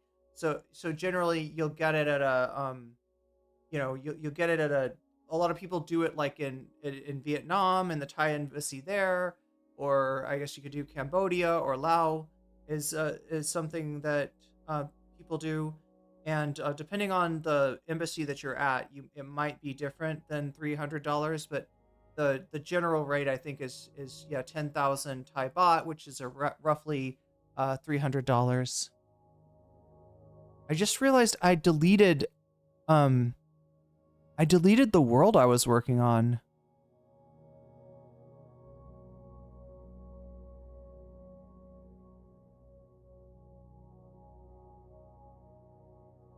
Let's try this. And reach on the issues where they agree with us. There aren't that many, but war is one of them with half of his base. So is Thailand cool? I hear a lot of people go there. But is it like diverse? It's do you mean is it diverse in terms of like digital nomads and stuff? Or do you mean it like, I mean, the digital nomad visas are popular in Spain to their dismay. Yeah, Spain is having a real tough time with tourism.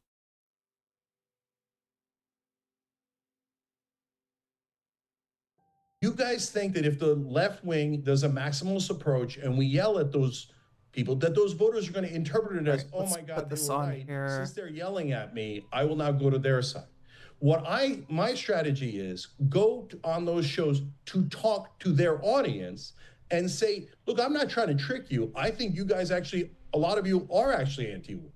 And I'm anti-war. And guys, you'd be surprised that they don't think the left is anti-war at all.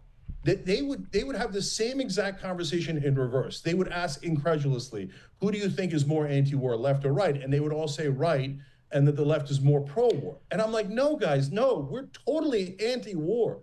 So Dave Smith and I did a coalition. Dave Smith did a great job on your show, Breaking Points. Fantastic. I agree with you. Libertarians are the first to peel off. And great, look, we peeled off the libertarians. I'm black, says Spicy Boat. How are they treating black folks? Good question. I'll be really frank with you, okay? So there's not a specific prejudice against, like, you know, there's not a specific like ethnic or nationalistic prejudice against black people. However, there is colorism, all right, amongst Thai people. It has traditionally been thought that the lighter your skin is, the less you're working outside, and the higher a position in society that you occupy, right? So I'm not black, so, you know, obviously, so I can't tell you from firsthand experience, but from what I've heard, yeah, there's like a, you know, there's like a hierarchy applied to lighter skin amongst Thai people, whether or not that translates to how they treat you know, foreigners with darker skin. You know, there's a reasonable chance that there's some kind of, you know, discrimination coming that way. Does that make sense? That's the best answer I can give you. Again, I don't want to give you anything too definitive because, like, I haven't experienced it myself, and but from what I've heard, yeah, that's the, you know, there's a thing about, like, if you work outside, if you have darker, like, a lot of Thai people will lighten their, you know, skin with various products, right? A lot of like sunblock comes with lightener, right? Because there's a, you know, it's thought that you're more that light skin is associated with high status, I guess. On the issue of war, perfect. And we're doing a website, unitedagainstwar.com, where I'm inviting allies. And if it turns out Only the libertarians come and the right wing does not come. Okay, then that's what happened. So now, if you're saying that no revolt happened at all, it was all fake, all the media guys were fake, 100% of them, and all the voters were fake, 100% of them, and they all actually love war. Okay, that's a straw man. I don't think you're saying that. But you got to tell me what you are saying. Are you saying that none of their voters are anti-war, or a big chunk or a small chunk, and that if we yell at them, they'll become more anti-war? Or if we reach out and say, hey, let's form an anti-war alliance, they'll be more anti-war? So I'll tell you what I'm saying. I think that once Trump starts bombing Iran, those numbers we just showed you are correct. So like 70 to 80% of the Republican base will be in favor. So again, chat, for anybody who's just joining us, we're watching the second half of the Krystal and Kyle versus Shaky Gurga debate. The first half was on Kyle's YouTube channel and had video. The second half we're having to go to their Substack and it's audio only. So that's why I'm trying to give you a visual of me playing Minecraft. I hope that's, that's good with you. We can also just turn it off and watch the jellyfish if that's better. Or maybe play Vampire Survivor, but that's where we're at. And I'll try. I'm trying to play a game that I'm playing a game that I grew up playing, so that I don't get too focused on the game, so that I'm still able to give you commentary. Right? This Minecraft is a game that I can play somewhat mindlessly, and so that's why I've got that up on the screen. So that's what I'm saying about it. But I want to ask you, when Trump does bomb Iran, do you think the number among Republicans will stay at only 50% supporting it, or is it going to go up to 70 or 80%? Yeah, that's a good question. And so I think what's going to happen, guys, look, I said in the beginning, and I said it with Krystal on that show that we did in November, and it was very bold. I said, I think MAGA, the one thing that they're going to start flipping on is war and Israel. And if you said before Trump even got started that Republican voters would start to rebel against Israel, well, that a lot of people got mad at me because they thought that was outlandish. And they thought, since that can't possibly be true, I wonder if Cenk is supporting the right wing. But now you guys see that, yeah, a lot of them, because pushed by their own base, their own audience, their own voters, started talking against the war. I mean, I think you guys are acknowledging they at least certainly talked against the war. So yeah, now it's chicken shit though, Cenk. Once it starts, what's going to happen? So that's hard to determine. Will there be some percentage of them that just run back to daddy? Of course. And by the way, whenever a Democratic politician does something, a huge percentage of our base, even if we hated it, go rushing to daddy, right? And by the way, all three of us have fought against that. And we've been principled on that. In holding the Democrats accountable.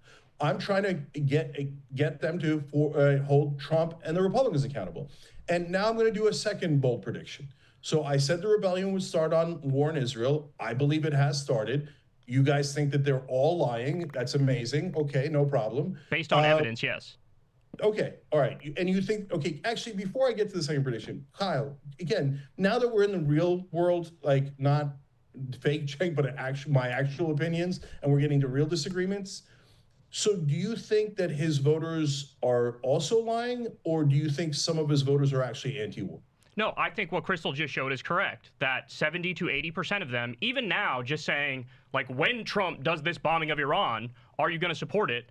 I think, yes, the movement happens, but the movement happens in the wrong direction. It might go from 50% in theory supporting bombing before, now it goes up to 70 to 80%. So they're moving in the wrong direction. At the same time, liberals and leftists are moving in the right direction. That's what I'm seeing, movement in the wrong direction. Just like all these people who tepidly spoke out against it in a chicken shit way are now all bending the knee already before Trump even does the bombing of the nuclear facility. Yeah, maybe I should be clear, because it's the misunderstanding is so severe.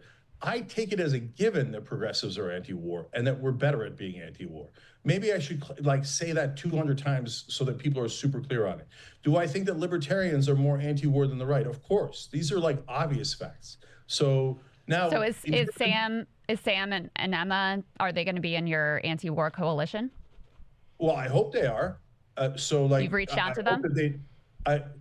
So guys, okay, this is a different topic. Let's get to that in a second. Okay, let me just finish this. So Kyle is saying about 20% are anti-war, and it'll be even less than that once the war starts. Okay, I disagree. See, that's an actual disagreement. No, I'm saying it's going to be 70 to 80% that support it when Trump starts doing it. Those numbers are going to hold. That's what I'm saying. Yeah. Okay, so 20% are anti-war, and that's it for the Trump voters. Correct. Okay, yes. Once he starts doing the bombings, yes. Okay, so I think it's 50%, and I think that there's two possible pathways here. One is Trump drops a bomb and somehow it doesn't escalate. That's less likely, right? If he drops some bombs and gets the hell out, then those numbers are going to hold. Republicans are going to see he was a tough guy. That's not fucking anti-war. That's the most fucking imperialist thing you could imagine. The idea that the fucking, the leader of the global hegemon gets to bomb any country anytime that they're not doing something right, and then say, but it's not really a war, it's a special, what did they call it in Russia? Like a, oh my God, what was the euphemism that Putin used for it? It was like a master negotiator. He bombed them. He showed them how tough he was, and then he got out. So no, Kyle, I'm agreeing with you. If in that scenario, they hold with Trump and they think Trump's a hero for doing just the right amount of bombing and then getting out of the war. Okay. Now that won't be true, but they'll think that because they're naturally inclined to support the guy that they voted for, right? But if Trump does the bombing and we start getting enmeshed in this war, here comes bold prediction number 2. Special operation, yeah. Will definitely flip on him, and they'll flip on him so hard that Trump will abandon Israel in the middle of the war. See, that's that's our disagreement, is that my reading of it is leftists, liberals, and independents will be so strongly against him, and no matter what happens, Cenk, he will always have 26 to 33% of the country. 26 to 33% are flat out in a cult. But when everybody turns against him, it's going to be independents, liberals, and leftists, and that's when the numbers are going to be overwhelming. 5 years, 10 years down the road, everybody will look back at the Iran war. See, what Cenk doesn't... Iraq war, where you can't find a George W. Bush bumper sticker anywhere. Why can't I pause? George W. Bush. That No? will happen in the long run. There we go. What Cenk doesn't get is that the way that elections work is not that you swing the people at the far edges, right? The people at the edges, the people that are fundamentally conservative or fundamentally progressive, don't change, right? Progressive people might vote for a third party, might not come out to vote if they're too disgusted by, for instance, the foreign policy of the Democrats. Republicans might get more or less excited depending on the candidate they have. If the candidate, is willing to, hurt their perceived enemies, right? That they'll get more excited. If they're more moderate, then they'll be less excited. But in terms of the voters that swing, it is going to be it's going to be the voters in the middle, and oftentimes voters that don't have a strong sense of political identification, right? They're looking for somebody that's strong. They're looking for somebody that is authentic.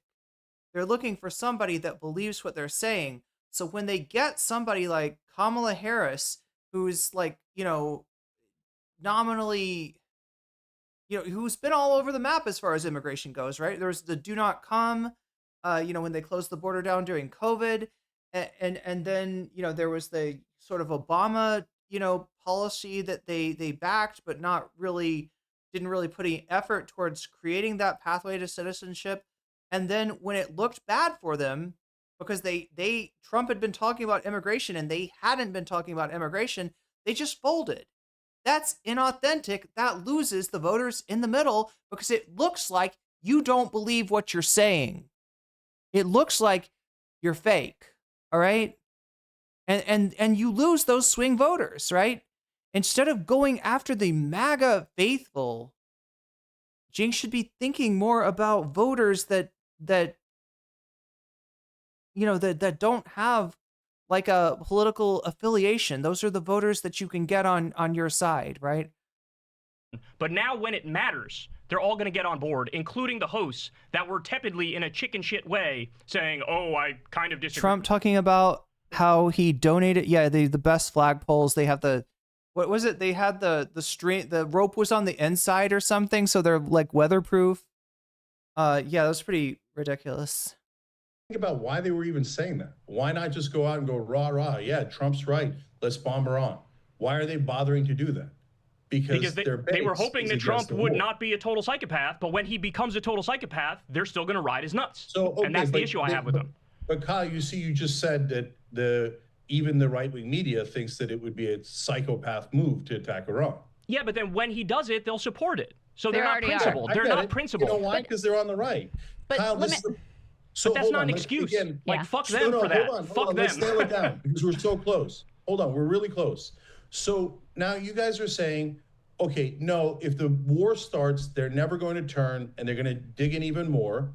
And then only 10 years, 20 years later will they realize that it was a mistake. Okay, what I'm saying is, let's clarify our terms. So if we get enmeshed in this war, I'm telling you that I think that their voters are actually at a minimum 50% anti-war, and they're going to get super mad that Israel, the neocons, the establishment dragged us into that war. And what I am seeing, and I get that you guys are not seeing it, and I get that you don't believe me, but I'm here to tell you guys, I'm listening to them, and that doesn't mean that I think they're all great guys and we agree with them. All I'm doing is listening. I know that that's like a crime these days, but when I listen, what I hear is they hate that Israel is dragging us into this war. Yeah, And I think what's they're about largely that- full of shit, Cenk. But I want to get to my main. I want to get to my main disagreement with you, because here's my issue, right? I would say I have but I didn't answer two questions you guys asked. Okay. All right, go ahead, and then I'll get to it. Yeah, just to finish the thought on the Iran war, guys. If he gets in and out, then yes, his base will totally rally to his side. Okay, I want to be clear about that. But if he gets stuck in the middle of the war and his base actually starts to rebel in a very significant way, I think at that point, everyone will be able to see it, even the guys who don't want to see it, right? So if that happens, can you guys please acknowledge that it happened and encourage the rebellion? And remember, we're going after Trump voters, not necessarily. So when you say 30, we're not going after Trump voters, you dumb fuck. Like that. Look, that's just not a high yield group, right? When I was in med school, you know, there was this cliche as far as high yield and low yield in terms of like ways to study, right? Studying's a big deal. You have limited time. You can't, study every single subject in every single possible way. So you try to find the high yield methods, the methods that are going to net you more correct answers on your test scores, right?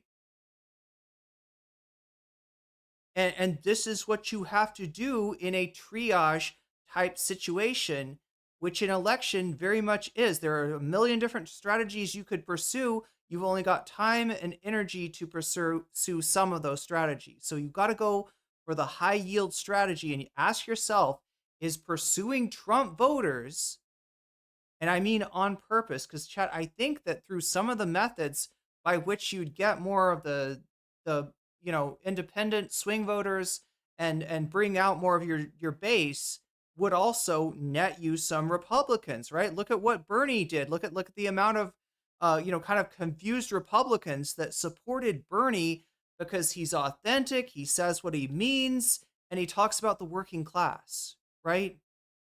Bernie didn't set out to win over conservative voters. That was a side benefit of his strategy. And had he been able to get to the general election and exercise that strategy, we would be living in a very different world right now, right? With no Trump 1 and no Trump 2, and Trump, I don't know, going back and doing some shitty reality show. Chat, can you imagine that? How good would that be, chat? To watch The Apprentice again. How awesome would that be? Like, Trump still exists, but he's a fucking reality show host, right? The one thing that he was ever good at, he's doing that. It's a very different world than the one that we're living at right now, And it's not about getting back to brunch. It's about moving forward. I think that Cenk's ambitions are just way too low in terms of what his only answer is like, let us cave in to the Republicans on the issues that I don't care about. Like, I don't care about trans people. I don't care about police reform or prison reform. Let's cede territory there. And if we're more like the Republicans, then some of those voters are going to come over to us. No, they don't. They don't want diet evil. They're not interested in diet evil. They got the real thing. They got the pure stuff. If they're fucking evil people, that's who they're going to vote for. You're never going to out evil the Republicans, no matter how much of a shithead you are to trans people. Are blind? Of course they are. By the way, let's be honest, 33% on our side are blind. They thought Joe Biden was young and dynamic. We're fighting for the middle, guys. We're fighting to win over the middle. So some of that is making our case, and we all make our case. You guys make our case, I make our case, and we all do it forcefully, right? But then you have to encourage the people who voted for Trump. I'm telling you, this guy's on a fucking monologue. That are in the middle to come to our side. Listen. Hey, look at their hypocrisy on the war. You see, you guys were anti-war. I do believe you, and they betrayed you. Come to our side, not because we agree on all issues, but they went with the establishment. They went with the neocons, just like we told you they were going to. I told them that Trump would go with the neocons and that they were wrong to trust him. So now they're beginning to see, and if you look on my timeline, I know that you don't like, all right, let me just say, on my timeline on X, there's tons of people who are like, God damn Trump. And I know you're not going to believe it, but you can actually see it with your own eyes. There's also tons of people who say, no, we trust in Trump and we believe in Trump. But there's in Trump we trust. I can't believe he screwed us. And that's going to grow and grow the longer we're in the war. So I don't think it's going to be just 10 or 20 years from now. If we are in this war 6 months from now and we're buried in that war, if MAGA has not rebelled at that point and put enormous pressure on Trump, then okay, especially like 4 years from now, if none of them rebelled and they all became pro-war, I swear to God, I'll come out here and say, oh, my strategy was wrong and my prediction was wrong.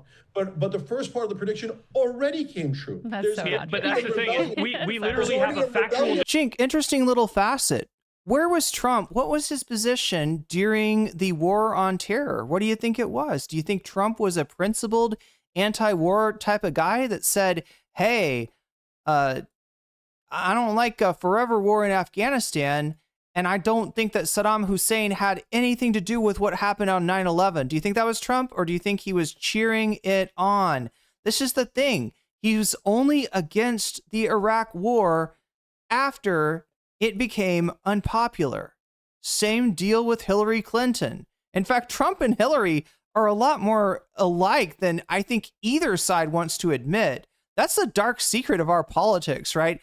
There is a consensus, there is a uniparty, right? But Trump is not outside of it. Trump is not against it. Trump is just kind of malleable. Disagreement on that part. To push right-wing hosts into going, well, I mean, we don't want we literally have a factual disagreement as to whether or not that's true. But here's my issue. Let me ask you this question. Is MAGA a fascist movement? Just give me a yes or no. That's an absurd framing, Kyle. That's mainstream. It's a framing you used not too long ago, Cenk. You can't say that MAGA is fascist. You can't. Wait. You really don't believe MAGA is fascist? You argued with Anna months ago where you said, yes, they are a fascist movement. Okay, can I give you an actual... Yeah, if you think that you were wrong there, if you're embarrassed about what you said, if you felt compelled to say that, just fucking... You've never given an explanation. And what I'm taking from it is that you have learned from Trump that you don't have to engage on issues on which you are weak. That is a de facto admission, Cenk. Answer instead of this dumbass yes or no. Why? It's a pretty simple question. No, it's not a simple question. It absolutely is. Conflating things. So if you say, is Trump authoritarian enough that you should call him fascist? Yes. Okay. So that's why you guys keep conflating the voters with the politicians. So he's a fascist, but you got to keep it on the down low that you know that he's a fascist, right? He's a fascist, but you can't say that he's a fascist, or else you lose the election. Look, I don't particularly look. I don't think that calling your opponent fascist, even if he is a fascist, is a good political strategy. But it's for a very different reason than where Cenk is coming from, right? The problem is, chat, that people don't. No voter, very few voters have experience with fascism. Can put real meaning to those words, right? And to them, it's just you're calling him, you're calling him Hitler, and you're calling his movement the Third Reich. And since it's 2025, that doesn't make sense, right? Since the Third Reich disbanded, that doesn't make sense. You've got to remake the argument of why fascism is bad.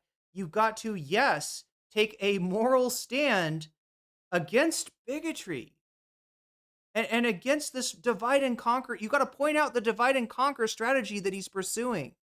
You've got to point out that when he says we're going against the enemy within, that's going to be you. If it's not you right now, it's going to be you soon. Oh my God, a zombie is... did I do everything except for... Yes, I did. I did everything except for make a sword. Anyway. They are well, if the leader of the movement is a fascist, then the movement is a fascist movement. Yeah, right? I mean, Cenk, we have mass kidnappings and abductions and human traffickings with no due process. The real danger is that people don't know what fascism is. They don't understand why it's bad. They don't understand why it's wrong. They don't understand where it leads. So yeah, like while I don't find like the word very useful, I don't think it's poisonous to admit the obvious fact that he is fascist. It's just that you can't leave it at that. Your argument can't be just he's a fascist, so don't vote for him. Your argument has got to illustrate, what's wrong with that. What the problem with that is. Globitz, thank you for the resubscription with a Twitch Prime, which you can do for free. No cost to you, and it helps me out. It helps the channel out, and more importantly, it gives you emotes, which Globitz just got. Shaking my fucking Gurga right now. Yeah, we all are. From ICE Gestapo thugs. They've raided schools, meatpacking facilities, farms, Home Depots, 7-Elevens, deported a 4-year-old with American citizen with cancer, arrested a woman who just gave birth. I agree. That's a fact. If anybody who supports that, Cenk, is a fascist. They're a fascist. Say no due process, throw out the Constitution, that's fascism. Okay, so Kyle, we agree that all those things are authoritarian in nature, and you can call them fascist, and that's why we all worked so hard to make sure that Trump didn't win, because we saw all of those authoritarian tendencies. But the way you just framed it, it attacks the voters. It's not believable anymore, right? It's not believable that we worked so hard to keep Trump from winning. Cenk, I'm not convinced that you didn't go into that booth and pull the Trump lever. And definitely, I think Anna Kasparian, in fact, wasn't there a time where hasn't Anna Kasparian been asked, or somehow like, who she voted for came up, or maybe even a right-winger was like, you voted for Kamala, and I think she denied it. I don't think she straight up said I voted for Trump, chat, but I think she denied. I think that Anna's on record as denying voting for Kamala, right? I think the UIT was like nominally on the side of on the anti-Trump side of things, but that they did a lot to help the Trump campaign and to undermine any sort of solidarity on the left. It's just hard to buy him saying we did everything we could to stop Trump from being elected, and he was elected because of the max left. Because that Kamala talked about trans people constantly. She couldn't shut up about trans people, chat. Every single speaker at the convention was a trans Palestinian, and that's why we was a homeless immigrant trans Palestinian, and that's why the Democrats lost. Because you said MAGA, not Trump. Why do I have to coddle their fucking feelings, Cenk? Why can't I just tell the truth? That's what she said. She didn't vote for Kamala or Trump. Win. And but that's the you care problem. less about You that. keep reaching to the right, and then you miss the whole ocean to your left, and that's the problem. I don't miss it. I'm Think happy thoughts, and we can all fly to Neverland or to Thailand. leading the anti-war coalition. What part am I missing? Like, am I pro-war? No, I fucking hate this war, and I'm trying desperately to get us out of it. And by the way, this whole hey, I'm trying not to do it, guys. All right, I'll do the wrong. Oh my God, chat! I want to show you what Cenk has tweeted since then, right? I want to show you. Should we do that? Should we switch to Twitter real quick? Here, let me put Minecraft on pause so I can show you. Because the shit that he's saying right now is so ridiculous, right?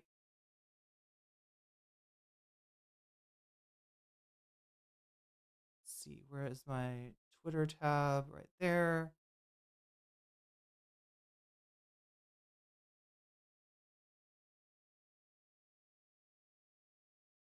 Okay, so now there's his little love letter to Zoran Mamdani.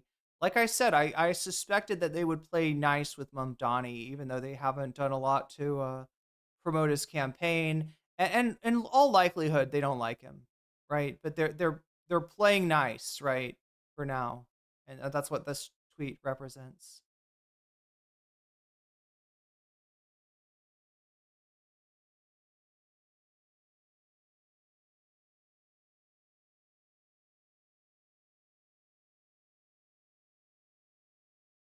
Look at this. There's a bullshit leak about how we didn't destroy Iran's facilities enough.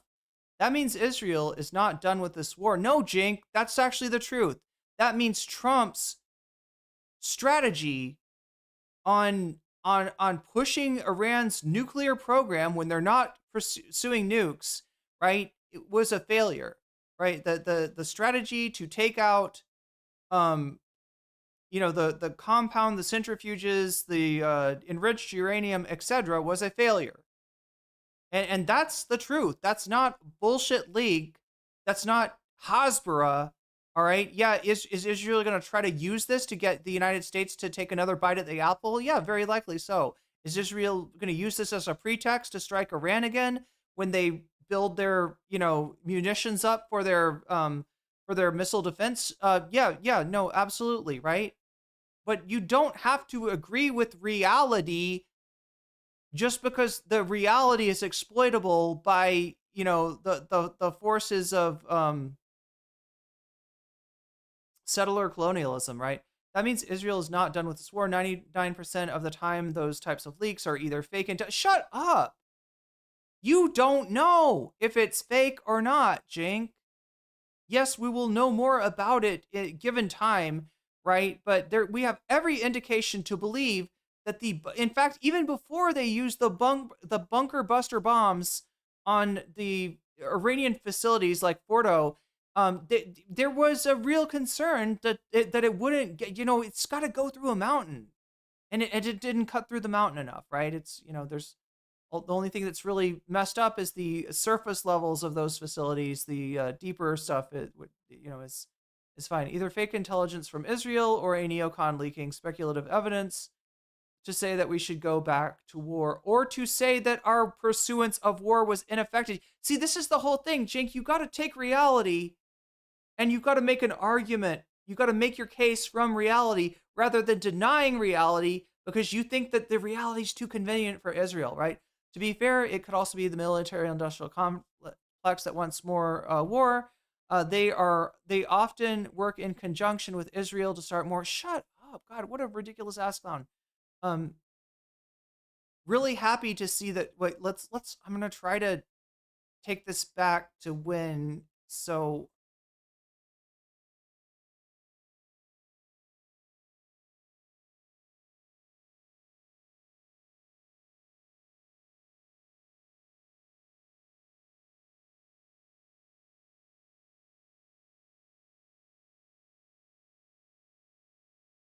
Let's see, today's the 25th. It's sometime around here. The world awaits Iran's answer. At some point here, he says, fuck Trump, right? Okay, here we go. You know what's not anti-war? Someone who starts a war. Fuck Trump. June 21st, right? Complete victory for Israel over America. Okay, so he's still negative Trump. negative on Trump. I want to thank and congratulate Bibi Netanyahu. We will work as a team. Okay, so he's still negative on there. And then here, everyone in Congress is going to vote on the War Powers Resolution. If our troops, any of our troops die in the Middle East, the responsibility lies squarely with Donald Trump. Still negative on that. The world awaits Iran's answer. Let's hope that it's muted.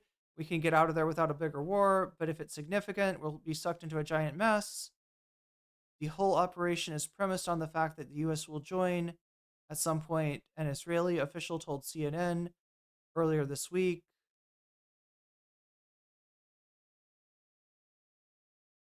Here's the Trump writing about regime change.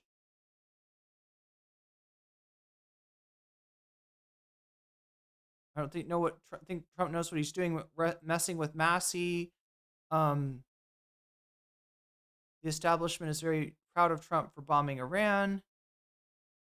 So yeah, you know, we got a few days of Cenk offering relatively base takes.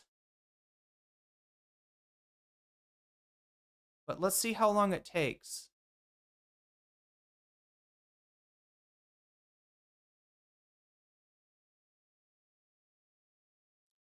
I'm really happy to see, this is how long it takes, chat. June 22nd, that he says, fuck Trump.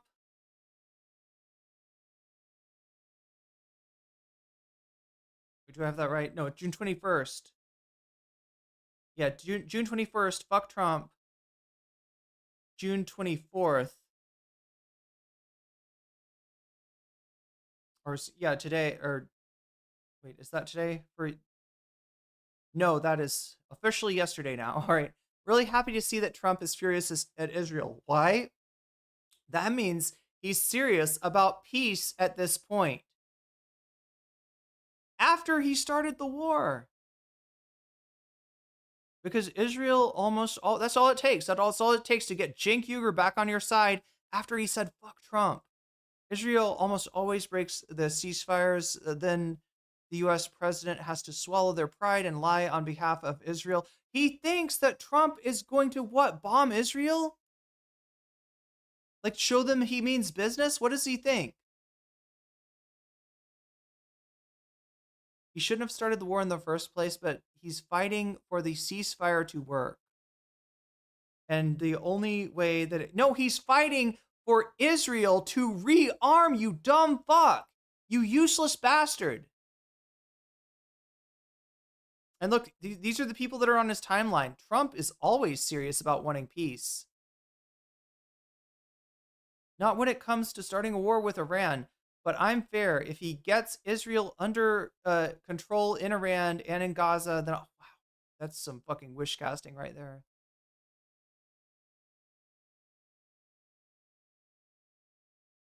Maybe he flip-flops later, but for now, it was a pleasure to see this from a U.S. president for the first time in my lifetime. Israel, do not drop those bombs. If you do, it's a major violation. Bring your pilots home now, Donald J. Trump. Guess what? Guess what, chat? They didn't bring the pilots home. They didn't. Trump tweeted this out, and Israel went ahead and bombed Iran again. And you know how long this ceasefire will last? Exactly as long as Israel needs it to last. That's how long. All right. As soon as they've rearmed, as soon as they've retooled, they're gonna take another bite out of the apple. They're gonna get Trump to fucking bomb Iran again, right? Oh, I'm sorry. Actually, Mr. Trump, we need a tactical nuke from you. Could you please help us with that? Strategy that makes me feel better by yelling. Small bean Israel needs your help again, Trump. At their voters and drive them away. Oh, meanwhile, Palestinians are getting killed every single day. Meanwhile, Israel's starting new wars. But let's talk about that, though, Cenk. Because I yelled at MAGA. Let's talk about that. This is your old strategy. Cenk, hey, what I'm doing is your old strategy. I'm so pure. No, stop. No. He is fucking downright obnoxious, isn't he? I'm so pure. Oh, look at me. I'm Kyle Kulinski. I'm so pure. Oh, I'm a maximalist leftist. Oh, look at me. Oh, I'm a big doo-doo head. He's a fucking child. The man is a fucking child. That's your old strategy, Cenk. And it is I'm also doing a TYT's old look, I'm trying strategy. super hard not to say it's a dumb strategy. Why are you okay with the right playing by different rules, Cenk? Why are you? Because the right, I saw this last election. A speaker at one of Trump's rallies at MSG came out and said the whole party of Democrats are degenerates, Jew haters, and lowlives. Trump calls Democrats the enemy from within and says we should use the military against them. And then he does you. And please understand, when you're processing what America First actually means, he means he's going to attack America first. That's what he's doing right now. He's attacking the enemy within.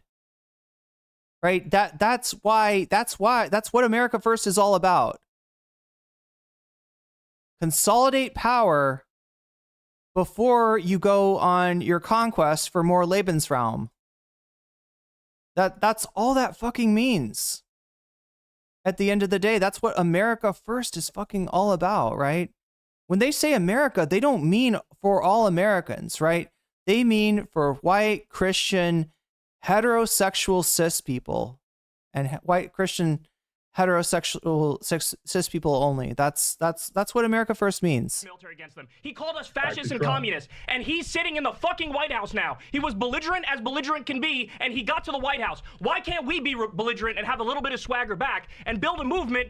If people want to come over from the right, that's great. They can come over from the right. But I'm trying to get. And honestly, Kyle's right. You know, like I don't think you should ever have a strategy to target like MAGA enthusiasts, right? That should never be the core of your strategy, because if you're doing that on the backs of fucking the rest of your coalition over.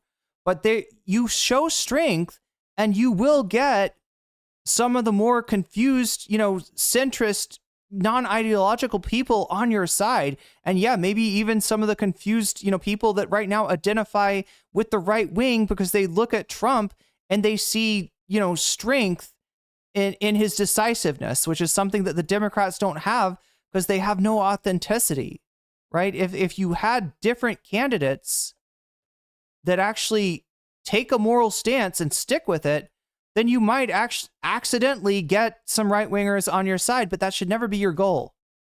And leftists and independents and build a massive coalition of 60% of the country that way. Fuck them if they're signing on to all the fascist shit that's happening right now. Fuck them.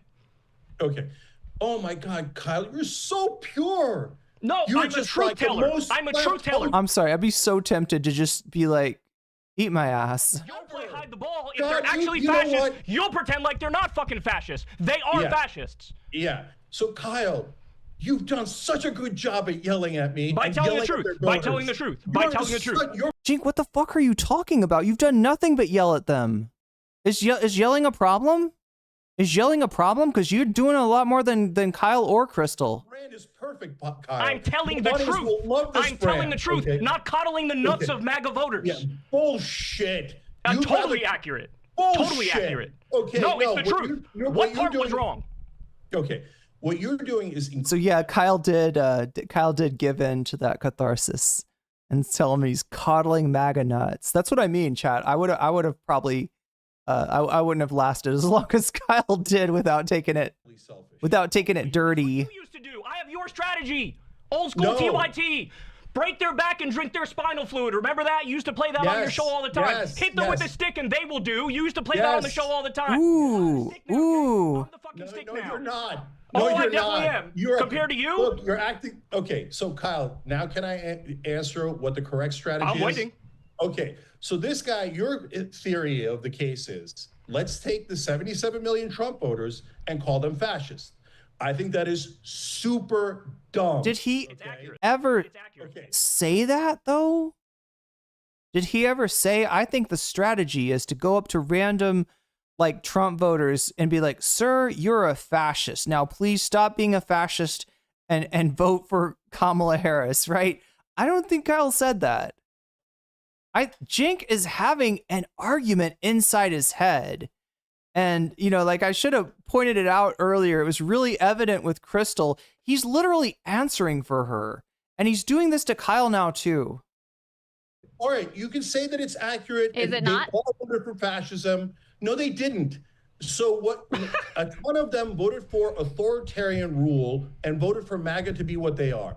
but a ton of them voted on inflation and immigration. I know your audience doesn't want to hear that, and they want to see you being a hero and calling them all Nazis, okay? But what you're doing is driving away independent voters. You have no coalition. Jink, there's a difference between you asking if you think that this movement is a fascist movement and Kyle answering correctly yes, and Kyle going up to like random Trump voters, you know, calling them Nazis and expecting for them to change their political, to be embarrassed by that and be like, you know what, I guess I am a Nazi. I need to stop doing that, right? That's, you're arguing with a straw man. Because you keep calling the other side fascist. We're actually building a real coalition of independents. Not allowed to tell the truth. Yes, including independents. Can I finish? Including independents who voted for Trump. How did Trump win those independents? Trump and are anti-war. But Cenk, even if you putting aside, no, let's just they're talk. belligerent and they win. Why can't we be belligerent and win? Let's just talk tactics. Hold on. Let's just talk tactics. You've answered many. Let's just talk tactics. Did Trump win by extending an olive branch? Is that how he won over the independents? Was Trump handing out olive branches to all the lefties in the country? He was calling us fucking serial killers and communists and fascists and lowlives. Kyle and I did the thing you're doing now. Just yell at me. Don't let me answer. The thing we did, you're doing now. All right. Yeah, I'm sorry, Jink. You haven't had enough. You haven't had enough time. You haven't had enough talk time. And it was failed. It was failed. We tried it. Learn from our mistakes. Okay. No, you're making the mistake. So, guys, you attack their politicians. So Kyle, when you talk about, I used to say you break their back and drink their spinal fluid. I didn't used to say that. I say that now. You do it to their politicians, and you expose their hypocrisy to their own voters. But those voters are not going to listen to you if you call them Nazi in the first sentence. They're going to shut off completely, and they're going to say, oh, Trump was right about the left. They're radicals. They're insane. See, here's what Jink is doing. He's pretending that he can win over the right. I don't think he even believes this. He can't believe this, right, chat? It's pathetic if he actually believes this, right? So he's pretending that the imperative is to get MAGA votes. And how are we going to get MAGA votes? By moving to the right. It's an excuse. The real answer is that Jink is more conservative than he's been letting on. While the rest of the progressive movement has been moving left, Jink has not been a happy camper. And now that he's found a way to, you know, at least get onto right-wing platforms like Piers Morgan's, right? He feels like, you know, he can do that, right? But it's the means to an end is not about winning Trump voters on. The end that he has in mind is pulling the Democratic Party to the right, because he is to the right of the rest of us, right? He is, you know, I don't know if, you know, if the party has changed or if he has changed, right? But he's dissatisfied with the Democratic Party, the fucking feckless, intransigent Democratic Party, according to Cenk Uygur, is too far left, is left maxing, right? He wants it. He wants the Democratic Party just the same as any other fucking neoliberal. He wants the Democratic Party to be more like the Republican Party, just maybe in different ways, right? Instead of, you know, lowering taxes and regulation, right? Cenk wants to move to the right on social issues. Instead, if you say to them, start with an agreement. Hey, guys, remember when you said you were anti-war? They're going to say, oh, yeah, we're anti-war. This is the precious flower argument. Okay. All right. No, it's not okay, so look, now again, we're at a real disagreement. When you were pretending that I'm like, oh, coddling Trump or Republicans, that's a lie. Okay, so we've now moved past that. You're doing the So voters. now when you get to their voters, their voter, your strategy is call them fascist. No. My strategy is talk to them like they're human beings and say, hey, did Trump reach out to the left? No. But did he say that he agreed with left-wing for things like anti-war and corruption? He doesn't mean it, but did he say it? Yes. Was he able while to shitting do better relentlessly on the entire left? I'm almost done. So was he able to do better? See, Cenk, you don't know. Like, listen, you can't have a debate with somebody if what you want to do is come on their platform, this is what you want to do. You want to host their platform. You want to host an episode of Krystal and Kyle. The problem is you're not Krystal and you're not Kyle. It's their show, okay? They've invited you on for a debate, which means a back and forth. It means an exchange. If you insist on giving monologues, if you insist on occupying as much space as you can gaslight them into giving you, then there's no point in talking to you. And convince them that he actually is anti-war and anti-corruption. Yes, he did better. Anti-war isn't specifically left. Yeah, in the sense that you wouldn't be anti-war if it's the 1940s and Germany just attacked France and Poland, right? Marketing. It's not true, but he did better marketing. So those voters, a lot of them voted anti-war doesn't mean that if you get attacked that you like surrender, or that there's definitely a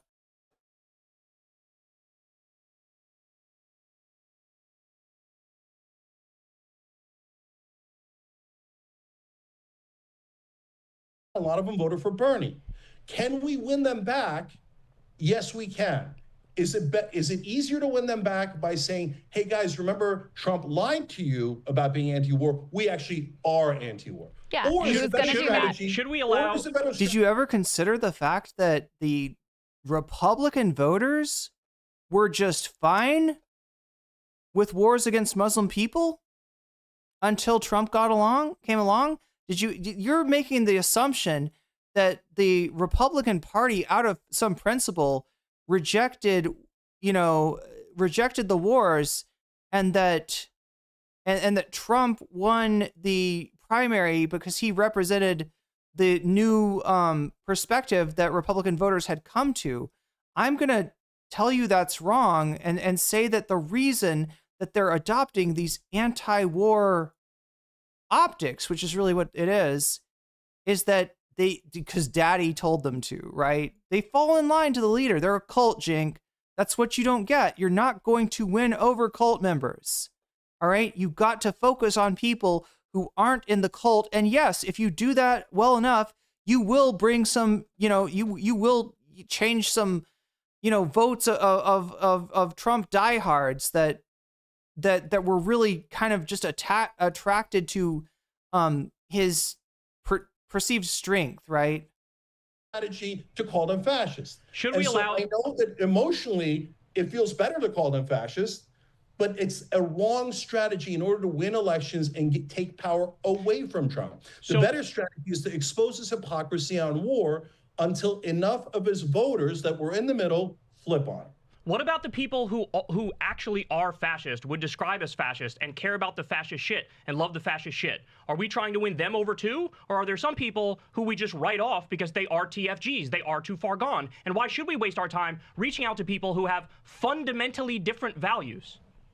Because Cenk does not have any values at all. He is purely an opportunist. He is purely a grifter. The last few years have shown us that clearly. Good question. Let's take two examples, right? Three examples real quick. So one is Mark Levin, right? Mark Levin is a neocon establishment, loves this war. Trying to convince him to not back Israel's war is hilarious. So should you bother with that? No, he's a bad guy, always going to be a bad guy on every issue, right? Then there's Steve Bannon, who's a bad guy on 95, 99%. Oh my God. But at a bare minimum has to say that he's anti-war because his base is pushing him to say anti-war. Steve Bannon is an ideological fascist. Cenk, your fucking strategy is bass-ackwards. I do believe that he has some thoughts that are anti-war, okay? So should I try to convince his listeners to be anti-war? Yes. And then there's the third category, Joe Rogan and the brosphere. And I said that those guys would be the first to object to freedom of speech violations, constitutional things of war, and they did. Not really.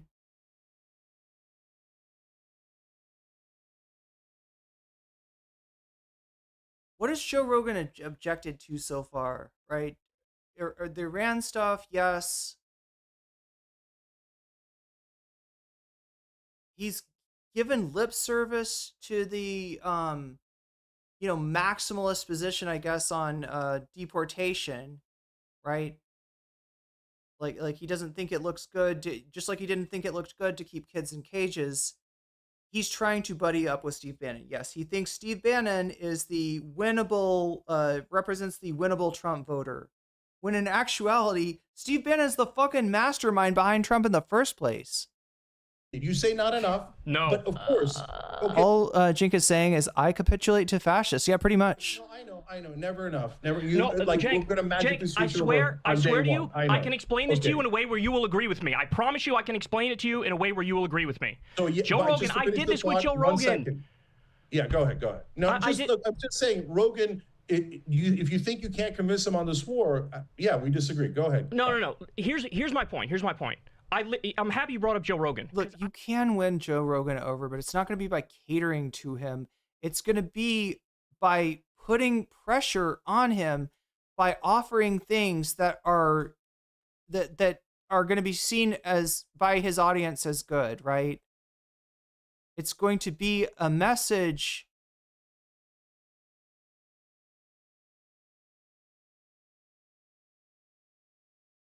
It's going to be a message of economic struggle against the oligarchy that wins Rogan's audience over. Once enough of his audience are won over, he will do. And you don't even have to hit him with a stick. I literally did this with Joe Rogan. I was on his show 5 or 6 times. I would make left-wing arguments. He would nod along in agreement and tell me I was right about all of it. Then, a short time later, he has Trump on his show, gives him a fucking hot stone massage and a hand job, and then endorses him and goes to his inauguration. And now when he does disagree with Trump, it is so fucking tepid, and then he goes right back to sucking him off on the next podcast. So my issue with somebody like Joe Rogan is it was already explained to him, Cenk, Trump is not for free speech. Okay. I know that Rogan thinks this guy believes in free speech, but here's a guy who sued Ann Selzer for a poll he didn't like. He sued CBS for how it edited a Kamala interview. He sued Simon & Schuster for a Bob Woodward book because it quoted him and he didn't like the quote. He threatened to de-license news outlets that criticized him. He wants to punish flag burning with a year in jail. He sued CNN for $475 million for calling election denialism the big lie. He sued Bill Maher for $5 million over a joke. He supports opening up the libel laws to sue journalists. He's arresting pro-Palestine protesters. A lot of these things I just listed were in the first term. And Rogan pretended I care so much about free speech and endorsed the most anti-free speech president in modern American history. So he is a fraud. And chat, correct me if I'm wrong, but I don't think that Rogan has said anything about Mahmoud Khalil. Like, I think that he's like, his sense of team sports and being against the specter of Islam is so strong that any, virtue signal he does towards free speech is just going to fall by the wayside. He is a liar. And even now, if he goes, I'm not sure about this war with Iran thing, bro, within 3 or 4 episodes, he'll be on. Steve Bannon was the Breitbart chairman that had a section on black crime going to be won over, fucking winning him over. Even look, here's okay. So here, I want to show you the difference between Cenk Uygur and someone who has their eye on Bannon. So Cenk will tell you, will tell Krystal and Kyle, and it's just kind of funny considering who Krystal is, right? She commented on this, that they don't engage with MAGA, right? He engages with MAGA, so he knows. They don't engage with MAGA, so they don't know. Obviously, Krystal has a show where she engages with MAGA people on a regular basis, and I think sometimes maybe is a little too giving towards them, right? You could say. But look, let's take another example. Naomi Klein. Naomi Klein is extremely interested in Steve Bannon. Naomi Klein listens to Steve Bannon's podcast. All right? But none of her engagement with MAGA has led her to shift her perspective, has left her to shift to the right on the issues, right? She understands Bannon because she needs to know her enemy. She does not confuse Bannon with being a possible friend, right?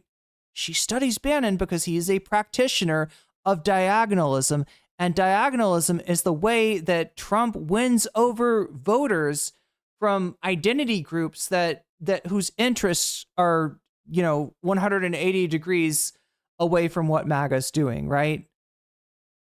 There are people on the left that don't have their head in the sand, they're not reactive, they're not knee-jerk reacting to, oh, I hate people on the right, oh, I hate Steve Bannon.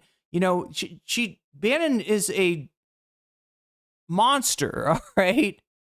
And she respects the danger that he represents, but she doesn't turn away from him. She studies him. Cenk is dead wrong about how to engage with MAGA. You engage with MAGA to win, not to be won over. And this is what Cenk has done. He's turned TYT into a football and invited the right to kick me. That's what this turn represents. To shitting on the left, shitting on liberals, saying they're crazy and wokeness is crazy and the censorship from the left is out of control, because these are not serious people. These are people who ride the vibes and ride the waves in the country, and there was a pro-Trump wave. What I'm saying is, let's shift those vibes. Let's shift those waves. Yes. Yes. And make it so that being left is edgy and cool and fun again, and that requires being a little belligerent, being a little unhinged, having fun with it. That's where I stand on it.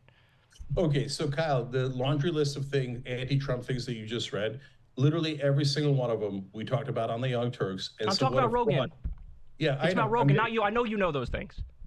No, but the audience doesn't know that because you just listed that as if I don't know that about Trump. It was about Rogan.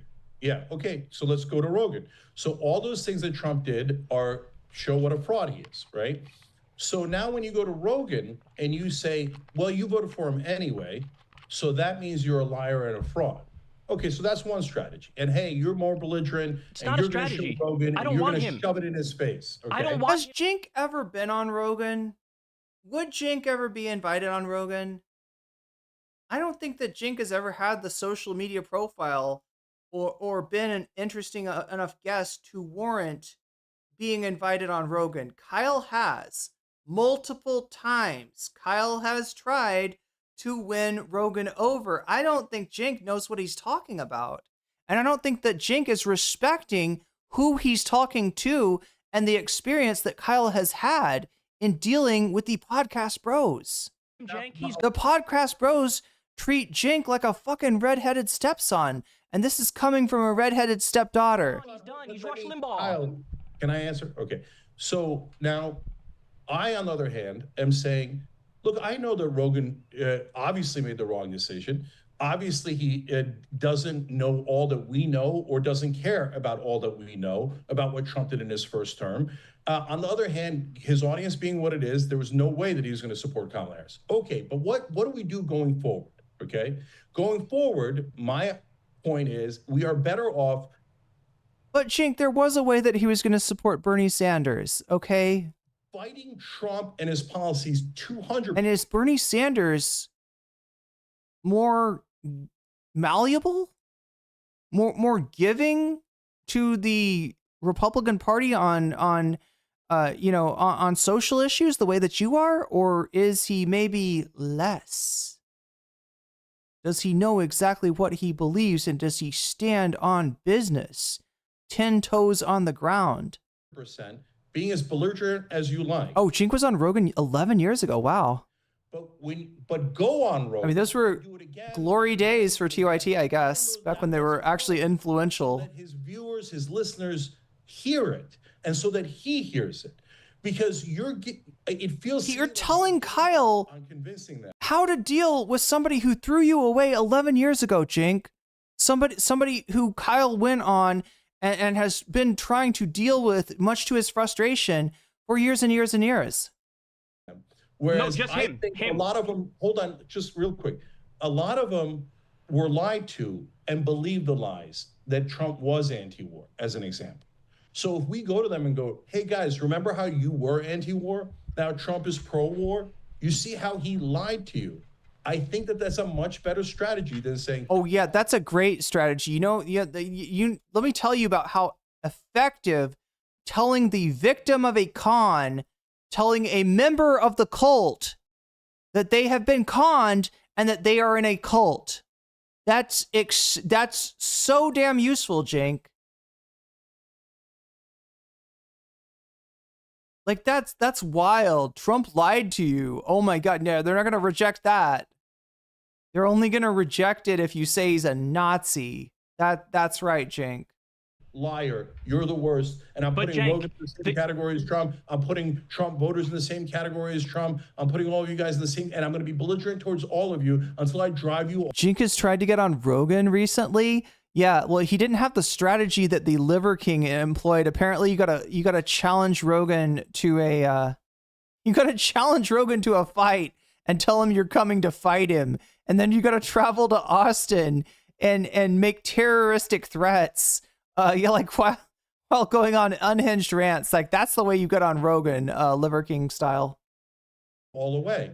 Please don't do that. Please don't do harm. But Cenk, the gaping hole in your argument is that Trump was a warmonger in the first term, and Mr. Anti-War Joe Rogan still endorsed him after all of his warmongering in the first term, including increase in drone strikes over 400%, bombing Syria twice, bombing Somalia, assassinating Qasem Soleimani, doing every horrible warmonger neocon thing in the world, and he still endorsed him. So maybe Rogan is just a fraud and a lost cause, and he's more like Rush Limbaugh than he is like Bill Hicks. He likes to think of himself as George Carlin or Bill Hicks. He's not. He's like fucking Rush Limbaugh. Okay, so guys, you know I got to go because I have a panel coming up in like literally 10 minutes here at VidCon.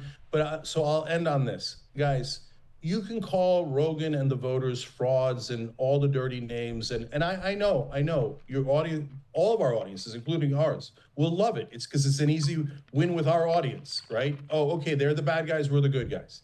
But no, giving up on Rogan, giving up on the brosphere, especially as they're now, like, look at Tim Dillon, total open revolt against Israel, against the war.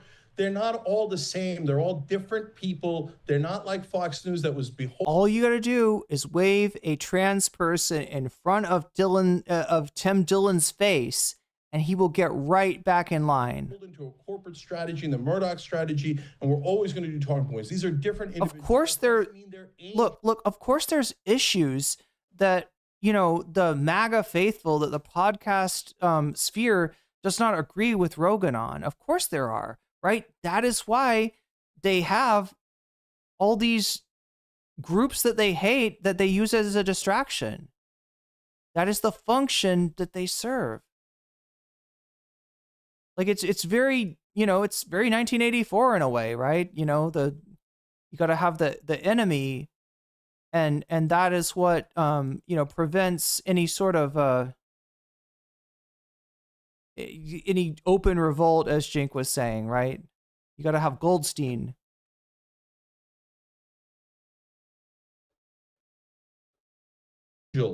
It means you go and engage with them, engage with their audience, engage with those voters in the middle, so we win them back and they realize. You're talking to somebody who actually did engage with Rogan, and who the person you were talking to before is on a show with MAGA people.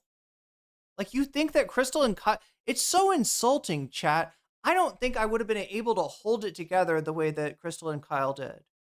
I think I would have let the ad homs, like, I would have sounded a lot more like Francesca talking to Cenk, because he just pisses me off.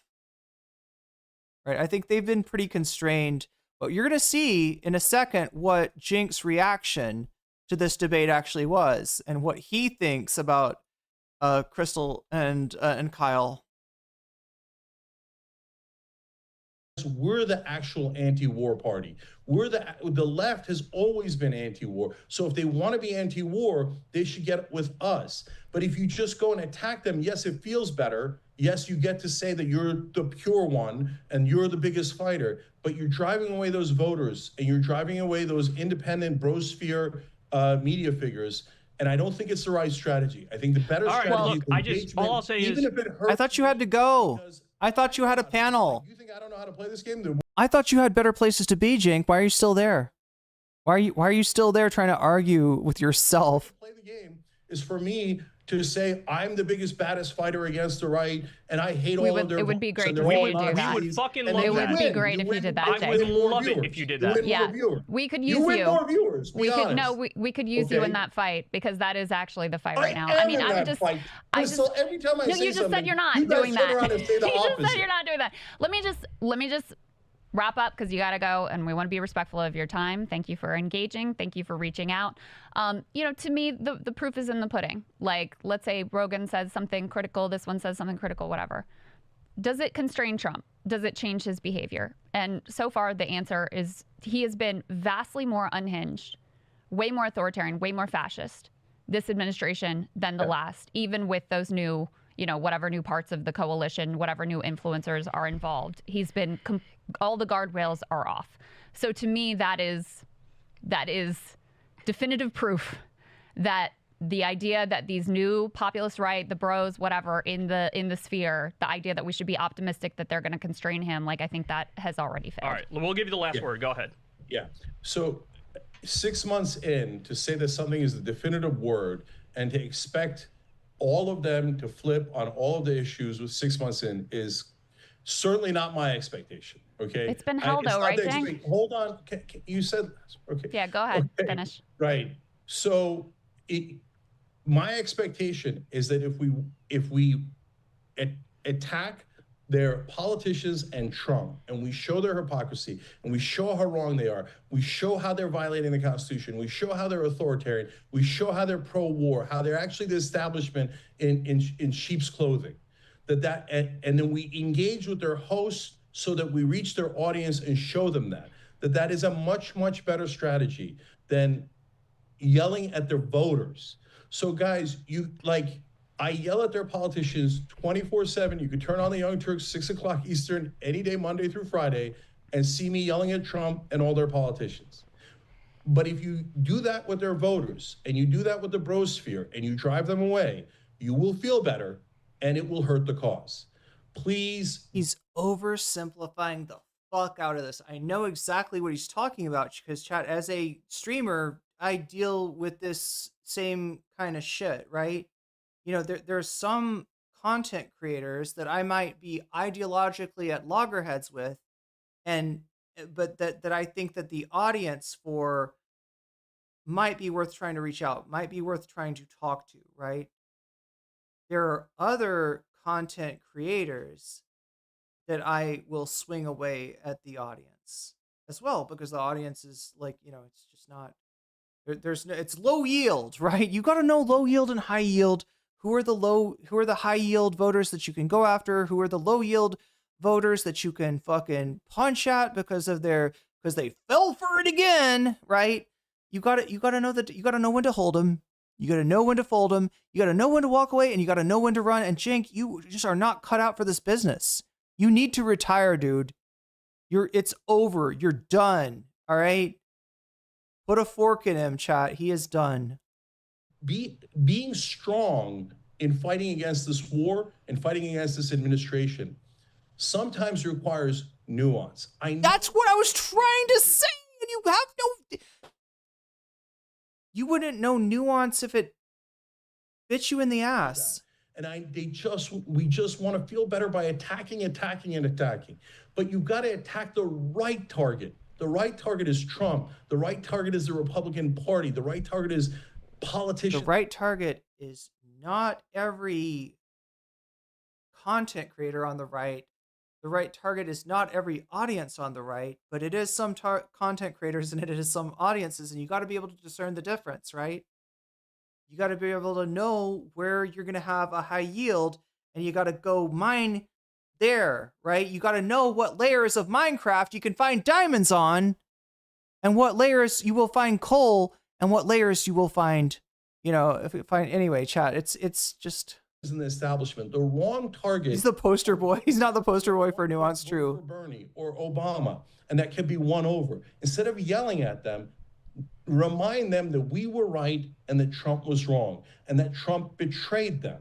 I think that is the infinitely better strategy. I hope you guys join me in that. And that is not a weak strategy. That is a very strong strategy to win back the middle so we can take power away from Trump. All right, Cenk, thanks. See, here's the deal. We'll become the Republicans, and then we'll make ourselves as close to the Republicans as we can. And then the dumbass Trump voters, who we say we respect, but we really think of as just ignoramuses, right? They're going to get us confused and be like, oh, are you Trump? Here, let me suckle to your nipple. And then we'll win them like that. We'll convince that we'll make ourselves look just like Trump. We'll make ourselves look just like MAGA, and they'll get confused because they're stupid and they don't know the difference anyway. What an asshole. What a worthless asshole. You can find him on the Young Turks. You can follow him on All Twitter. right, so there we go, chat. That is the yeah, I should have pulled out a different Minecraft map for you. Anyway, let's get rid of that, and then I do have some more Cenk Uygur for you, believe it or not, right? Let's check in on our poll and see where we're doing. We're at 212 right now out of 300. The way that this works is that if we get to 200, we get 2 pieces of bonus content. We get to 300, we get 3 pieces of bonus content. We're at 212 right now, unless I've been lax on my abacus counting. And what is winning? It's still Liver King tries to Joe Rogan in Minecraft, right? He tries to oof Joe Rogan in Minecraft. Right, at 41%. Second place is Ela Girl Boss's Genocide. So those two look like we're going to get those for sure. Third place is Adam Friedland enters Stabby's World. Enters Stabby's World and tries not to crap his pants, because that has been a problem in the past for Adam Friedland. Let's see if he can keep those white pants clean today on Stabby's World. And then fourth place is Ethan Klein responds to Vadim. But before we even do that, chat, I'm going to show you a couple of videos from Shaky Gurga.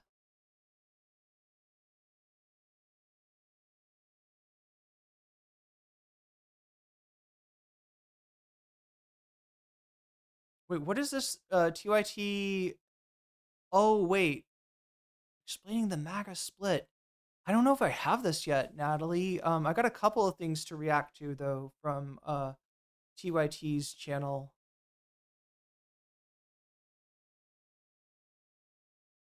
Oh, wow. He spends like 20 minutes attacking Krystal and Kyle here. And then I've got like him answering a question from a chatter or from a super chat.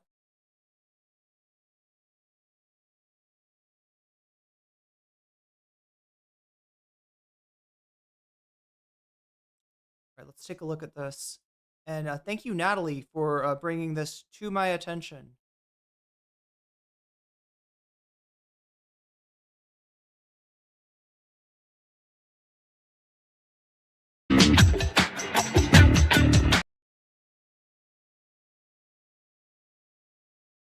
Split in the country, you're a little cuckoo for Cocoa Puffs. Thank you, Granica, sparing with you guys. I feel better today because Trump has done some positive things today, which is a bit shocking. Let's go. We'll see if it holds. Brace for impact. Right? Yeah, I know. Oh my God. So I've been getting yelled at online all day. So what's new? I know, right? I've been a bad boy. The left, the maximalist left isn't very happy with me. What, you're saying that Trump enforcing a ceasefire against Israel is a good thing? No, boo! We don't want enforcing a ceasefire? Has he pulled their weapons, Cenk? What are you talking about? Enforcing a ceasefire? Israel to have a ceasefire. No, but wait, we do want Israel to comply with a ceasefire. No, you have to hate Trump anyway. Okay, all right. Well, anyway, we'll adjudicate. We'll sort that out. Okay. I think one of the best things that you can do to kind of understand this current political moment, because a lot of things don't make sense if you're kind of operating based on the old partisan lens. I wish that things were as cut and clear as they might have been in the early aughts, but they're not. They're not. And it's hard to make sense of how things are changing and realigning. We'll talk about this tomorrow, so I have time to produce it. But Candace Owens was on Piers Morgan today for a one-on-one interview. That interview blew my mind, okay? Because everything a Nazi blew your mind. That's great to know. She said was accurate. Everything she said was true. And everything she said is you have said the truth, Candace. Reminiscent of what you would hear from a left-wing show arguing against essentially aiding and abetting Israel in its genocide in Gaza. Oh, gee, I wonder why Candace Owens isn't a big Israel fan. Let me see. What is it about? Maybe it's because she cares so much. She's got a lot of empathy, chat, and she cares about the Palestinians, the dignity and the lives of the Palestinian people. Candace's heart just goes out to them, right? Maybe that's it. Do you think that's what it is? You think that's why she hates Israel so much? What would it be about Israel that maybe she's taken a principled stand against settler colonialism? Do you think that's it? You think that's where she's coming from? Maybe she's not a big fan of ethno-states, right? That's why she doesn't like Israel.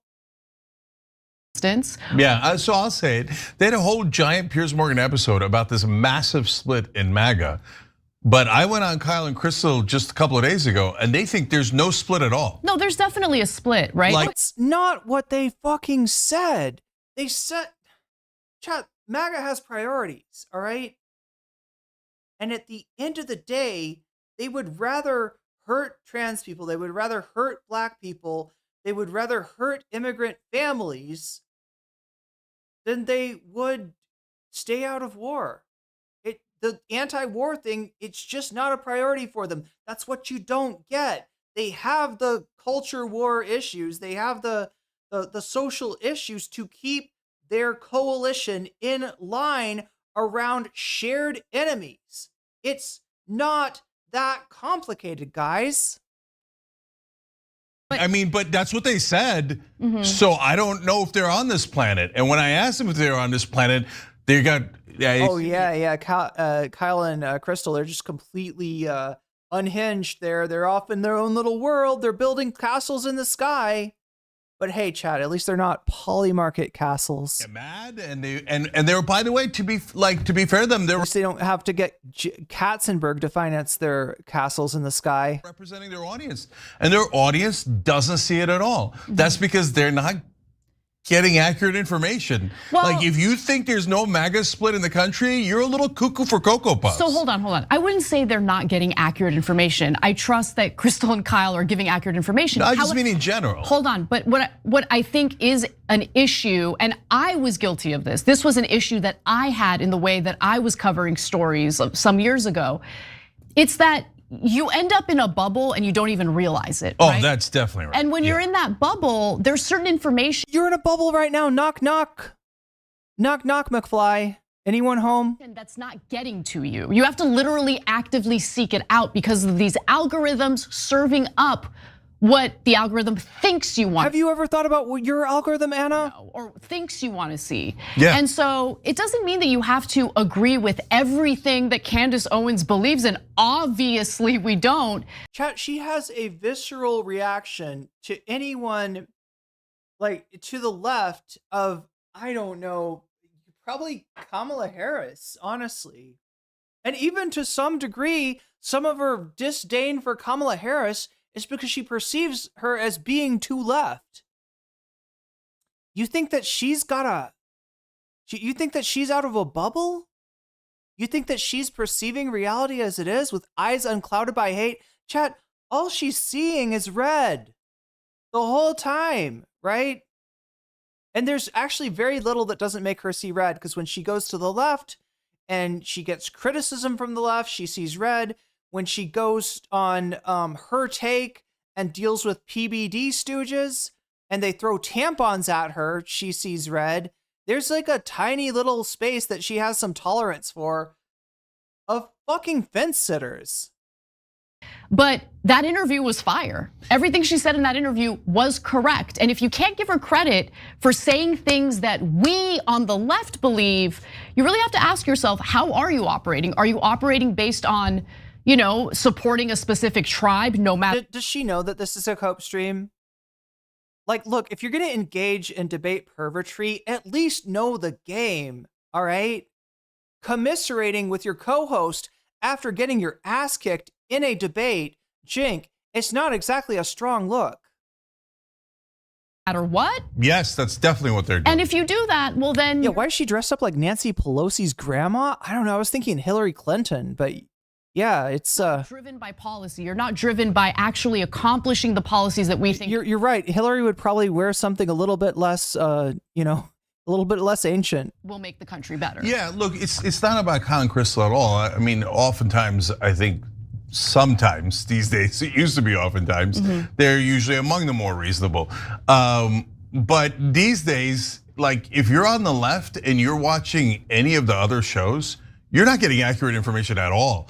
They're telling you. Oh, geez. Yeah. Hey, chat. We're not a cult here at TYT, but just whatever you do, don't watch any of the other lefty shows because you won't get accurate information.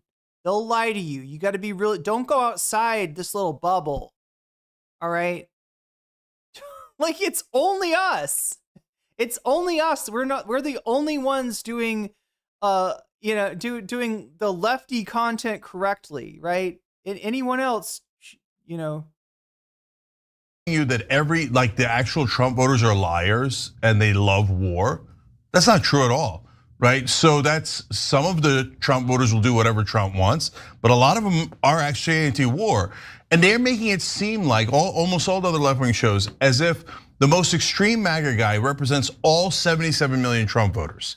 And if he literally says that we lied to our audience. Wait, we as in left-wing host, Natalie? Or do you mean that he says we as in TYT lie to our audience? You believe that, then you'll hate them. Of course, you'll want to call them fascists and racists and Nazis and all those things. But that's maniacal. No, as you get closer to the middle, there's a lot of former Obama voters, former Bernie voters, anti-war voters, anti-establishment voters, and almost none of the other left-wing shows are acknowledging that. They're out in la-la land. And honestly, yes, most of the other left-wing shows are totally lying to their audience. And look, it's just like a cult technique, right? If you tell people that everybody outside of our sphere of accepted people is going to lie to you, they're all a bunch of suppressive people out there, you're doing cult shit.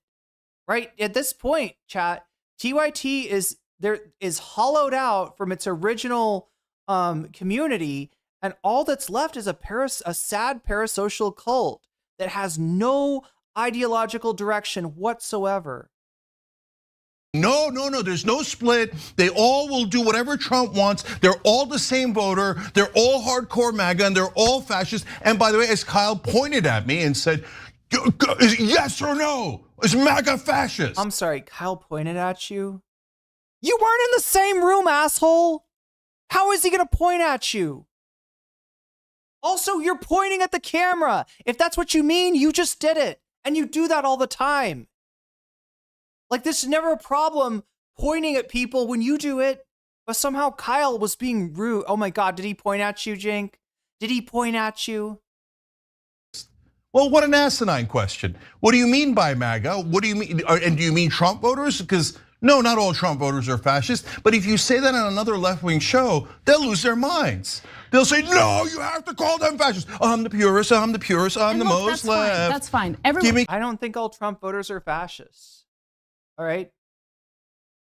I think that they're contributing to a fascist movement.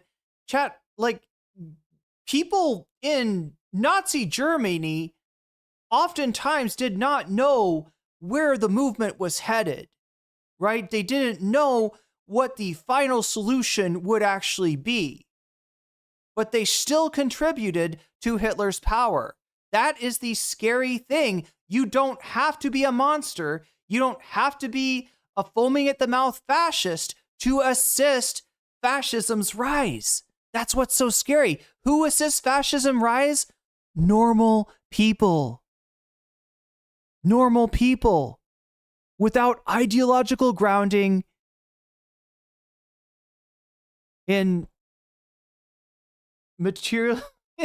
dialectical materialism, and without the courage to stand up and say no to a movement that is powerful and that is intimidating others with violence, right? There's plenty of people that were part of Hitler's rise to power that were not ideologically fascist, that could not tell you what fascism was truly about. Banality of evil, exactly, Emily French. That's exactly what I'm talking about.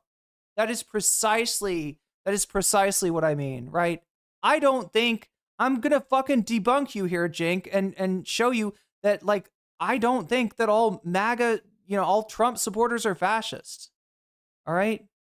There are some truly ignorant people out there.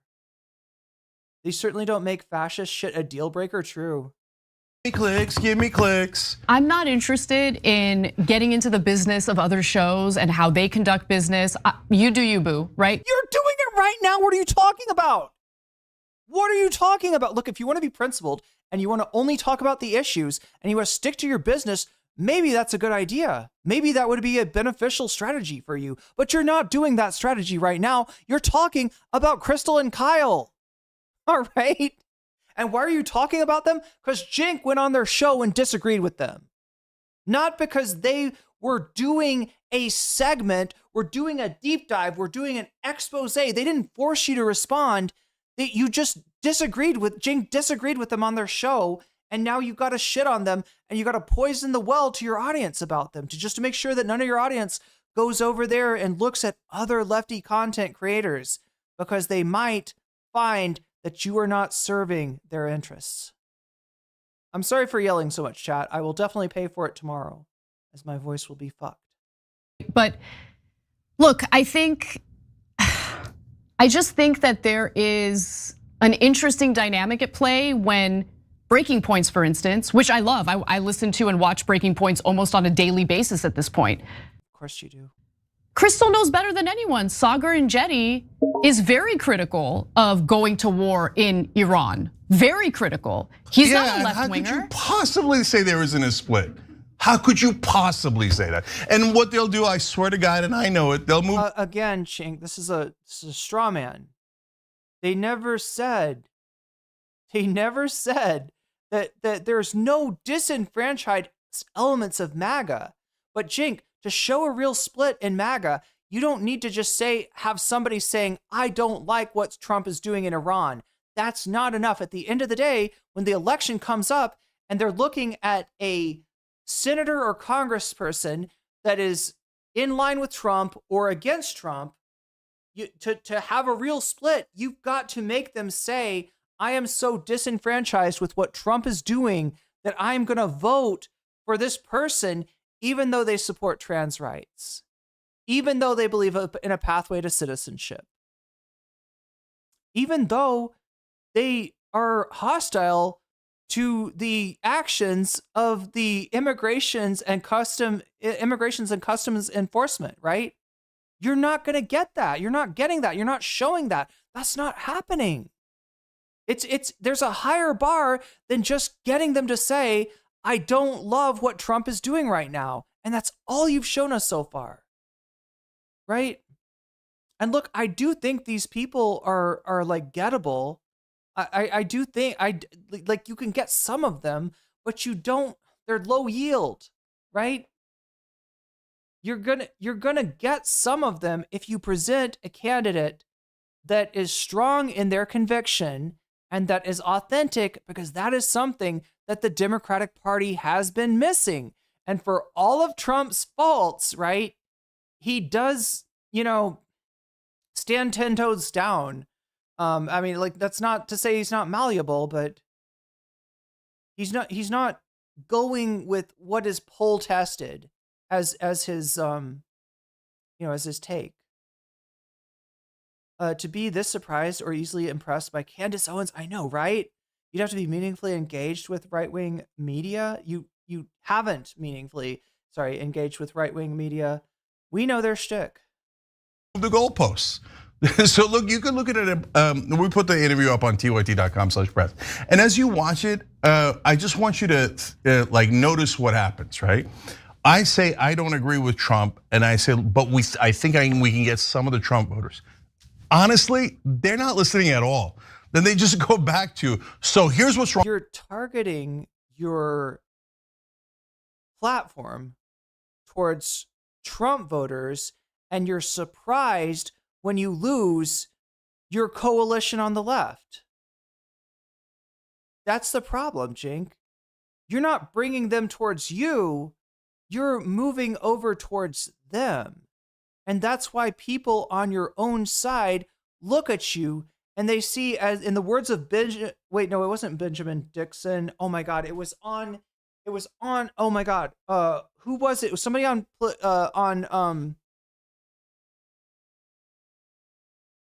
Thirst Trap. Oh my God, chat, why have I forgotten his name already? So somebody on Benjamin Dixon's podcast, right?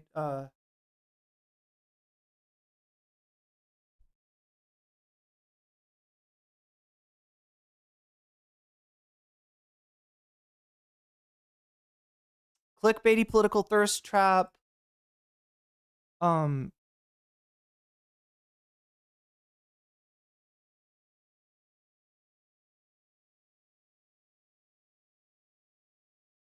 Yeah, Mayor Mondale. It was Mayor Mondale. Yep, that. You got it, Natalie. It was Mayor Mondale. They're coming off like goddamn MAGA, is what he said.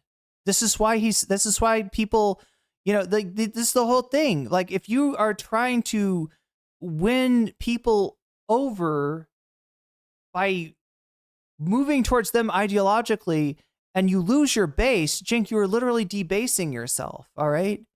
And that's fine if you want to switch sides. But understand that's why you're coming off like that to Mayor Mondale and to a lot of other people. Wrong with Trump. And I'm like, yeah, I agree. That's what's wrong with Trump. So let's talk about how to get the voters in the middle. And they're like, okay, now here's what's wrong with Trump. So like, I get frustrated. I'm like, wait, are we having the same conversation here? And so part of that is framing it as. Did anyone see Trump's NATO interview? Know what happened, Dr. McCribb? We're tougher and meaner on Trump voters. We got them, right? Oh, Cenk, look at him being soft on Trump voters. That's not a real leftist. And Cenk, you're the only one who talks like that. Please quit putting words in other people's mouth. It's so frustrating. You're obnoxious. As Kyle said, look, Ben, I don't catch. Well, I mean, you're not a leftist, number one. Yeah, right. But I'm on the left. Like, I'm massively. Are you? On the left. Are you? Right? And they're like, leftists don't represent the majority of the left. I mean, whatever words we use, right? Radical left, whatever. They're a small. Leftists don't represent the left. No. Sliver, right? But they always make it seem like we're the true left. Well, the polling doesn't indicate that at all. At all, okay? I'm sorry, but left is kind of defined by having a material analysis, right? Having a material analysis, having class consciousness, that's what defines the left. And there are people, that have, some lefty principles that don't quite get it. But the principles that they have come from people who do, people who are engaging materially and historically in analysis. So, Kyle was like, oh yeah, you're coddling them. And he used like some profane language, etc. Like, I'm okay, I'm a grown up, that's fine, I don't care, right? But by the way, if I said that to Kyle and I said, you know what? By helping Trump and MAGA win elections by driving away. Funniest thing you watched all day? It sounds like something I should watch on the short stream. Their voters, driving away the voters that are anti-war, anti-establishment in the middle. You're coddling their balls, Kyle. Well, hey, it's okay. We're all adults here, right? I mean, that's what he said. But if I said that to him in the middle, I bet you he would have been super mad. Is that how you? I don't think that Kyle minds somebody telling him he's coddling balls. I think Kyle is perfectly comfortable coddling balls, right? It's fine. They're just balls. It's funny here is that Cenk cites polling saying that leftists aren't popular. Then later in this broadcast, he claims that the polling about Trump voters is biased. balls? I don't know. I think he did it that way. I don't have enough experience with it. Kyle seemed to demonstrate it pretty accurately, I guess. Anyway, seriously, guys, look, it is what it is. We have differences of opinion these days. I'm not saying cancel them. Don't want. We have differences of opinion because you've moved to the right. That's where the differences of opinion have come from, Cenk. Them. I mean, Anna just told you she watches Breaking Points. I go on Breaking Points. I have these. Also, they weren't the ones making that interaction toxic, right? They weren't mean to you. They weren't bullying you. They invited you on their show, and you tried to take it over and monologue at their audience, right? And if it was my show, I mean, anybody see what happened when Nine Tails Cosmic Fox came onto my stream? This was a friend of mine, right? This was somebody that I was, I was friends with, right? Came onto my show and started talking about how great it was to stream on Cozy, how great it was to stream on Nick Fuentes' platform, how great it was to interact with the literal fucking Nazis. And that exchange did not end well for Nine Tails Cosmic Fox, right? Despite our friendship. I don't have a problem letting people know where I stand when somebody comes on my program and tries to take it over with a bunch of fucking nonsense of like how I'm reaching out to the right and I'm really doing some good shit over here, talking to literal fucking Nazis, right? And how long, chat, it was like a few months later that Nine Tails was on Twitter talking about fucking black privilege. Telling Zara how, well, you never acknowledge your black privilege, Zara. Actually, yeah, please, right? Yeah, you sleep with you go to sleep with the dogs, you're going to wake up with fleas, Nine Tails. I tried to tell you, but you wouldn't fucking listen. This is not, like, I would not, what I'm trying to say, chat, is that I think that Kyle and Krystal were extremely patient, maybe to a fault with Cenk on this thing. I would not have put up with that kind of nonsense. Somebody comes up, look, it's bad enough that you're trying to talk over me. If you try to talk over me with nonsense about how you're doing praxis by going on Nick Fuentes' fucking streaming platform, you will get shut down, and it will not feel great. It will not be a good result for you, right? These conversations. I'm trying to have conversations where we discuss what is the best strategy to take power away from Trump and bring those anti-establishment, anti-war, anti-corruption voters to our side. And by our side, I don't mean establishment Democrat. If you're going to go in that direction, they're never going to say yes. And by the way, I also don't mean radical left, because if you go in that direction, they're never going to say yes. But if you go populist left, core Bernie, economic populism, they will say yes. So please, it's not about watch this show or that show. Watch all the shows. Get all of the opinions, okay? Make sure you're getting the facts. And at the end of the day, think through, okay, it's easy for me to get tribal and say, I hate those guys. That's an easy thing. And by the way, Kyle said, you used to do that, and some of you guys wrote in yesterday and stuff. Yeah. First of all, I do it to their politicians all the time. The politicians you fight are up, different. you look up, yes, you fight the politicians. Yes. Okay, that's the difference. Right. I want to emphasize that.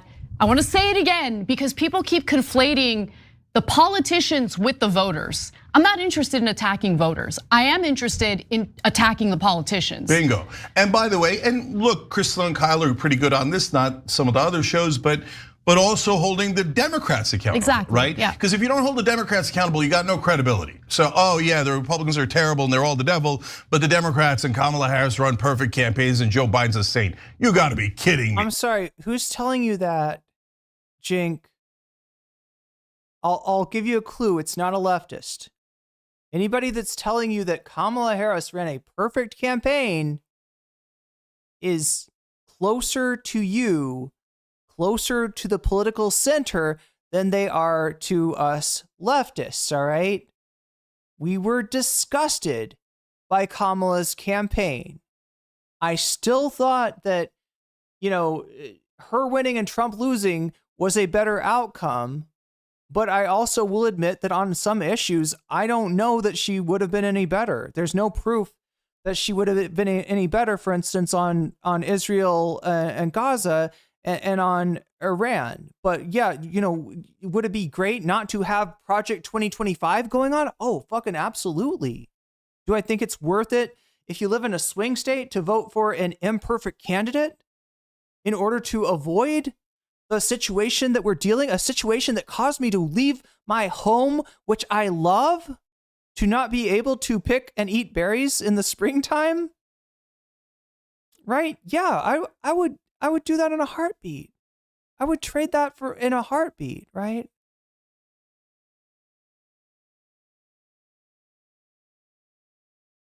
No way. But luckily, most people have moved on past that, right? And they were never in that camp in the first place.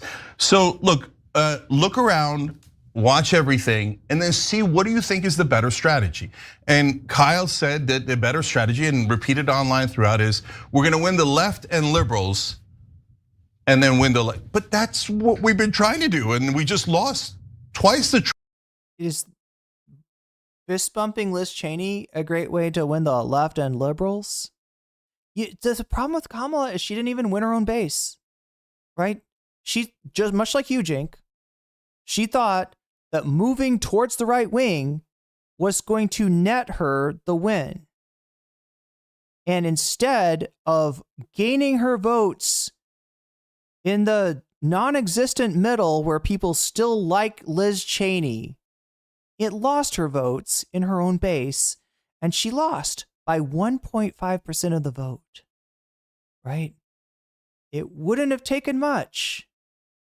Just a small acknowledgement that the current state of things in Gaza is unacceptable, and that Israel is morally in the wrong, right? You don't even have to call it a genocide. You don't even have to call them an apartheid state. Just a small acknowledgement could have shifted, could have brought out, the numbers that you needed to win in those swing states. Instead, Kamala Harris moved towards the center. This is what Cenk and Anna are proposing. Their policy prescription is to be more like the Harris campaign.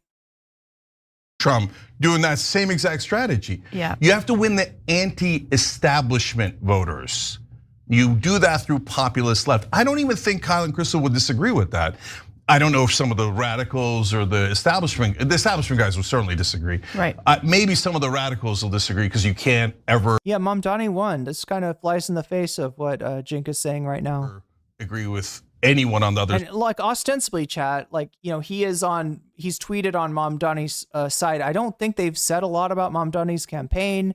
Sounds like they've been pretty silent about it. I would expect that internally there may be a little bit hostile. I mean, they don't like progressives. Let's be real. But they're, like I predicted, they're kind of playing nice, or at least Cenk is playing nice with Mamdani for now. Side about anything, right? But overall, please use your mind. Please, by that I don't mean it like in a derogatory way. Use your own independent judgment. Don't take my word for it. Don't take Kyle's word for it. Don't take Rando's word for it. Okay, think through what is the best strategy. Is the best strategy to call the other voters fascists and drive them away, or is the better strategy say, hey, if you actually do agree with us, even moving to the center, she wasn't conservative enough for them. Yeah, they don't want diet evil, right? They got the real deal. They got the full flavor of Trump if what they're looking for is evil, right? You're never going to beat evil with diet evil. We're not going towards you. They're coming towards us. Anti-establishment, anti-war, anti-corruption. Then great, you're welcome. Welcome to come here. And I say that about the Young Turks. Yeah, if you're an independent voter and you believe in populism and you actually meant all those things, you are definitely welcome here. And go ask the other left-wing shows. Yeah, he fought a workplace union. That tells you everything. Yeah, he's to the right of Biden. This asshole is to the right of Joseph Robinette Biden. They welcome. Now that I've stated it this way, they'll seem like Jack. Maybe not on every issue, but definitely on labor. As if they say they're not. I mean, so yeah. He calls himself a populist. What kind of populist hates union? What kind of populist busts unions? What kind of populist is that? He's got, look, you know what he's got from populist? He's got demonizing marginalized groups, right? That is the dark side of populism. You know, can you get a lot of people on board with a witch hunt? Oh yeah. Oh, just ask Donald Trump. That's his whole tactic. And that's what you've absorbed. That's where you're not taking the, you know, the authenticity, which is probably like the thing that actually works for Trump, is that even if though he's a fucking liar, he has that you know, he's not afraid to say something that people don't like to hear. But you are very afraid of that. You live every moment of your life in fear of that. Oh yeah, glad to provide you listening material of, as always, Funkmaster Ka. Might pretend that they are, but every single day they're like, fascists, go away, fascists, don't vote left, don't support the left. Well, if you do that, yeah, they're not going to support the left. They're going to go away just like you told them to. One of the things that Candace Owens said today, and look, it takes balls to say this. I don't think I have the balls to say it, but she. Anna's on record as saying that Candace Owens has balls. Are we transvestigating Candace now? Look, I mean, I fight fire with fire, but yeah, maybe you don't fight transvestigation with. Anyway, I'm teasing. She literally said, "No, I don't want regime change in. I think we should have a talk about regime change in Israel." Yeah. And then she talked about how she believes that Israel has carried out more terroristic acts than Iran has. And then she quoted Frantz Fanon. Oh wait, she didn't. Oh wait, she didn't. Because that's not where she's coming from. That's not why she dislikes Israel, right? There's a very particular thing about Israel that Candace Owens doesn't like, and it's not settler colonialism, chat. Which, look, yeah, that was strong. But my point is, she is willing to look at the broader picture, right? Not just what's happening at this moment, but what has happened historically with the formation of Israel, the wars that have been fought on behalf of Israel, and she's calling it like she's seeing it. And so if there is a contingent of Trump voters, and she did vote for Trump, and now she's like speaking out against him because of what happened in Iran with the bombing of the nuclear. Will she vote against him? Will she vote against him? Will she vote for anybody to the left of Trump? Right? Even if they're principled 10 toes on the ground for free Palestine, chat, is that going to make her vote for them?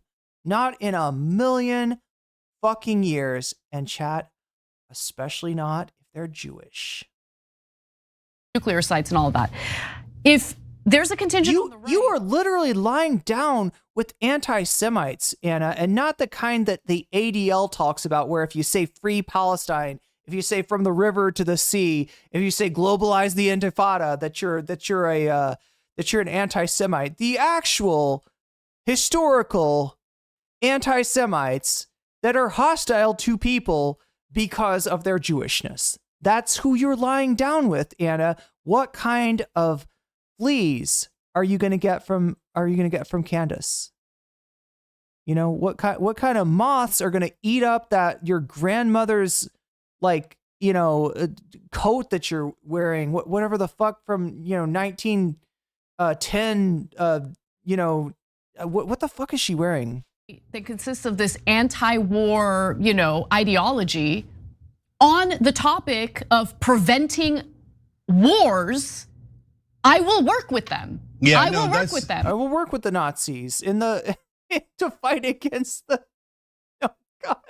Zionist occupational government.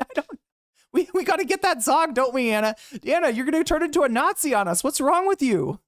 What is wrong with you?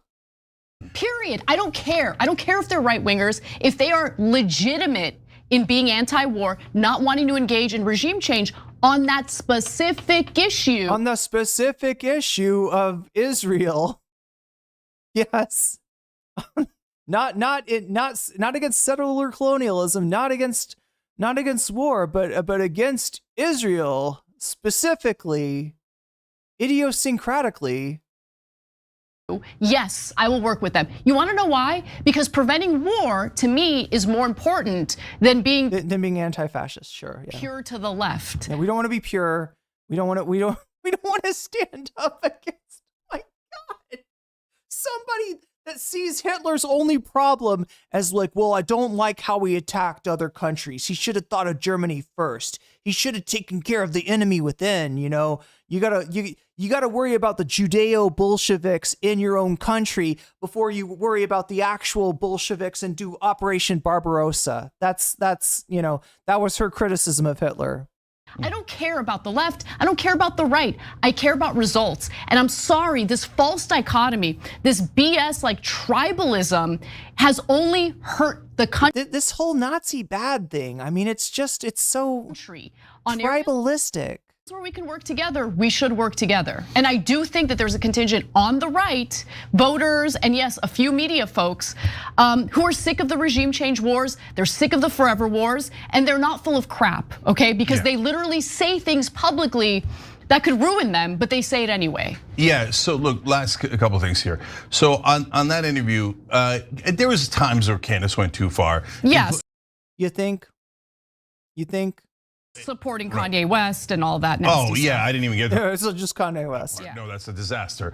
And even when she says, I want regime change in Israel, and Pierce says, please, let's talk about Candace's motivation, right? Why is she against Israel? What's the larger pattern? What is she against that Israel's doing? Or is it that she's against the people that comprise the state of Israel? yeah, I mean, they should get rid of Netanyahu, all so good so far. And then she later talked about using the military in the context of Israel. And I'm like, okay, bring it down, okay? Yeah, I agree. Okay, so now. Actually, look, I don't trust where she's going with that. This is probably pretty final solution-y. If Candace Owens wants to use the military against Israel, right? That's, you know, she's up to no good, chat. She's up to no good.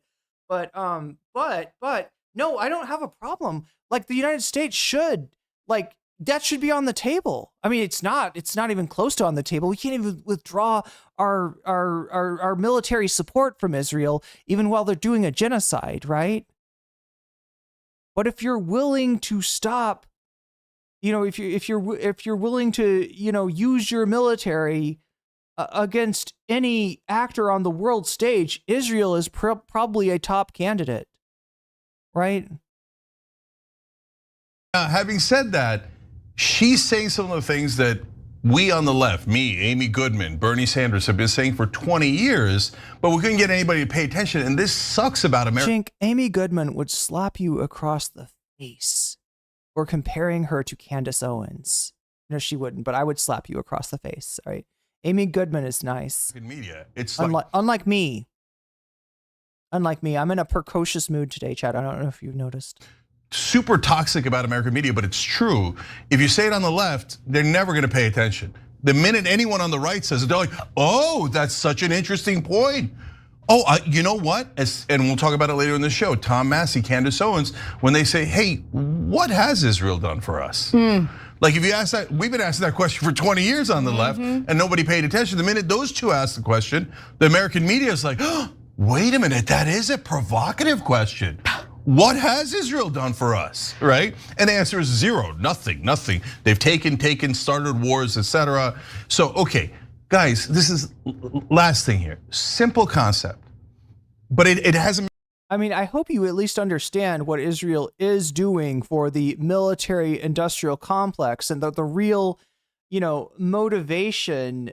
It's not a situation where Israel is the tail that wags the dog of the United States, right? It is that Israel's interests and the interests of our own military industrial complex are in line. They are functioning as our occupational government of the Middle East. This is an American occupational government. This is a you know, American outpost in the Middle East, right? Against the hordes of been treated as a simple concept. You can agree with some things. Oh my God, Natalie, you weren't kidding when you said they go off on Krystal and Kyle for like 20 minutes. I'm like, with other things about a person. And I'm saying it like I'm almost being patronizing, right? I get it. But that's because so many people say back, no, you can't. You know, if we just stop giving Israel munitions, how long would the Iron Dome hold up? At this point, Kaname, the Iron Dome, or Kaname-kun, the Iron Dome is pretty much depleted, right? They're like out of munitions. Now, Israel's saying that it's at 65% of its normal efficacy. I think that's Hasbara. I think it's lower. I think that Iran like depleted them, and that's the reason that they've agreed to a ceasefire, right? So they can reload, which does not portend well. It does seem like Israel, if not Israel and the United States, is just kicking the can down the road to take another bite at the apple later on, right? No, you either have to be 100% for Trump or 100% against Trump. Same thing for Candace Owens, Tucker Carlson, etc. Does Trump think it's a physical dome? Oh my God. If you even give them credit on a thing where they're agreeing with you, no, that's toxic, terrible, normalizes, blah, blah, blah. They make up a bunch of words. There's no legitimizing, There's platforming. no normalizing, okay? There's Candace Owens, it has been normalized, okay? She has a massive audience, massive platform. You bend the knee to her, I get it. There's nothing Cenk and I can do that we appreciate power. Further normalizes Candace Owens. She's wildly popular. No, it goes to a super arrogant sense of entitlement that I think actually. The problem is you're talking about her to your naive liberal audience without noting, you know, you've only kind of alluded to, you know, the Kanye West support isn't great. You haven't alluded to why she supports Kanye West, which is because she is a foaming at the mouth Nazi. All right. You know, like I said before, I don't think every Trump supporter is a Nazi. I don't think every Trump supporter is a fascist. I think there are some very low information people out there that get pulled into that, right? It's the banality of evil that we're talking about. With Candace Owens, she has stated her belief. It's not Kanye West. It's not that she doesn't disavow Kanye West, who is an anti-Semite. It's that she herself likes Kanye West because they are both anti-Semites. It comes more from the establishment Democrats. And it was perfectly illustrated in the Kamala Harris-Joe Rogan situation. They're like, Kamala shouldn't go on. It would normalize, it would platform Joe Rogan. Please. He has 39 million subscribers. He would literally be platforming Kamala Harris, not the other way around. And they're like, no, don't do it. No, but then you're stuck in your own little cave and nobody's platforming you and you're like, I haven't platformed anyone. Yeah, that's he's just like he's like horny to go on Joe Rogan, right? Somebody was saying that he tried to get on Rogan recently and Rogan had like no interest in him. So no one have heard from you. Okay, so like he's giving you an opportunity to make your case. And that's another thing I was surprised by. I thought that they would see the bro shows are an open rebellion, right? Rogan again today. Again, open rebellion looks like voting for a Democrat despite the fact that you disagree with them on trans rights, okay? That's what open rebellion would be. Like people don't have like, you know, people aren't really single issue voters, but they have priorities, right? And as much as the bro shows might say that they're anti-war, might like to brand themselves that way, at the end of the day, if they still vote for Trump because he's doing 90% of the shit that they like, he's hurting trans people, he's hurting black people, he's doing mass deportations, then there's no open rebellion to be had. That's just a difference of opinion that they happen to have with Trump, but they're willing to enable him anyway. Beating up Trump on immigration, not even the wars, right? Tim Dillon, Theo Vaughn, massively beating up Israel and saying, what are they doing for us and get out of the wars, etc. I'm like, and they're like, nope, I don't see it. And they said that Rogan was like, I don't know, I don't want to paraphrase. You can watch the interview for yourself, tyt.com/press. But like, he put Rogan in the same batch as MAGA, I believe. I'm like, no. Rogan has a whole bunch of right-wing positions I don't agree with. But he's not MAGA. That's a different category. He's in the brosphere. They're more independent. They're not in in that same category. They agree. There's a lot of overlap, right? But on war, and even on immigration, he's like, why are they kidnapping people off the streets in the middle of the country? He's actually been good on the topic of immigration. I remember Rogan got a lot of backlash in Trump's first term because he hated Trump's immigration policies and spoke out against it. Yeah. So look, I think Americans are a lot more complicated. It's kind of hard to say when you enable Trump doing mass deportations. Trump campaigned on mass deportations. If you didn't make the connection that this is what that's going to look like, that it's not just Laken Riley's killer, right? Then that's on you. That's your failure. As you know, and this is the problem with the bro shows. They are exceptionally low information, right? They cater to a low information crowd, and their hosts are low information voters themselves, right? It is the, you know,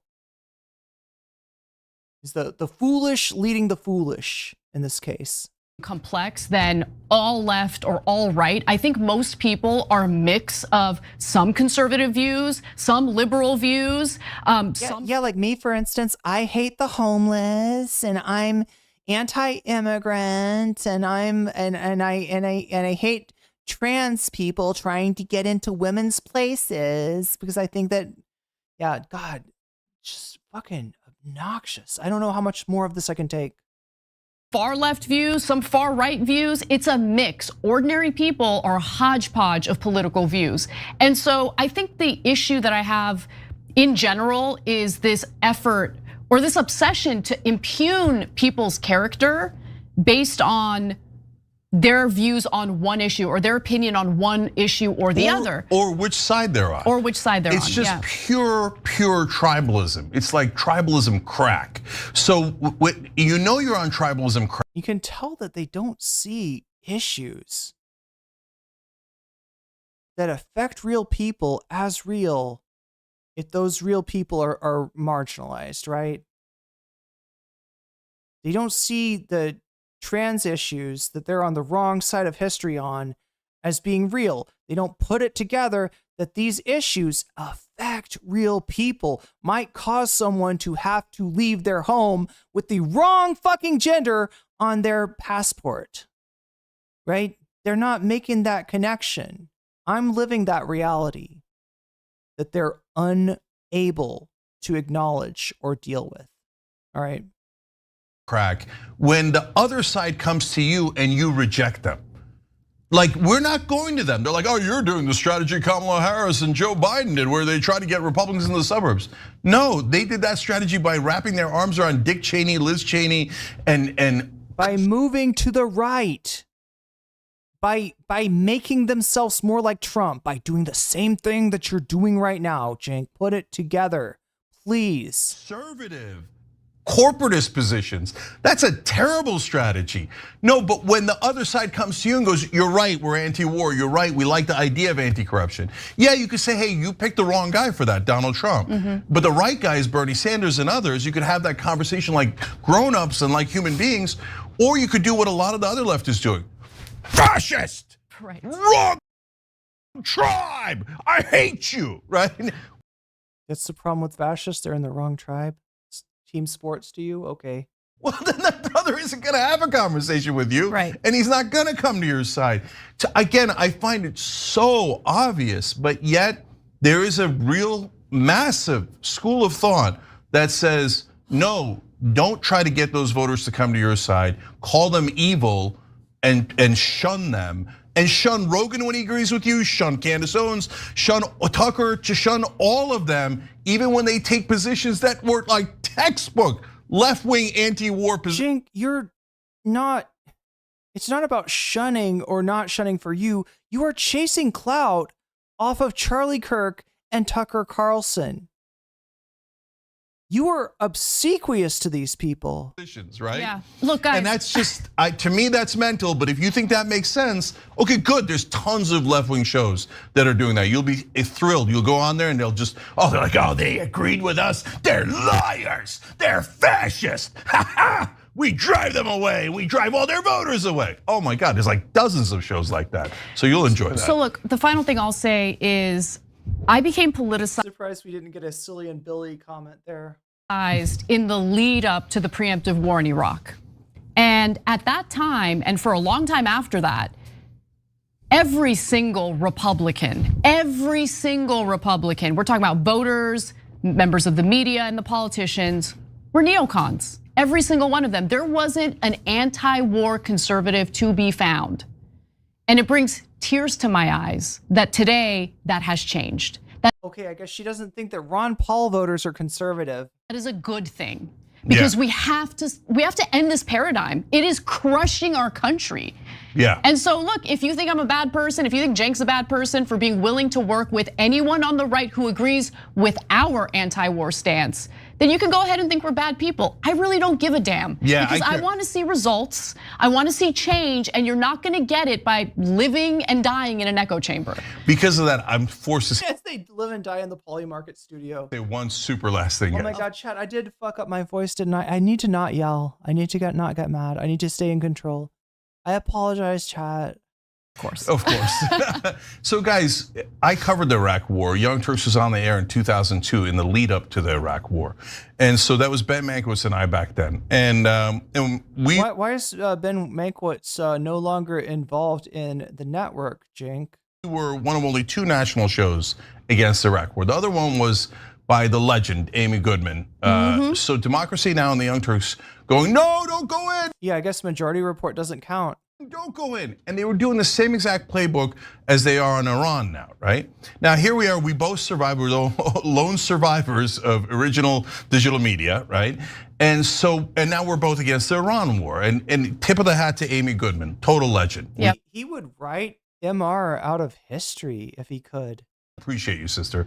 Okay. Still going strong, by the way. Yeah. And so now, take her name out of your mouth now. Now, that is why what Anna said, if you didn't live through it, you don't know it. I was tearing my hair out in the lead up to the Iraq war. Anna Zavita look creeps me out. I didn't make that connection, Frey, but I see it now. They didn't attack us. They didn't attack us. It's a lie. And the weapons of mass destruction, well, that's not even true. And we're not going to be greeted as liberators. It's crazy, right? And at the time, there wasn't a single Republican you could find. Every Republican was pro-war. Correct. And anytime you say, you so you're best friends with Saddam Hussein, support the troops. That's what everyone on the right would say. And almost everyone in the middle because of so much brainwashing by mainstream media, right? Now we have allies on the right, and it's unbelievable. It's a great thing that they're allies. Yeah, it's awesome to not have any connection to the results of right-wing policy. It's awesome to be able to write off huge swaths of people as not mattering so that you can fucking fist bump with people that wanna fucking, deport them all. Right? That's awesome, Cenk. That's awesome that you think it's so low stakes for you. But Cenk, I would like you to take a look at yourself in the mirror and then take a look at the Peter Griffin. Is that the Family Guy guy? Peter Griffin, right? The meme where he's looking at a paint chart of different skin colors and like these ones are okay and these darker ones are not okay. And ask yourself where you fall on that chart according to the MAGA movement, and maybe have a little moment of recognition that your citizenship, that your status as an American, that your membership in the in-group is not as solid as you may think. That is all that I will say. And with that, chat, and with that, let's see, do I have one more?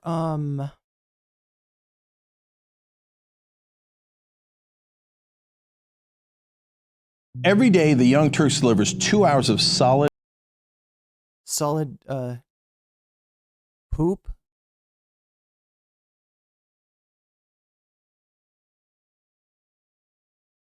I think it's this one, right?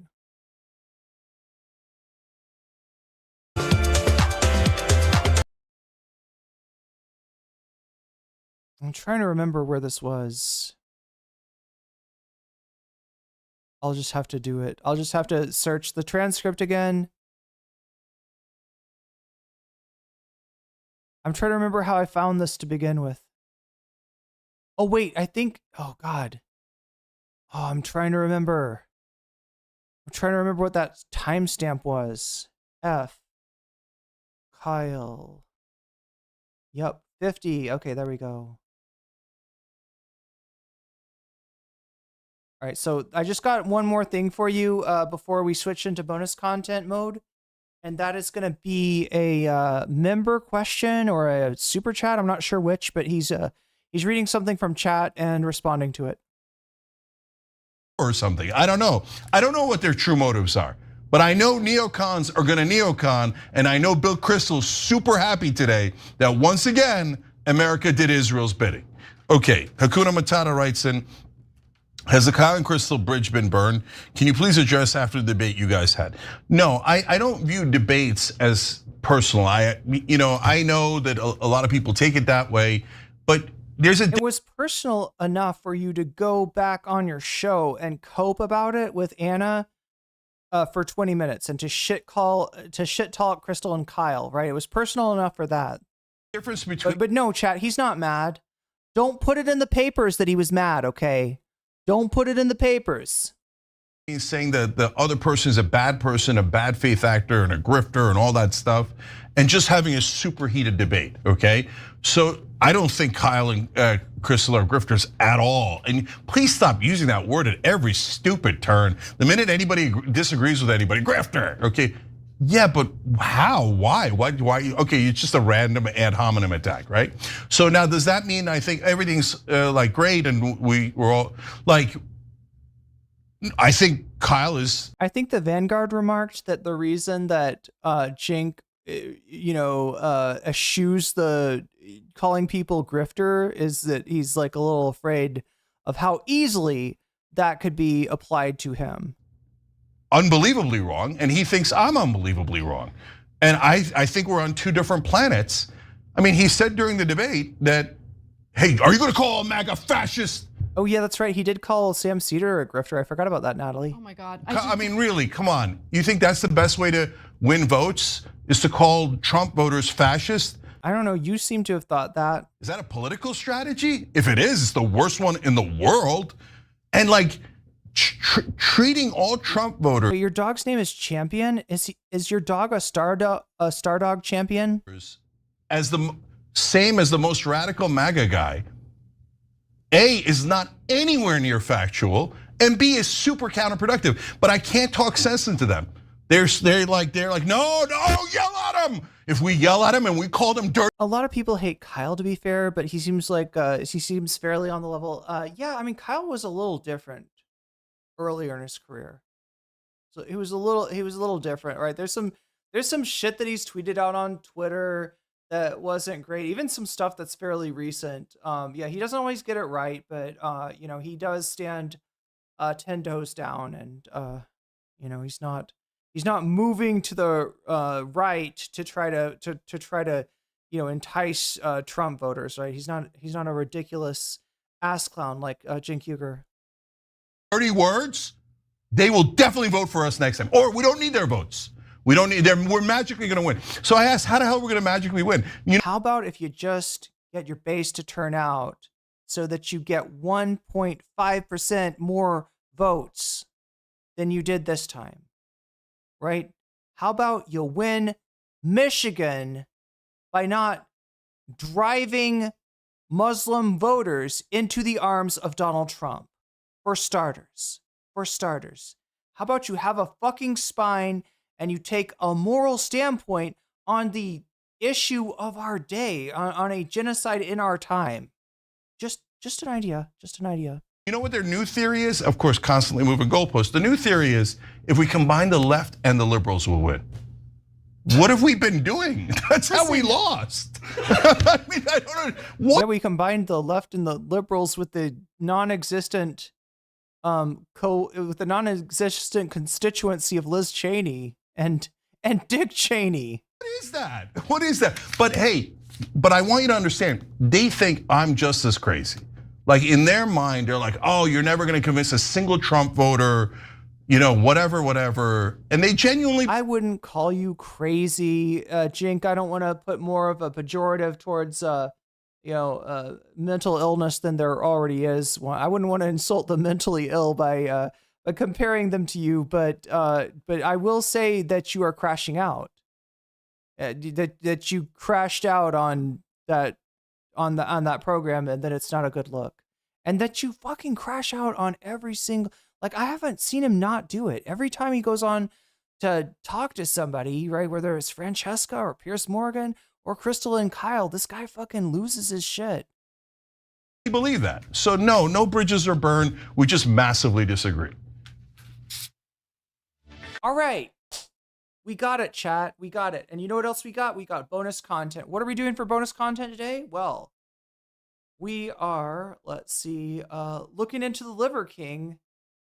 Oh my God, chat, this is a deep rabbit hole. And then we're looking into Ela Klein, girl bossing a genocide. So let's move to that really quickly. I have been on for 7 hours already. Chat, I swear to God, I don't intend to do streams this long, right? I really should do about half. I should be on for about half the time that I actually am on for, right? And I don't know how to pare it down so that I'm not taking on so much of a. So yeah, there's the winner of tonight's NYC primary for mayor. That's Zoran Mamdani.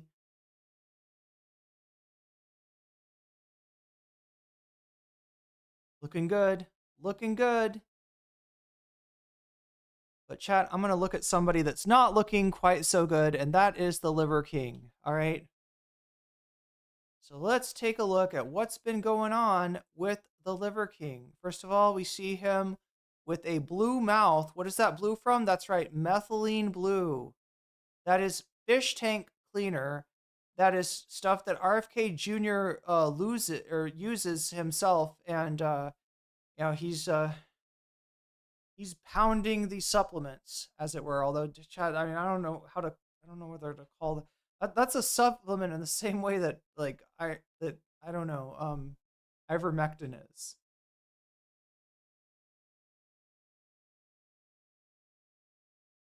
Where do we start with this guy?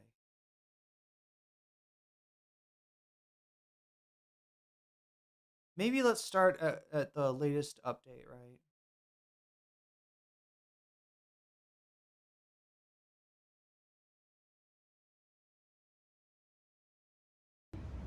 All right, I've got a breaking exclusive for you that I got from our sources. The Austin Police Department, That's very disturbing, chat. You know what that tells me? That the Austin Police Department is like infiltrated with fucking Alex Jones fans. That's scary. Anybody live in Austin?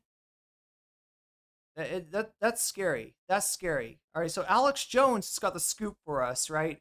From his exclusive source within the Austin Police Department. Let's see what he has to say. as we speak, is on their way to a hotel in downtown Austin to arrest the Liver King because he's been making a lot of bizarre, cryptic threats to Joe Rogan.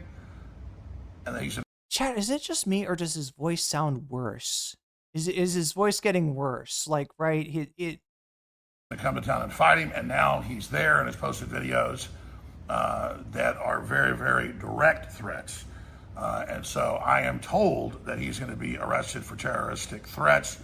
And that just shows how crazy society's going. In the videos, he looks extremely deranged with dilated pupils. And so we hope the Liver King gets better. But this is what is happening in America and around the world. We need God, folks. We need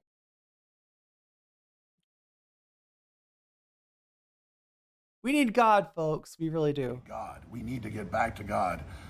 So we hope everything goes okay, and we hope that I'm told it's happening right now, so that's why we're He stopped drinking? Would that make his voice get worse?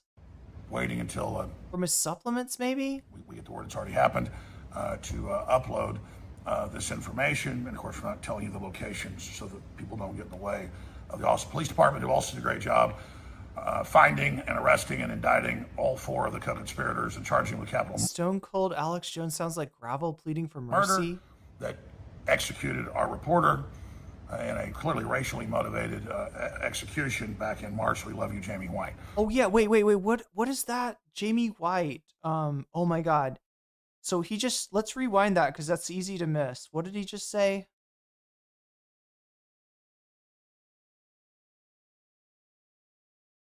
Back in March, we love you, Jamie White. 4 of the co-conspirators and charging with capital murder that executed our reporter in a clearly department who also did a great job finding and arresting and indicting all 4 of the co-conspirators and charging with capital murder. 4 people murdered one of his reporters? Is that what he's saying? That executed our reporter in a clearly racially motivated execution back in March. We love you, Jamie White. And we love Joe Rogan. And this type of craziness, for everything you hear about where Joe's being threatened, believe me, there's 10 other cases where serious stuff's happening. Same thing with Elon Musk and obviously myself as well. So keep praying for InfoWars. All right, God bless you all. I'll be live today at 11 a.m. Central with Trump. Is he allowed to call it InfoWars anymore? They really broke the ceasefire. This is getting wild. So join us today, 11 a.m. The live feeds. Anyway, so yeah, that's Alex Jones giving us the details. What else do we have here? Okay, real quick, P.S. Okay, real quick, P.S. What I'm hoping is that you, Joe Rogan, are thinking, I'm going to choke that motherfucker out, lights out, I'm going to choke him out. And I kind of hope that if you win, that's how it happens, because like to wake up from that dream, that's a good feeling. And then anything else that you could break on me, break it on me. I hope that you. So he wants to get choked out by Joe Rogan, and he hopes that Joe Rogan also breaks, any bones that I guess that he can break. Won't feel me tap. That's never happening. Tapping. It's not gonna I tap. have something actually to fight for. Actually, that's my family. I have a principle to fight for. That's what I'm. What if he actually does what he's saying? What if that would be interesting? That would be interesting. What do you have to fight for? You're fighting. I hope you're mad. You should choke me out. You know how to do that. You're trained. You're trained. You got a black belt. Black belt in jiu-jitsu. I hope you choke me out. And if you don't choke me out, these other limbs will be One last Durian. Should be very interesting. That's the PS. I already thought about my game plan. I don't have a plan. I'm not going to train. But I hope you've been training. And I'm ready whenever you're ready. If it's tomorrow, that will be. Chat, doesn't this kind of look like an angel or like this looks like Adam from Evangelion, right? Do you think this is a, what are they called? The first ancestral race? Great. Let's do it as soon as possible. If it's not tomorrow, then just whenever you're ready. Yeah. This is actually happening. And just remember on the backside, this is good. It's fun. It'll be fun.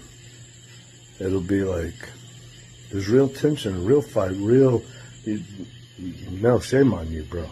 Shame on you. I'm going to make you pay. I am going to actually make you pay. And what you pay will be donated to Good and True. So that's how barbarians bleed. The message. That's how barbarians bleed? What is bro talking about? Wow. So yeah, apparently he's been making these Instagram reels and people are concerned. It sounds like he's talking about, like, I don't know, some kind of, like, he wants to fight with Joe Rogan and donate the like that they'll both put money on the line or something, and he'll donate to charity. It's something like that, but I'm not getting that Joe Rogan has agreed to any kind of fight with the Liver King, right? That's not something that I've seen. Or anything and everything. Oh shit. Oh shit. Joe Rogan. Oh shit. You don't have to make videos to pretend anymore. All of this is happening. We're coming to you. I've challenged you man to man to a fight. Honorable. And we don't have to pretend or make any videos. The world is. You see how his mouth is. Some of you. Oh my god! Know sorry. About. Let's watch this. Or anything and this bear crawl again. Because Joe Rogan, we don't have to make videos to pretend anymore. All of this is happening. We're coming to you. I've challenged you man to man to a fight. Look at his mouth, chat. Look at the color of his mouth. Honorable. And we don't have to pretend or make any videos. The world is watching. They'll make the videos for us. And you don't have to hold a camera. You can hold the hand of somebody that you love, because what happens next to you, you're going to need to remember that feeling. You're going to need something more than what you did to give you something to fight for, because I have my family to fight for. And I'll die for them, you know that. And you're a black belt, but you've never come. And what is your experience, sir? What is your training? He said he was not trained, right? Across something like this, willing to die, hoping that you'll choke me out. I pray to God. He's going to fight a jiu-jitsu black belt with no training, right? And not just a jiu-jitsu black belt, Chad. If you don't know, Joe Rogan is actually probably would have been a contender in MMA if he had been born a little later, right? He's kind of maybe getting on in years by the time that MMA really got started, but he has, like for instance, the George St. Pierre's turning round kick was something that Joe Rogan taught him, right? Joe Rogan is actually, in addition to being a ring announcer, he is a fairly good fighter in his own right, right? I think he started off training with Taekwondo and obviously a black belt in Brazilian Jiu-Jitsu. And does he know some Muay Thai? I don't know, maybe not, but right, he's got striking. In other words, he's got striking and he's got grappling. And Liver King has got testicles in his mouth, and methylene blue and supplements. That's what. And a Faraday cage for his phone. I don't know. Whoops. I did it again. Or anything and everything. Because Joe Rogan, we don't have to make videos to pretend anymore. All of this is happening. We're coming to you. I've challenged you man to man to a fight. Honorable. And we don't have to pretend or make any videos. The world is watching. They'll make the videos for us. And you don't have to hold a camera. You can hold the hand of somebody that you love, because what happens next to you, you're going to need to remember that feeling. You're going to need something more than what you did to give you something to fight for, because I have my family to fight for. And I'll die for them, you know that. And you're a black belt, but Is he planning to go Super Saiyan, God? What is this? You've never come across something like this, willing to die, hoping that you'll choke me out. I pray to God, because that's a dream come true. It feels good. And then the limbs, I'm fighting for my family. So limb. Go ahead. But then you have to contend with something else. And I weigh 177 pounds, an actual savage. And so at first you're like, fuck that guy. And, right? When you all of a sudden he did get your attention, which I already did before this, you're saying, I'm going to choke that motherfucker, that piece of fucking shit, I'm going to choke him out. That's what warriors do. You and Andrew Tate are good warriors. But you're actually better than that real tension we have. Comedy that you do is good and true. We have real tension. But what I see in you is comedy is good and true. Touch points. Oh, people laugh. If we don't make fun of them at their expense, they laugh. You should all make fun of me. You should all make fun of me at my expense. Trust me, that it still works. And then you should get paid for it. And let's go. Because we're leaving. We're going to. Wait, who are these people? Austin, what was my very last point? That we're gonna. Oh no, chat! They're going to Austin. Joe Rogan's ass. The real G said it. Oh, it's my speech. Justin Fitz. Okay. Some of you know about Barbarian. It's a modern day rite of passage. It's weaponizes our young men with principles to strive to become something greater, more. Barbarian's a thing, Barbarian Foundation. You should learn about it. Yeah, in case you didn't know, chat, Barbarian's a thing. Super Barbarian. Super Saiyan Barbarian, yeah. Super Saiyan God Barbarian, yeah. You got the real tension. And after that, it's called Hell on Earth. It's 1,000 bloody knuckle push-ups from sunrise to sunset. Do you know these bloody knuckle push-ups, chat? We do them in Muay Thai, right? Or some, I don't think they're that useful, but it's a way that people try to condition their fist for punching, and also to make a push-up more challenging, right? You're doing your push-ups on your knuckles, right? You make a fist, and then you do a push-up like that, right? I think that's what he's talking about with bloody knuckles. Only hard surfaces, and Why is he tree? I think he's an ent. I think he's trying to become an ent. Liver Groot's cosplay is weak, yeah. 3 points of contact is the face, the chest, I think the belly. Yeah, the belly around there have to touch. What? And if the knees touch, that rep doesn't count. 1,000 of those takes a long time to build. To be able to do it's awesome. You should definitely not do it. Is there a reason he's ignoring the leaves in his beard? I don't know. Until you're ready, and which point will be the gift. After that, he's camouflaging himself so nobody can see, so Joe Rogan doesn't see him sneak up on him. It's Apocalypto. Okay, now that's a Mel Gibson movie, right? Apocalypto. Anybody know what he's talking about here? Listen to what he says about Apocalypto. Back from Apocalypto. I didn't know what it was until just.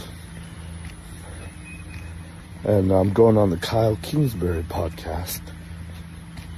I should say that different. I asked Kyle if I could go on his podcast. Yeah. And he was awesome enough to say, yeah, come on to the podcast. Kyle Kingsbury, I think he's awesome. What's his last name? Yeah. Is it Kingsbury? Just a guess. Kind of makes sense. It won't be edited like everything else. The movie wasn't the truth. My family is received everywhere in the world, anywhere that they go. Anyone who's seen the movie, they receive my family with a lesser version. Kyle Kingsbury, he's an old fighter, like an old MMA guy. Of what their truth actually is, and they don't deserve that. Wait, is he talking about Apocalypse Now or Apocalypto, the Mel Gibson movie? Share more. Tomorrow, Kyle Kingsbury. Do I look ready? Liver is still king. The name never mattered. That was the ego. The message matters. There's 12 ancestral tenets. Sleep, eat, move, shield, connect, cold, sun, fight, bond, adventure, spirit. It's the 12th. There's 12 of them. Demarcation points on a clock. I call it king time. That's not because it's my time. It's the Almighty with a capital G, his kingdom. Bridging the gap, delta to perfect. You know that feeling, right? Oh, that dude's perfect. We say, oh, it's perfect. There's a step above that when you deliver beyond perfect. I don't get it. It's exceptional. It's exquisite, elegant. It's king time, divine time. King time. 12 principles around a circle. Thank you, God. Thank you, Lord. Thank you, Source, for right now. Thank you, Kyle, for inviting me on to talk about the truth, to elucidate the truth, and remind me to not say the three entities that are evil as fuck that thought you could make money by trying to destroy, by doing things that weren't true. Remind me to not say their names, because they don't deserve any of that.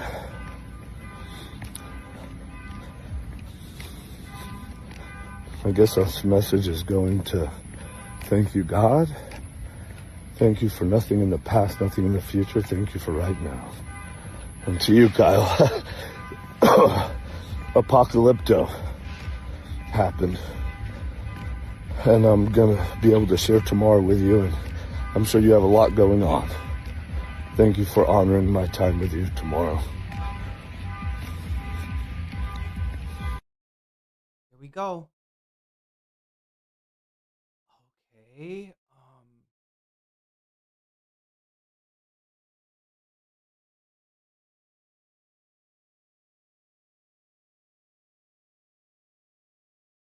You just watch this one? It's a modern day rite of passage. It's weaponizes our young men with principles to strive to become something greater, more. Barbarian's a thing, Barbarian Foundation. You should learn about it. Super Barbarian is a thing too. I think we already watched this one. It may have something to do with this episode of JRE where Joe and his guest call him a borderline schizophrenic and mentally ill for lying about his steroid use. Isn't he just kind of a grifter for that? I don't know if like that means he's... Have you seen Liver King recently? No, what's going on? He seems like, I don't know, like borderline schizophrenic now. Is that also, I think he was mentally ill, right? Maybe. Yeah. I would have, listen, let me just classify my definition of mentally illness as someone who lies. I think it's a mental illness. Okay. I think lying when it's really obvious. So like making up a story about litter boxes in the classroom would classify you as mentally ill? Yeah. You're lying about taking steroids when it's super obvious you're on steroids. Mm-hmm. You're 46 years old. You look like a... Oh, chat, that makes him a stood up. Let's see if I can get this right.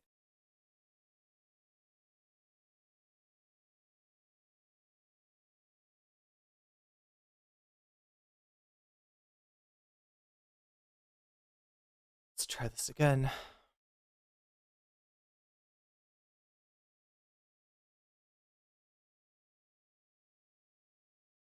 Strawberry.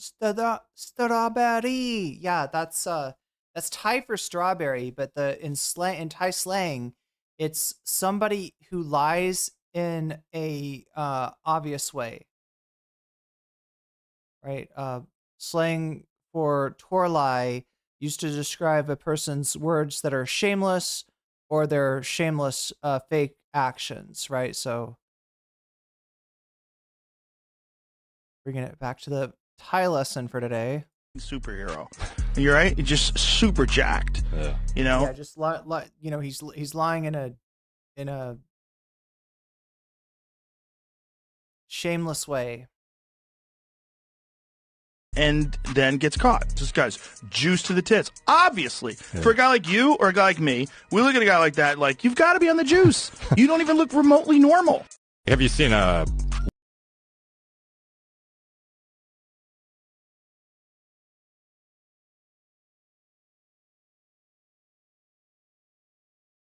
So they're pointing out that his eyes, one of his pupils is permanently dilated. That is apparently the result of a exercise that he was doing where an exercise band, those rubber bands that you can use to, I don't know, God, there's a lot of things you can do with an exercise band, right? It provides resistance. You can do an assisted pull-up with an exercise band.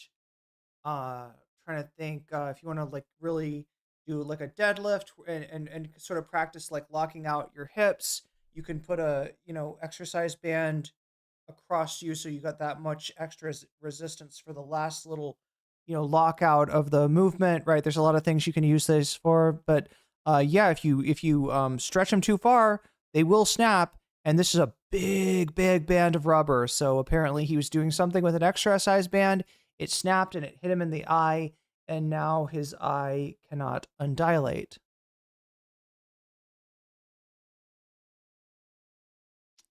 Okay, let's go back to the scroll. Love him or hate him, you have to admit that for a 67-year-old man, Liver King looks incredible. Problem is, he's only 45. And that's how he used to look when he was on the gear. Oh, look. So the story with Liver King, if you just to rehash, chat, is that he was a social media phenomenon.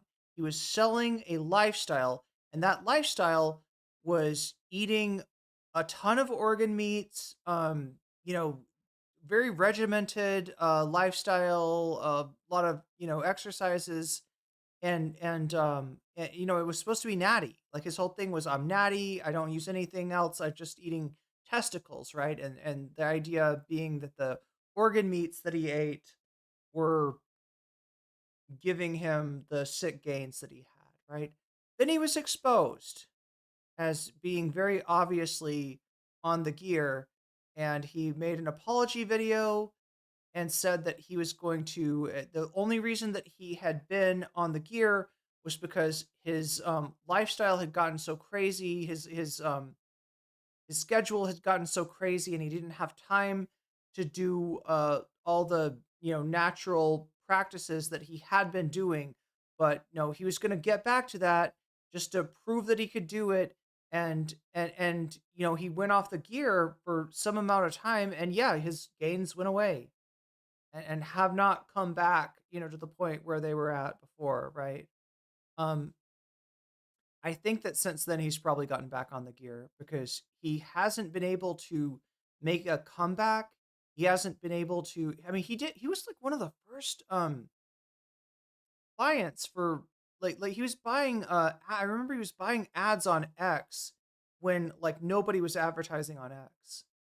And people were calling him out because obviously he's been exposed as a grifter, right? So yeah, he does seem to be back on the gear. He hasn't gotten back to his old physique. He's definitely put on a lot of weight since then. And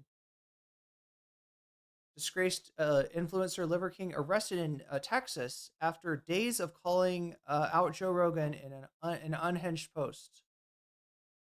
Liver King arrested for terroristic threats after calling out Joe Rogan in a bizarre Instagram video. Brian Johnson, the controversial fitness influencer known as the Liver King, has been arrested by Austin police and charged with terroristic threat after posting a wild video challenging Joe Rogan to a fight, despite admitting he has no training.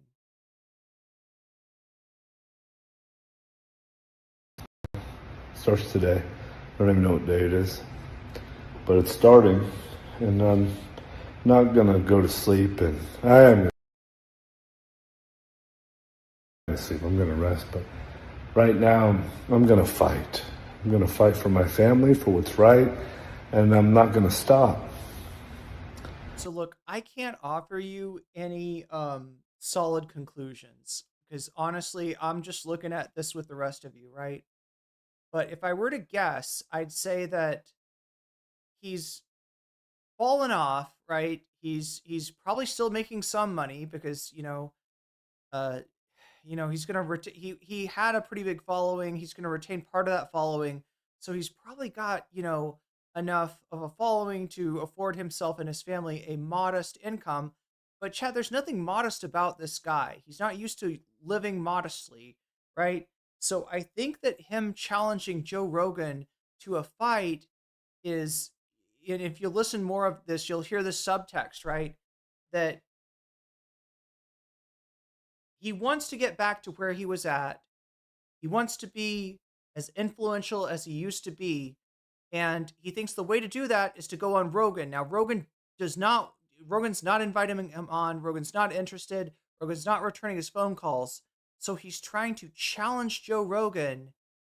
And I think the idea is if he wins, then he gets to go on Joe Rogan's podcast. Or if Joe Rogan doesn't want to fight him, then he has to let him on the podcast, right? Obviously, that's not how anything works.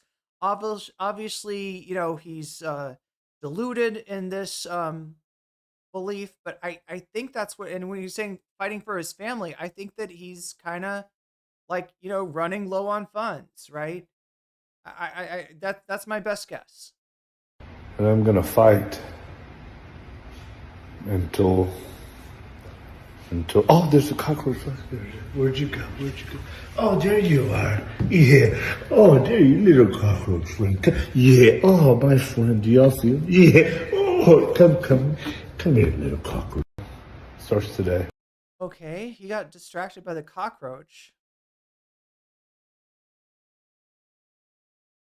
So this is what people are thinking that maybe could be wrong with them. Consuming excessive amounts of certain types of liver, particularly the liver of predatory animals like polar bears, can lead to a condition called hypervitaminosis A, right? This is an excess of vitamin A in your system, which is a fat-soluble vitamin, meaning that it stays in your system a little bit longer than a water-soluble vitamin such as vitamin C, right?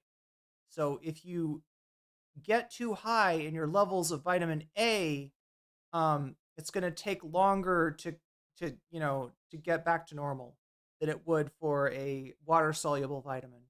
Hypervitaminosis. Anyway, chat. A, D, A, E, and K are your fat soluble vitamins. All the other vitamins are water soluble. Hypervitaminosis A or vitamin A toxicity can cause serious health problems, including neurological symptoms like irritability, dizziness, blurred vision, headaches, and in severe case, even coma and death. It's important to understand that psychosis is a symptom of a mental disorder where a person loses touch with reality. It can manifest as delusions, false beliefs, hallucinations, seeing or hearing things that are not there. While hypervitaminosis A can cause neurological symptoms, it doesn't directly cause psychosis. So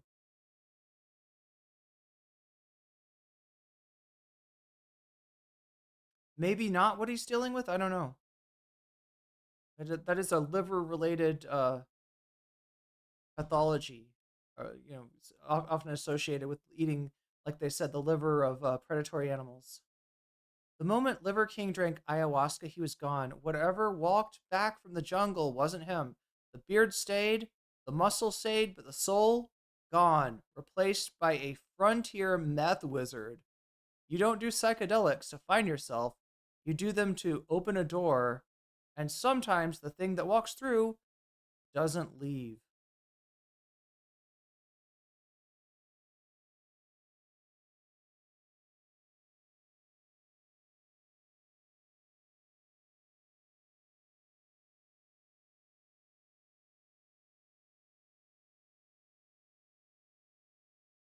Wait, what the fuck is this? Like, Chad, this looks like somebody who's still, look, what's up, Primals? It's me, Liver King. Wait, what the fuck is this? The account says sport drink. Lost in the forest, no food, nose bleeding, face gaunt. This is actually where the ancestral path has led me. Remember the 9 tenets? I thought there were 12. Today I met Christopher, a woodland elf. He's real. He gave me a fermented honey, and rubbed crushed mushrooms into my gums. Also ayahuasca. I don't understand his language, but we're bonding. He saved me. I'm not lost in. What the fuck is this? What is this?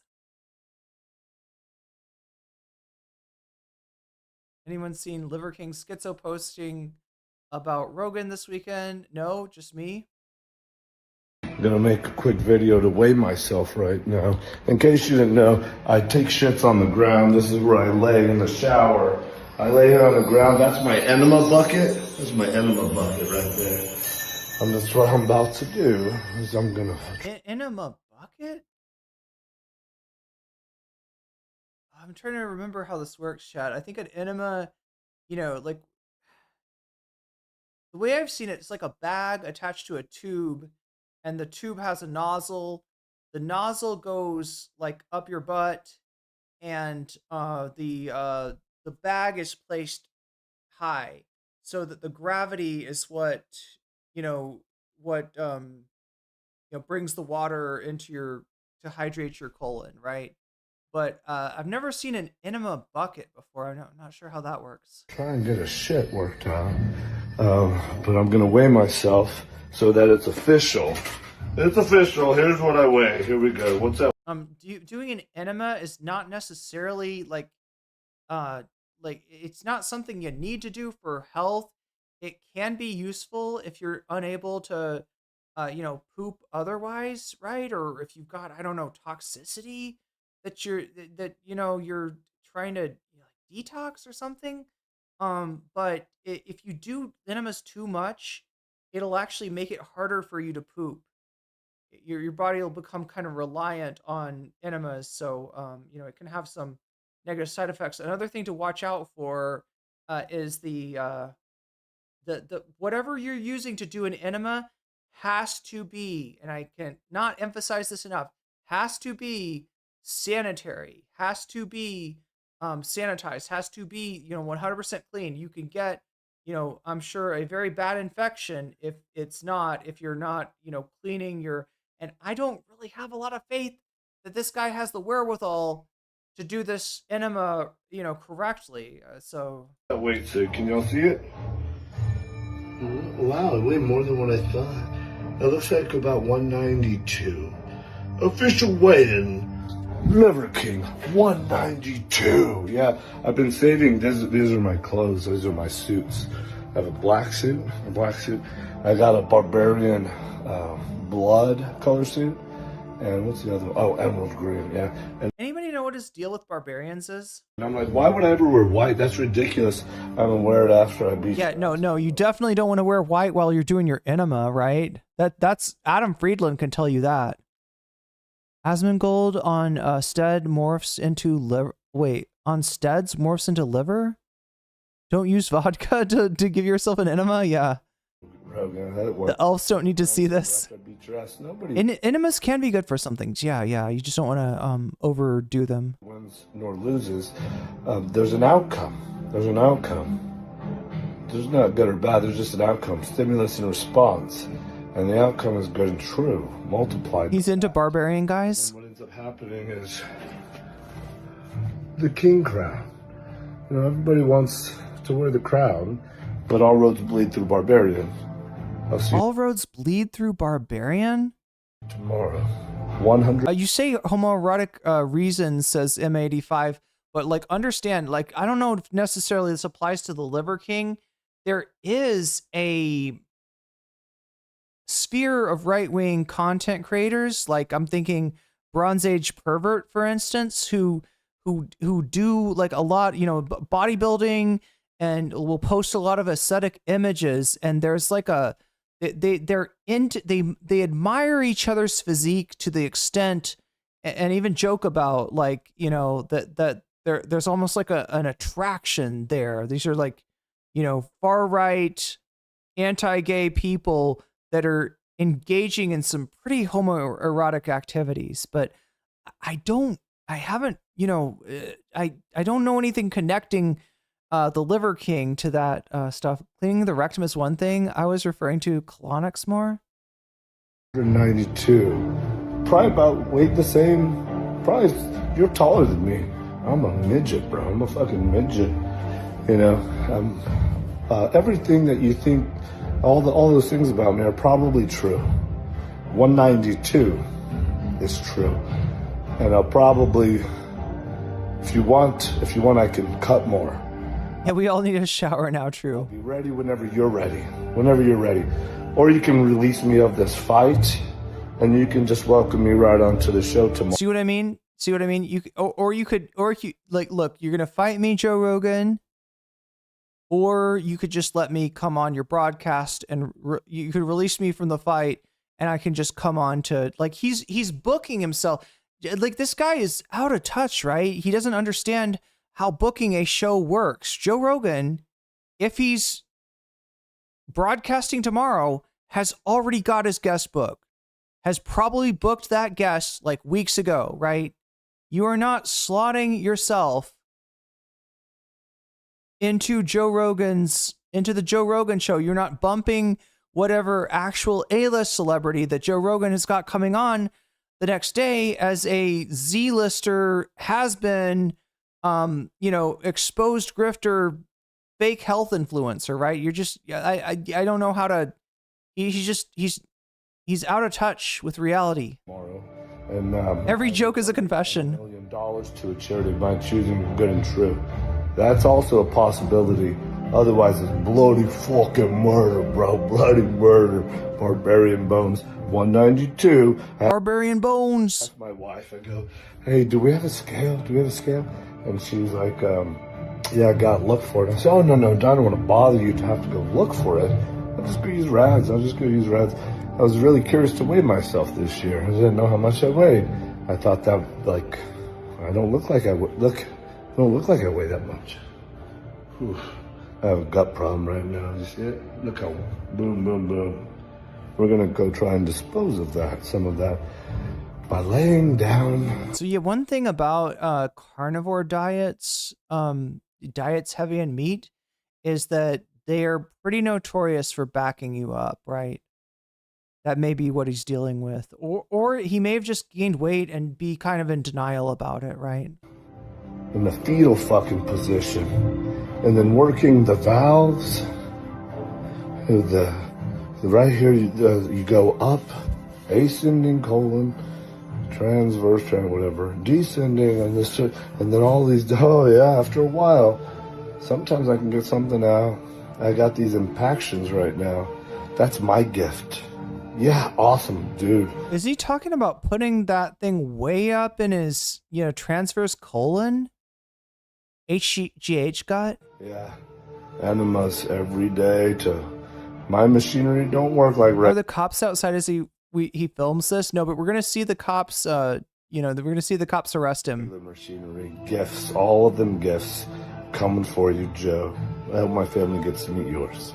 This is like somehow more unhinged than Sam Hyde's videos, challenging Hassan Piker to a fight, and yet Sam Hyde did not get, to my memory, I don't think Sam Hyde ever got arrested. Okay, real quick, P.S. What I'm hoping is that you, Joe Rogan, are thinking, I'm going to choke that motherfucker out, lights out, I'm going to choke him out. And I kind of hope that if you win, that's how it happens, because like to wake up from that. It looks like we saw this one already. Some of you saw that one as well. About Barbarian. Some of you also know Super Barbarian. That's also a thing. And again, this is another hypothesis of why Liver King is mad at Joe. I think he just is clout chasing. I literally think he wants to get on Rogan, and he thinks that this stunt will somehow get him there. Yeah, I'm on testosterone. Unlike the Liver King, I'll tell you the truth. Be leak it. Yeah, I'm on testosterone. Unlike the Liver King, I'll tell you the truth. Have you seen this one?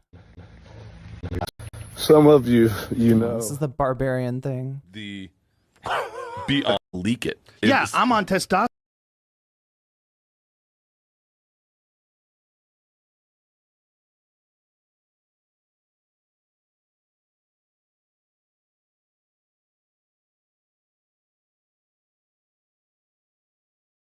Raw Egg Nationalist? Baby Gravy 9? What the fuck are these accounts?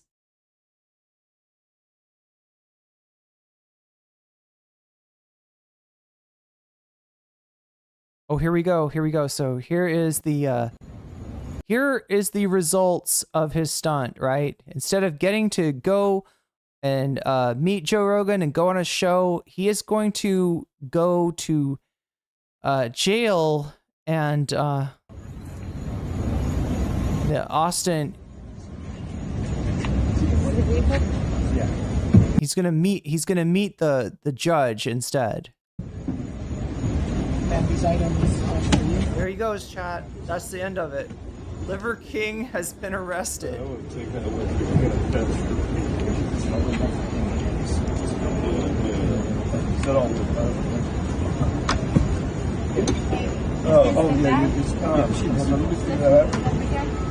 you think it's Joe Rogan's like clout and influence? Like what a power. Do you think it's because it was Joe Rogan that he was threatening? Because I'm just like comparing this to the Hassan situation with Sam Hyde, and Sam Hyde made statements that I would say, like, I mean, look, he's saying he wants to fight him. Obviously, Joe Rogan is not interested in that. He's saying some things that are concerning, like he's going to come and the next fucking, oh my God, chat, the next account on this one is literally a fucking slur. Their name is a slur, chat. I can't scroll any farther. That is going to have to be the end of my Liver King coverage for you today. So, yeah, I'm not gonna I'm not going to scroll any further. It gets really racist down there, let's just say. I think Sam Hyde's statements were a joke, to be fair, but you don't know that. You know what I'm saying? Like, his statements, like, I mean, he does seem like, you know, there is like an issue of like Liver King's welfare that you could be worried about, whereas maybe Sam Hyde's, you know, statements came off like as less serious or something. But I'm just wondering, like, you know, because like I don't think that he's not outright, I'm gonna get you, Joe Rogan. I'm gonna come to your house and I'm gonna break in. Or, like, he's not making. I wouldn't say that these are like terroristic threats. I would say that this is unhinged, and like that, you know, somebody from his life could honestly be concerned for his welfare and maybe call the authorities, you know, for like a wellness check on him or something. But yeah, I don't actually see terroristic threats. All right, so chat, I owe you a little bit more bonus content. We're gonna make good on that right now with Noah Samson and Gila Klein. Chat, I really hope I didn't fuck up my voice. Hey everyone, it's me, Noah, long time no see. Today I'm going to talk about being sued, or being threatened with a lawsuit at least. I haven't actually been sued yet. Ethan Klein and Mutahar from Some Ordinary Gamers have said that they plan on suing me for defamation. They're doing this in response to a video I posted in March called The YouTubers Who Backed a Genocide. I brought up these legal threats in another video of mine, but they decided to escalate things by paying a lawyer to write a cease and desist, which they sent to me in late March, and in it they ordered me to retract my video within 3 weeks or get my little ass sued. Ethan Klein went on to read the cease and desist on his live stream and repeat this threat over and over again on subsequent episodes. He started his second video by saying, Ethan's threatened to sue me. It's not a threat. I'm going to sue you. Oh.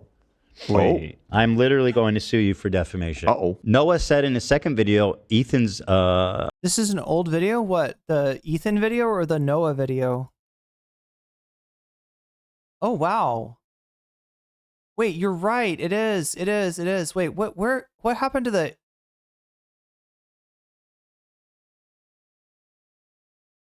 "5 days ago, how to girl boss a genocide." Thank you. Okay, listen. The H3 podcast, they're up to no good once again. They're doing more of that stuff that we've seen. Gila Klein, co-host of the H3 podcast, wife to friend of the show, Ethan Klein. It's not a threat. I'm going to sue you. She's posted on Instagram stories praising the IDF. Yep. Gila Klein, to her 775,000 followers, reposted an image from an Israeli propaganda account that shows a female Israeli Air Force pilot. Gila adds the caption, "Female pilot who participated in the attack in Iran." Israeli women... The other thing that she reposted and then deleted on her Instagram was Donald Trump's statement about the U.S. bombing Iran. Are heroes. This post is, for a variety of reasons, absolutely batshit insane. Israel, as many of you surely know, is committing a genocide of the Palestinian people in Gaza. There's no real debate on what's happening there. It's a genocide. The United Nations, Amnesty International, Human Rights Watch, Israeli human rights groups like B'Tselem, 15 out of 17 of the judges at the International Court of Justice, they ruled that Israel is committing a plausible case of genocide. That was over a year and a half ago, and Israel has only escalated its mass killing, starvation, and destruction. There's lots of ways that this is facilitated, you know, violent mass slaughter, deliberate civilian targeting. Israel's killed tens, probably hundreds of thousands of Palestinian people, including tens of thousands of children. It consists of the use of starvation as a weapon of war. Gaza is a concentration camp, with Israel controlling everything that comes in and out. And they are currently using that control to completely block any humanitarian aid from entering the Strip. Starvation and disease are widespread. Children, babies, starving to death. They're also not letting medical supplies, things like medication and anesthesia, so thousands of children are undergoing amputations with no anesthetic. Now, one of the primary tools of this genocidal arsenal is Israel's Air Force. The aerial bombings are what have made Gaza look like this. All of the schools, hospitals, mosques, water treatment plants, everything meant to provide the basic necessities for life in Gaza, including housing itself. Over 90% of the residential buildings have been completely destroyed. That's the Air Force. That's Gila's heroes. Now, admittedly, the pilot in this image wasn't killing civilians in Gaza, at least not on this particular mission. She was killing or participating in the killing of civilians civilians in Iran. Israel recently started a war with Iran in an unprovoked act of aggression on false pretenses that Iran was on the verge of developing nuclear weapons. This is a claim that's been made by Israel and many Western countries for decades, as we'll look at. But for now, the point is that this wasn't some cool, heroic mission that this pilot was on. It was an unjustified escalation and unprovoked act of violence against a country of 90 million people. Gila got some backlash for this post, understandably, praising the warmongering genocide army will do that. So she made a follow-up story doing what she claims is apologizing for what she said. She wrote, "I would like to apologize for my recent story reshare about the female Israeli pilot being a hero. It came off as glorifying violence, which wasn't my intention. I understand that's how it came off. I wanted to highlight the difference between women's lack of rights under the Ayatollah and women in Israel being given agency to even fight in combat. That being said, it's not the best timing or situation." Being given agency to do war crimes. What the fuck? Make such a point. War is terrible and should never be glorified, and I'm very sorry for the post. You know, despite Gila's use of the word, this isn't an apology, it's a justification. Even though I didn't mention it at all or even allude to it, this post was actually about feminism. It was about women's rights in Iran and how I care about them, which is why I support them being bombed, apparently. If that is what she meant by her post and just completely failed to communicate it, it's not like that's any better, right? That's just girl boss imperialism. When Israeli women participate in Israel's violent lunacy all across the Middle East, bombing Palestine, Lebanon, Syria, Yemen, and now Iran, they're actually doing feminism. This image comes to mind. I'm sure you've seen it. It's pretty much exactly like this image. This is Parnia. Yeah, even Tulsi confirms that there's no nuke capabilities. There's no effort to develop a nuke. They've got, you know, civilian reactors for nuclear energy. Abbasi, she was a 23-year-old artist from Tehran. Israel killed her in these attacks, possibly the very attack that this girl pilot participated in. Is that feminism? Was the idea of liberating this young woman from the clutches of the Ayatollah? No, of course not. That's insane. Yeah, anytime that you see anybody that's tempted to justify Israel's actions by virtue of the you know, social the social reactionary nature of you know, Hamas or Hezbollah or of Iran, just remember Israeli bombs don't discriminate, right? They don't only they blow up gay people in Gaza too. They blow up gay people in Iran too, right? They blow up women. They like, right? And any appeal to like, well, what about this marginalized group that Iran's not treating well? Well, you could be killing them in that attack, right? You might want to ask the gay people living in Iran if they would like to take a, you know, Russian roulette round to the head and see if they end up dying in the air raids, right? Before justifying Israel's actions based on the lack of women's rights, lack of gay rights, etc. But according to Gila Klein, they kind of were. You know, there's nothing in her apology that indicates otherwise. Vague condemnations of violence and war while praising the aggressors is not an apology, it's lip service. Gila's use of the word agency is interesting here too, I think, for a few reasons. If this is what agency is, you know, the right to participate in unprovoked acts of aggression and also genocide, then yes, that agency should be revoked, not just from the women, but from everyone, because genocide and unprovoked military aggressions that kill civilians tend to infringe upon the agency of others by killing them, you know, and their families and destroying their lives. So if Iranian women do not have the agency to do that, then that is a good thing, because no one should. Calling it agency is also interesting when we consider that, you know, Gila served in the IDF. The IDF, according to her own husband, is a terrorist organization. So you think the IDF is a terror organization?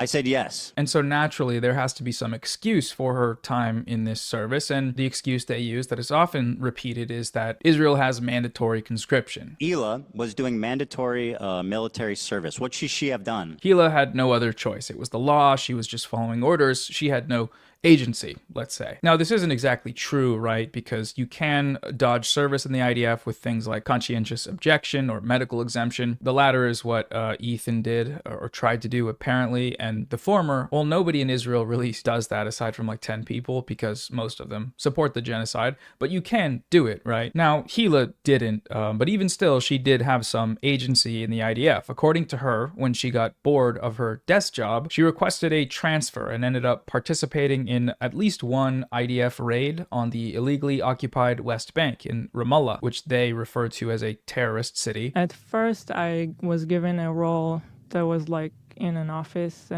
somewhat close to my house in Tel Aviv. And it was super boring and I really hated it. So I tried to change my role. I somehow ended up in a better place that I liked a lot more. It was kind of like just more of an adventure, more of a different experience that I preferred than to just go to a boring job. You told me once you went on like a mission with them to like a terrorist city. Yeah. I was kind Mila could have stayed at her desk as part of her service. She wanted to be in the field. I mean, yeah, she could have. You know, you're still assisting in what, you know, like whether you are the logistics for the IDF or whether you are the muscle and the guns for the IDF. Like you're still, you know, helping the organization that's doing the genocide. I mean, it might have been better for her conscience, but again, it's you know, still contributing. You know, you're doing you're doing, like, what she did was she set up, I think, soldiers with hotel rooms, right? Like, so it's just listen specifically, but yeah, you're right. She didn't want to stay behind the desk. It was boring. of a crazy story. Yeah, my officers and like the soldiers in that brigade, they would go every night on a raid. Right. In Ramallah to arrest terrorists. So one time I wanted to go with them just to experience it. Why, you just were all of a sudden had an urge to go with them? I just wanted to see what it's like. Right. I wanted to see it. They took me with them one night, even though they weren't supposed to. Did they arrest anyone that night? They did. Did they bring it in the same car with you? No. Oh. Did they bring it in the same car with you? There's a few cars going. Damn, that's crazy. The specifics of this crime have been left vague, but if it was anything like what these raids usually entail, Hila is probably a war criminal. I mean, the West Bank is illegally occupied land, and raids like this are in violation of international law inherently. So that's agency, right? But agency for what? And chat, the raids aren't to protect anyone or to track down criminals or terrorists or people that have harmed. It's not a raid to go get somebody that's, you know, like somebody like went into an Israeli town and shot up a bunch of people and we think that they live in this house. It's not what they're doing at all, right? It is literally going through random people's houses to make sure that they know that even if they're in their own home, in their own town, they are not safe. Right? This is it. This is the strategy. This is what they're doing, right? It's terrorism. It's the definition of terrorism. Is what Hila, you know, what that unit was doing there. Well, like an ICE raid, yeah. Kidnap. Intimidation and fear, exactly. Palestinians from their homes in illegally occupied land. This is just liberal feminist language being weaponized for imperial aims. It's kind of like the argument that, you know, Israel is a bastion of progressivism and gay rights. The raids were to terrorize and help them steal settlers' home. Well, they do, what they do is the settlers are armed. The settlers are allowed to be armed.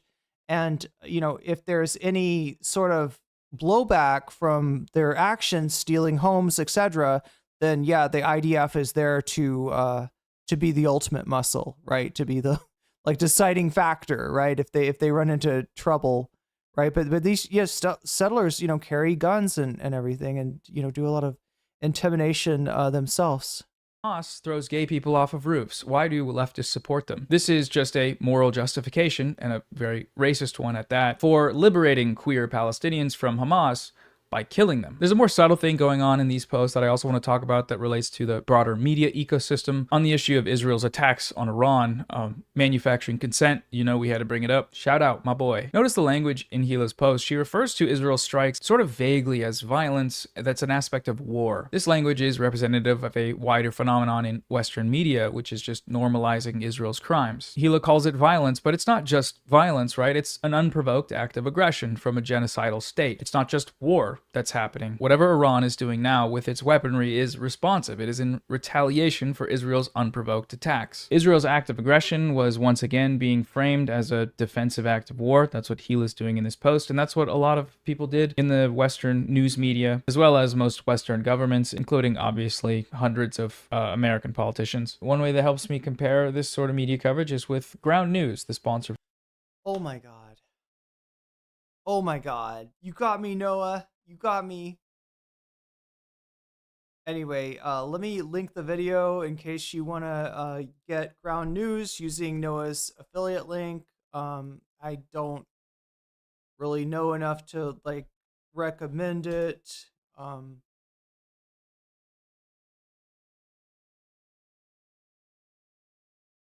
But yeah, we all gotta eat, I guess. So there's the link to the video if you want to follow Noah using that link, or if you wanna patronize his affiliate link for Ground News. For today's video, Ground News is a website that allows you to compare coverage of stories from different media outlets. You can sort the stories by the political leanings of the outlets and apply filters for things like factuality rating. I think we know the deal. To all of these tools and shouldn't be glorified. That's not necessarily true, right? Like, no one has a problem glorifying the people who fought the Nazis. The issue is when you start glorifying the Nazis, and that's what this post is doing. Israel is Nazi Germany. Did Mamdani pull the damn thing off? Yes, Mamdani is the victor. Mamdani is the Democratic candidate for the general election.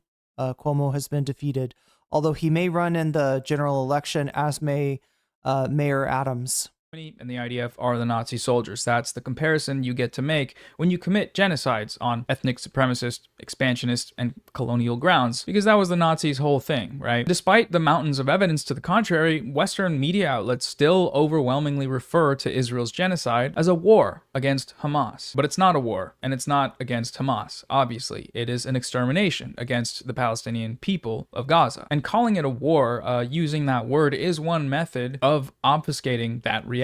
Depending on the person doing it, it happens for different reasons, to be sure. Some people do it because that's their job. They have been and continue to be mouthpieces for the Western imperial agenda. Others do it because they have fallen victim to this sort of propaganda. It seems pretty hard to argue that that makes up a majority of people now, that people are just unaware and brainwashed given the 2 straight years of live-streamed genocide that we've all seen on our phones. But I also think that we do sometimes underestimate just how little of this coverage makes it to the average Westerner, and just how strong the media apparatus manufacturing consent for it is. But others still do this manufacturing consent because they fundamentally believe that what Israel is doing is just. And that's what Gila thinks. You know, given her non-apology here for calling the genocidal military heroic, and her repeated examples of running cover for the IDF, saying they don't target children. You're excusing people being burned alive and kids being murdered.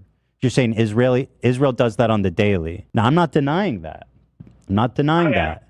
So are you you in favor? Saying they don't target journalists. I can't get any security assurances against Israel, obviously. Well, bro, it's not like Israel that is worried. Look, about. It's not like Israel's going to do a precision strike on Hassan. They don't fucking. Yeah, but it is dangerous. It's a war zone. Like, I agree, it's dangerous. Sure, it's a war zone. I don't think you guys understand Israel. It doesn't work like that. They're not. It's not. Regardless, I agree. It's dangerous, right? Yeah. It's dangerous in a war zone, right? Not because Israel will like target him. Calling one of the primary architects of the genocide a good guy, and then issuing another similar non-apology for that. We'll get into that in a moment. Just the other day, Bibi fired a really good guy that a lot of people are pissed about, and he fired him because they had a disagreement. Whatever the cause of this may be, though, the effect is the same, which is that people are being sold a moral justification for an ongoing genocide, and many of them are buying it. Israel is the aggressor. You know, in the case of these strikes especially, Gila's language falls in line with the broader Western political and media consensus. Israel's strikes are being justified as a preemptive act of self-defense against the existential threat of Iran acquiring WMDs, weapons of mass destruction. And we've heard all of this before. This was the pretext that the US government fabricated for the invasion of Iraq, in which the US military ended up killing hundreds of thousands of people. We now, for the most part, look back on the Iraq War as a mistake mistake for varying reasons, of course. Many in the US cite the loss of, American soldiers. Sometimes that's the only thing they cite, and not the hundreds of thousands of civilians, some estimates upward of 1 million. But the same attitudes and justifications that were used then are being used right now for Israel's attacks on Iran, which were undertaken, of course, with US support. Whatever you think about Israel, Iran is bad or worse. They are the fucking evil. They are the evil fucking. They're the reason for all this bullshit. Like Hamas, Hezbollah, Houthis, they're all attacking under the direction of Iran. They're all being these Funded by jihadists, them. fucking Islamists, like mega, like these ultra, I don't even know how to say it, militant, super religious zealots, right? This is all coming from Iran.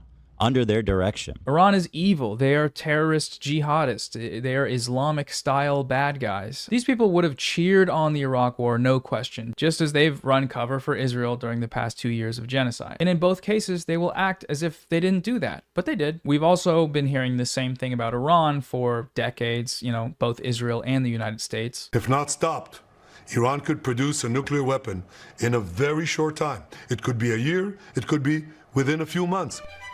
They have the wherewithal, the stored up, preserved knowledge to make a bomb very quickly if they wanted to do it. Iran is so dangerous. Weeks away from having the fissile material for an entire arsenal of nuclear bombs. They're very close. They're 6 months away from being about 90% of having the enriched uranium for an atom bomb. Iran is gearing up to produce 25 bombs, atomic bombs a year, 250 bombs in a decade. Ladies and gentlemen, time is running out. Iran will be capable of producing alone, without importing anything, nuclear bombs within 3 to 5 years. The non-apology in this second post reminds me of that time that Gila Klein non-apologized for referring to Yoav Gallant as a good guy, Yoav Gallant being Israel's former Minister of Defense and one of the primary architects of Israel's genocide. Just the other day, Bibi fired a really good guy that a lot of people are pissed about, and he fired him because they had a disagreement, and that's like so Trump coded. He was like a moderating voice in the war room. Yeah. Whenever this instance gets brought up, Ethan and Gila claim that she apologized for this, but that's not true. This is what she actually said. I feel like the reason I brought it up was mainly to express the frustration with Bibi and him firing the one guy that was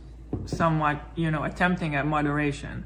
It wasn't really so much to say Gallant is a good guy. I shouldn't have used that word. That was a bad choice on my part, considering stuff that he has said that I was not even thinking of. That was not a good choice of words, and I would not have said that again. So I shouldn't have used that word is not an apology, it's lip service. There's no way to spin Yoav Gallant as being a moderating voice when he quite literally did the genocide. You can't paint him in any sort of contrast to Netanyahu when the two of them were holding hands together as they slaughtered tens of thousands of innocent people. The articles that they cited to prove this point do not show him to be some kind of anti-war figure. They show him to be declaring their genocide a victory. It was never "we've gone too far," it was mission accomplished. And the protests around that time had nothing to do with ending the war, they had everything to do with bringing the hostages back. What happens after that, Israelis couldn't give less of a fuck about. As poll after poll has shown, they either do not care about or openly support the genocide and ethnic cleansing of Palestinians. So unless such an apology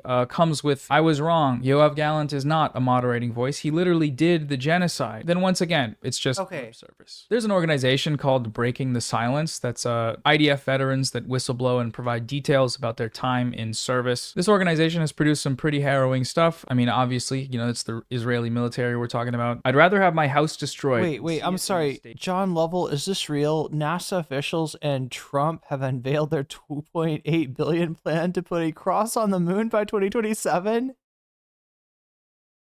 I did. You could. I mean, look. It's believable. It's believable, John Lovell. Like, considering that they just proposed building a detention facility for immigrants with a literal crocodile moat, yeah, I would say it's somewhat believable.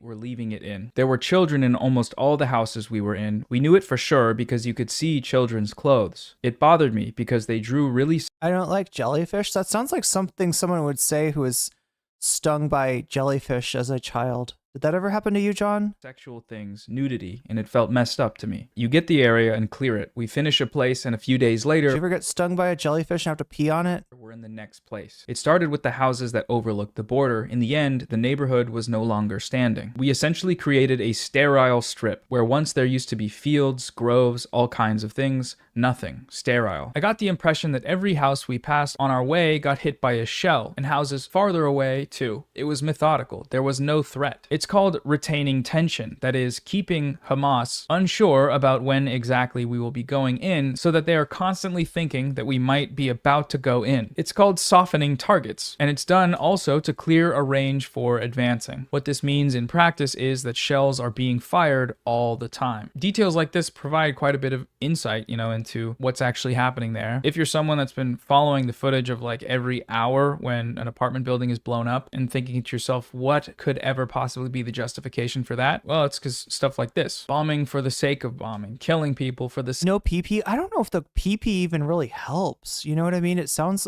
like something, it sounds like crocodile moat. Yeah. It sounds like something that people say, and that, like, has there been studies on that? Does peeing on a jellyfish wound actually help? Sake of killing. Pee doesn't work, so they're just peeing on themselves for no reason? People. Now, why do I bring this up? Well, according to the H3 Wikipedia, Gila Klein served in the IDF around 2005 in the Duchefat Battalion. That's where she was transferred when she participated in the illegal raid. I found a testimony on Breaking the Silence from that very same battalion and in that same time frame and the same area of Ramallah. Sometimes there were detained Palestinians waiting at our post. One of the detainees was cuffed with a zip tie and blindfolded. This was at a moment that there were no commanders at the post, so one soldier decided to go inside and beat him up. It's a myth that doesn't work at all? My God. Just like that. The person walked in, shut the door behind him. Can I sue my dad for telling me that it did? Yes, there was almost nobody outside. At some stage, he gave up. I don't know, he didn't beat him up for too long, but let's say that if I had said to him, why are you beating him up? What are you doing? He would have continued hitting him. It was better to just shut up and wait for him to finish, and that's it. Gila Klein has never publicly revealed any of the specific details about her time helping illegally raid and illegally kidnap a Palestinian man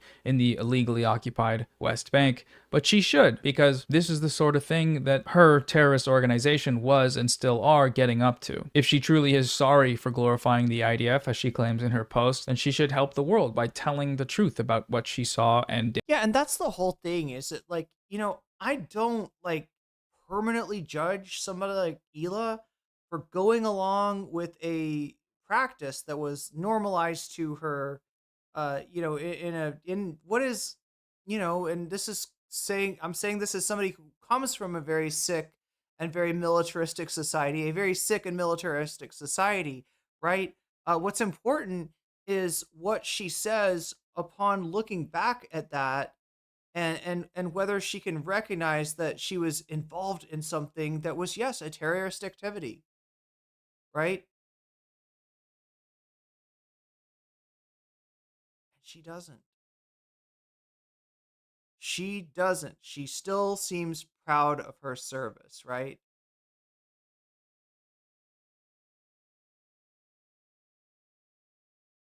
Yeah, because she's 18. What, you're drafted when you're like 19 years old. You're living in a society where you're told that you got to do this, and if you don't do this, you're a scumbag, you're a traitor. You know what I mean? Like, I could see getting wrapped up into it and thinking, okay, this is what we got to do. But yeah, maybe at some point, like over your 30, 40 years of existence, you might reflect on that and say, you know what? I think what we were doing was terrorism.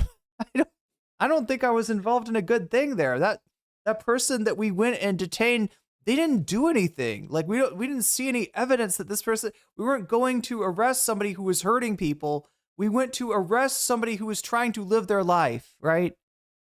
did when she was a part of this, beyond the vague details she's already provided. She won't do that, of course, because she doesn't regret her time there and does believe that this genocidal army is heroic and has consistently denied their role in the intentional mass slaughter of Palestinians, journalists, and so on. But someday she may try to pretend that she doesn't. So feel free to refer back to this series of clips when that happens. Hashtag Gila break the silence. Let's get that viral trending. Israel's actions against Iran have been taking up quite a bit of media coverage and turning what little attention remained on Gaza away from it and on to, the sirens in Israel. This was certainly a part of the calculus for what Israel is now doing in Gaza, in some ways the most horrific acts of depravity we've seen yet. I'm talking about the death trap massacres. Okay, I hate to have to do this, chat, but there are some things that Twitch will not allow me to show. What to fear more, bullets or hunger? Under fire yet again, crowds of desperate Palestinians waiting in the hope of collecting food from the new Israeli-backed aid scheme. Some sick shit that they're doing there. 20 people were killed here in southern Gaza by Israeli soldiers today, according to local officials. Others managed to grab something to take home to their families.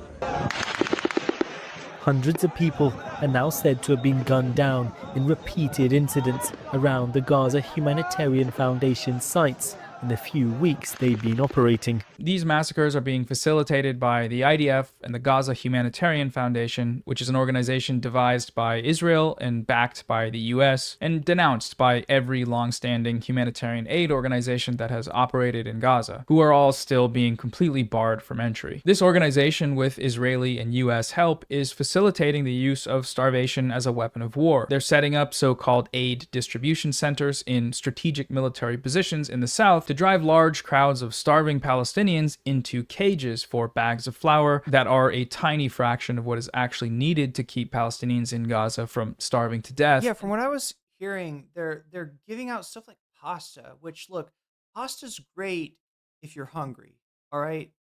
You've missed a few meals and you're hungry. Pasta's great.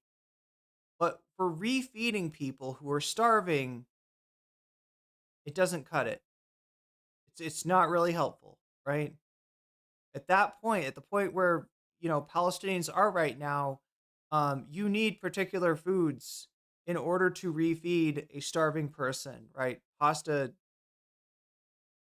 not doing that job. And they are then opening fire on them with guns, drones, and tank shelling. The footage from these massacres is some of the craziest shit I have ever seen. They're just straight up doing a death camp live on 4K video. There's so much footage of starving Palestinian people running for their lives to escape Israeli fire after running for their lives for a tiny shred of hope that they'll be able to get some flour so they don't starve to death. Flour that Israel is barring them from getting any other way. Israel has killed countless people, including many children. 50 people were killed yesterday. Dozens are being killed every single day. كان كويس معي كتير بده يجيب مساعدات كنا بدنا ناكل فيش عنا ولا حاجة لو راح لو متصاب جبناه على المستشفى استشهد اليوم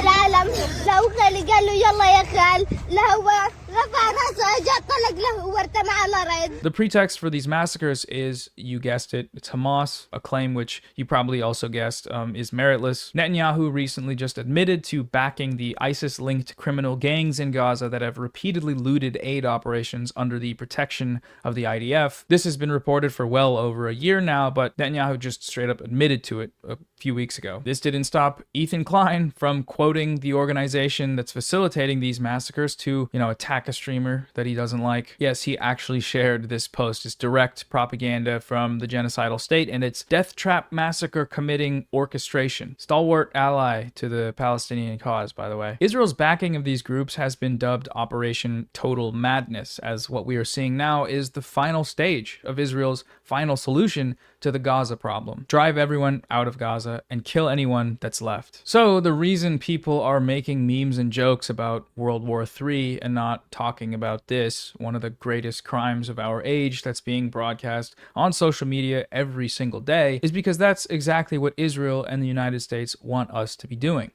So stop. Okay, so anyways, that's it for the video today. Just a short one. Real quick, a question some of you might have right now is, why are we still talking about these people? Can we be done? And I get it, and I partially agree, but also, I didn't realize it. This podcast is like a very highly ranked in terms of viewership podcast. I think at one point it was a top 100 podcast. So when they spread... Let me rewind that.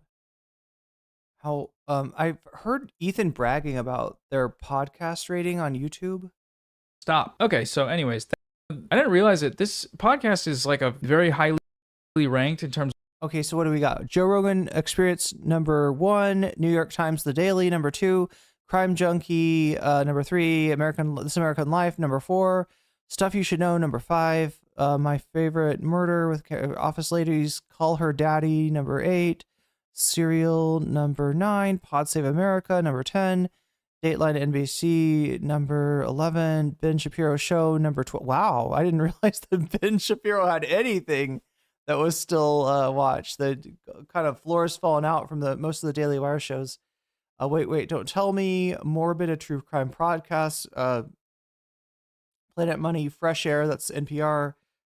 Up First, another NPR Dan Bongino, number 18, NPR News Now, Radio Lab, and then H3 Podcast. So they're number 21 on the U.S. Top 50 podcasts. Now, as far as YouTube podcasts, I would assume that H3 ranks a little bit higher.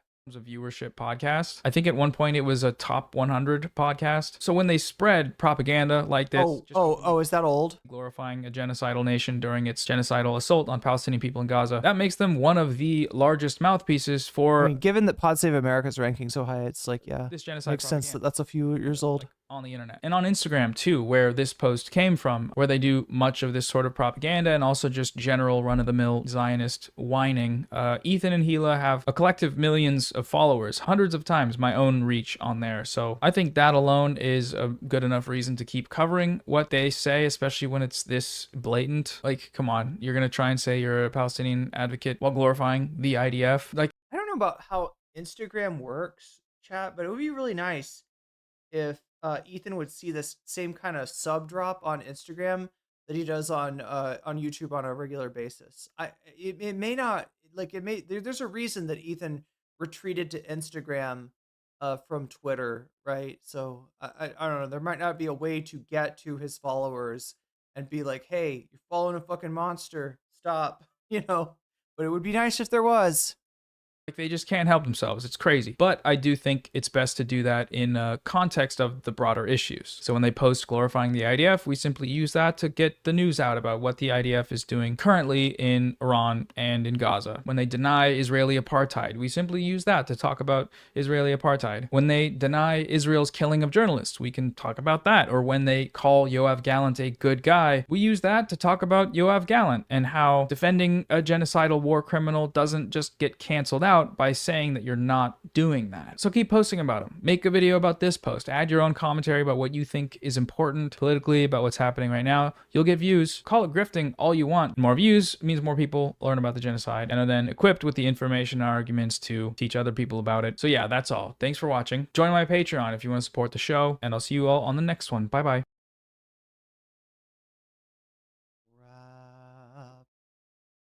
Rapadocious. Donald Trump last night it's Sam Cedar. That peace had broken out, that he had negotiated a peace deal with Iran and Israel. Quite a claim. Here is Stephen Miller reacting to the historic ceasefire, according to Laura Ingram's show. Historic, amazing. Let's name this war, shall we? We have the 6-day war. This one's double. It's the 12-day war. Twice as good. Twice as good. Stevie, get out there and sing my praises. Well, let's just take a moment to think about how historic this moment is and what President Trump has achieved in this 12-day war. Presidents going back to Bill Clinton have said it is the policy of the U.S. government not to allow Iran to have a nuclear weapon. But under every president except Trump, Iran marched closer and closer Pause to it for being 1 able second. to put onto. I mean, I want you to listen to this carefully. This is like one of those, like, can you find the problem since Bill Clinton? Bill Clinton was president starting in 1993. It is now, depending on where you are, 2025. Just on the I'm not great at math, but I think that's about 32 years. Chat, I'm going to have to shout out my Patreons once more. If you're watching me on Twitch, you're going to be rated into a pretty cool channel. We're going to rate into US A-Hole. They are always a lot of fun, so stick around if you want to, and join in the raid and give US A-Hole my love. All right, they're awesome streamer, part of the Cuties gang, and I think you'll enjoy what they have to say. They're talking about the Zorhan win amongst other subjects tonight, so check that out on Twitch, right? In the meantime, thanks go out to all my fancy weasels, everybody that supports me on Patreon at the $5 level or above. Thank you to Oral Ellipsis, thank you to Temporal Insanity, to Steven Sayers, to Funky Monkey, to Sarah, to Nadia Yvette, to Noi, to Jules K, to Izzy Mendes, to Infallible Fowl, to Hot Ham Radio, to Good for Gabby, to Buffy Geek, and to Animus. And a fancy shout out to Zero Xerix, to Rachel K, and to Krystal Saphira, and to Omega Star. There we go, chat. That is the stream for you. I've had fun. I've had fun talking to you. I've had fun talking with you, and I've streamed entirely too long for 2 days in a row. I need to stream tomorrow, but I might take a day off because I fucked up my voice. I yelled too much, chat, and I shouldn't do that. Make sure to punish me if I yell in the future. Like, just you gotta punish me for yelling. All right, you can't let me get away with that because it's bad for me. It's bad for the stream. It's bad for my negative cash flow, thanks to having spent $300 to go to Vietnam and not realizing that, yes, you need a visa in order to even get into Vietnam. So I had $300 flushed down the Thai toilet without toilet paper. It's very important, chat, because Thai toilets cannot take toilet paper. You gotta put the toilet paper in the basket next to the toilet if you're ever using the bathroom in Thailand. That's something interesting to know. You don't want to clog that thing up, so don't flush any paper down it. But anyway, I did flush some money down the toilet when it came to the Vietnam trip. Luckily, I was able to go to Malaysia and spend another $300 on that. It's so sad. But yeah, I will try to stream tomorrow if I can. I keep on talking about doing a short stream. We need to do that. We're almost at 15K. Chat, we could be at 20K before too long, the way that the short streams have been going. I'm really gaining a lot of subs from that. Really bringing a lot of new people into the community, so I need to do that some more. But again, I gotta cut these up. I don't know how would I have cut this up? Just do Zoran maybe, and then leave the Cenk Uygur till the next day. I don't know, chat. But I'm putting too much on one stream. I should not be streaming for 8.5 hours, but here I am doing Hassan hours. Much love, everyone. Take care of yourself. Take care of each other. And weasels and jellyfish, I will see you tomorrow, and we'll see who is ahead at that point. It's pretty close, chat, between the weasels and the jellyfish, right? We finally got parity of between YouTube and Twitch, not in terms of overall concurrent viewers, but in terms of subscribing members. And that's kind of amazing, considering that a Twitch sub costs twice as much as a YouTube sub. So good job, Twitch, YouTube. I blame myself. I blame myself for you not for us going down on members, but we'll try to correct that. I do want to do at some time, if I have time, a Jubilee stream on Twitch. We'll do like a subathon where you can kind of like, we'll do as much, like there's a Sam Cedar Jubilee. There is a Jordan Peterson Jubilee. There's also the guy that Ethan brought on, the Palestinian guy that Ethan brought on, did a Jubilee where he was up against, actual, actual Free Palestine supporters and arguing with them. So I can't do Jubilee on YouTube, but I can probably do it on Twitch. So I'll try to do a subathon sometime with that. What was the other thing that I wanted to do? I don't know, Chad. I'm too tired to think of it. Anyway, much love, everyone, and take care of yourselves and each other. And I will see you in the very near future. Until then, bye-bye.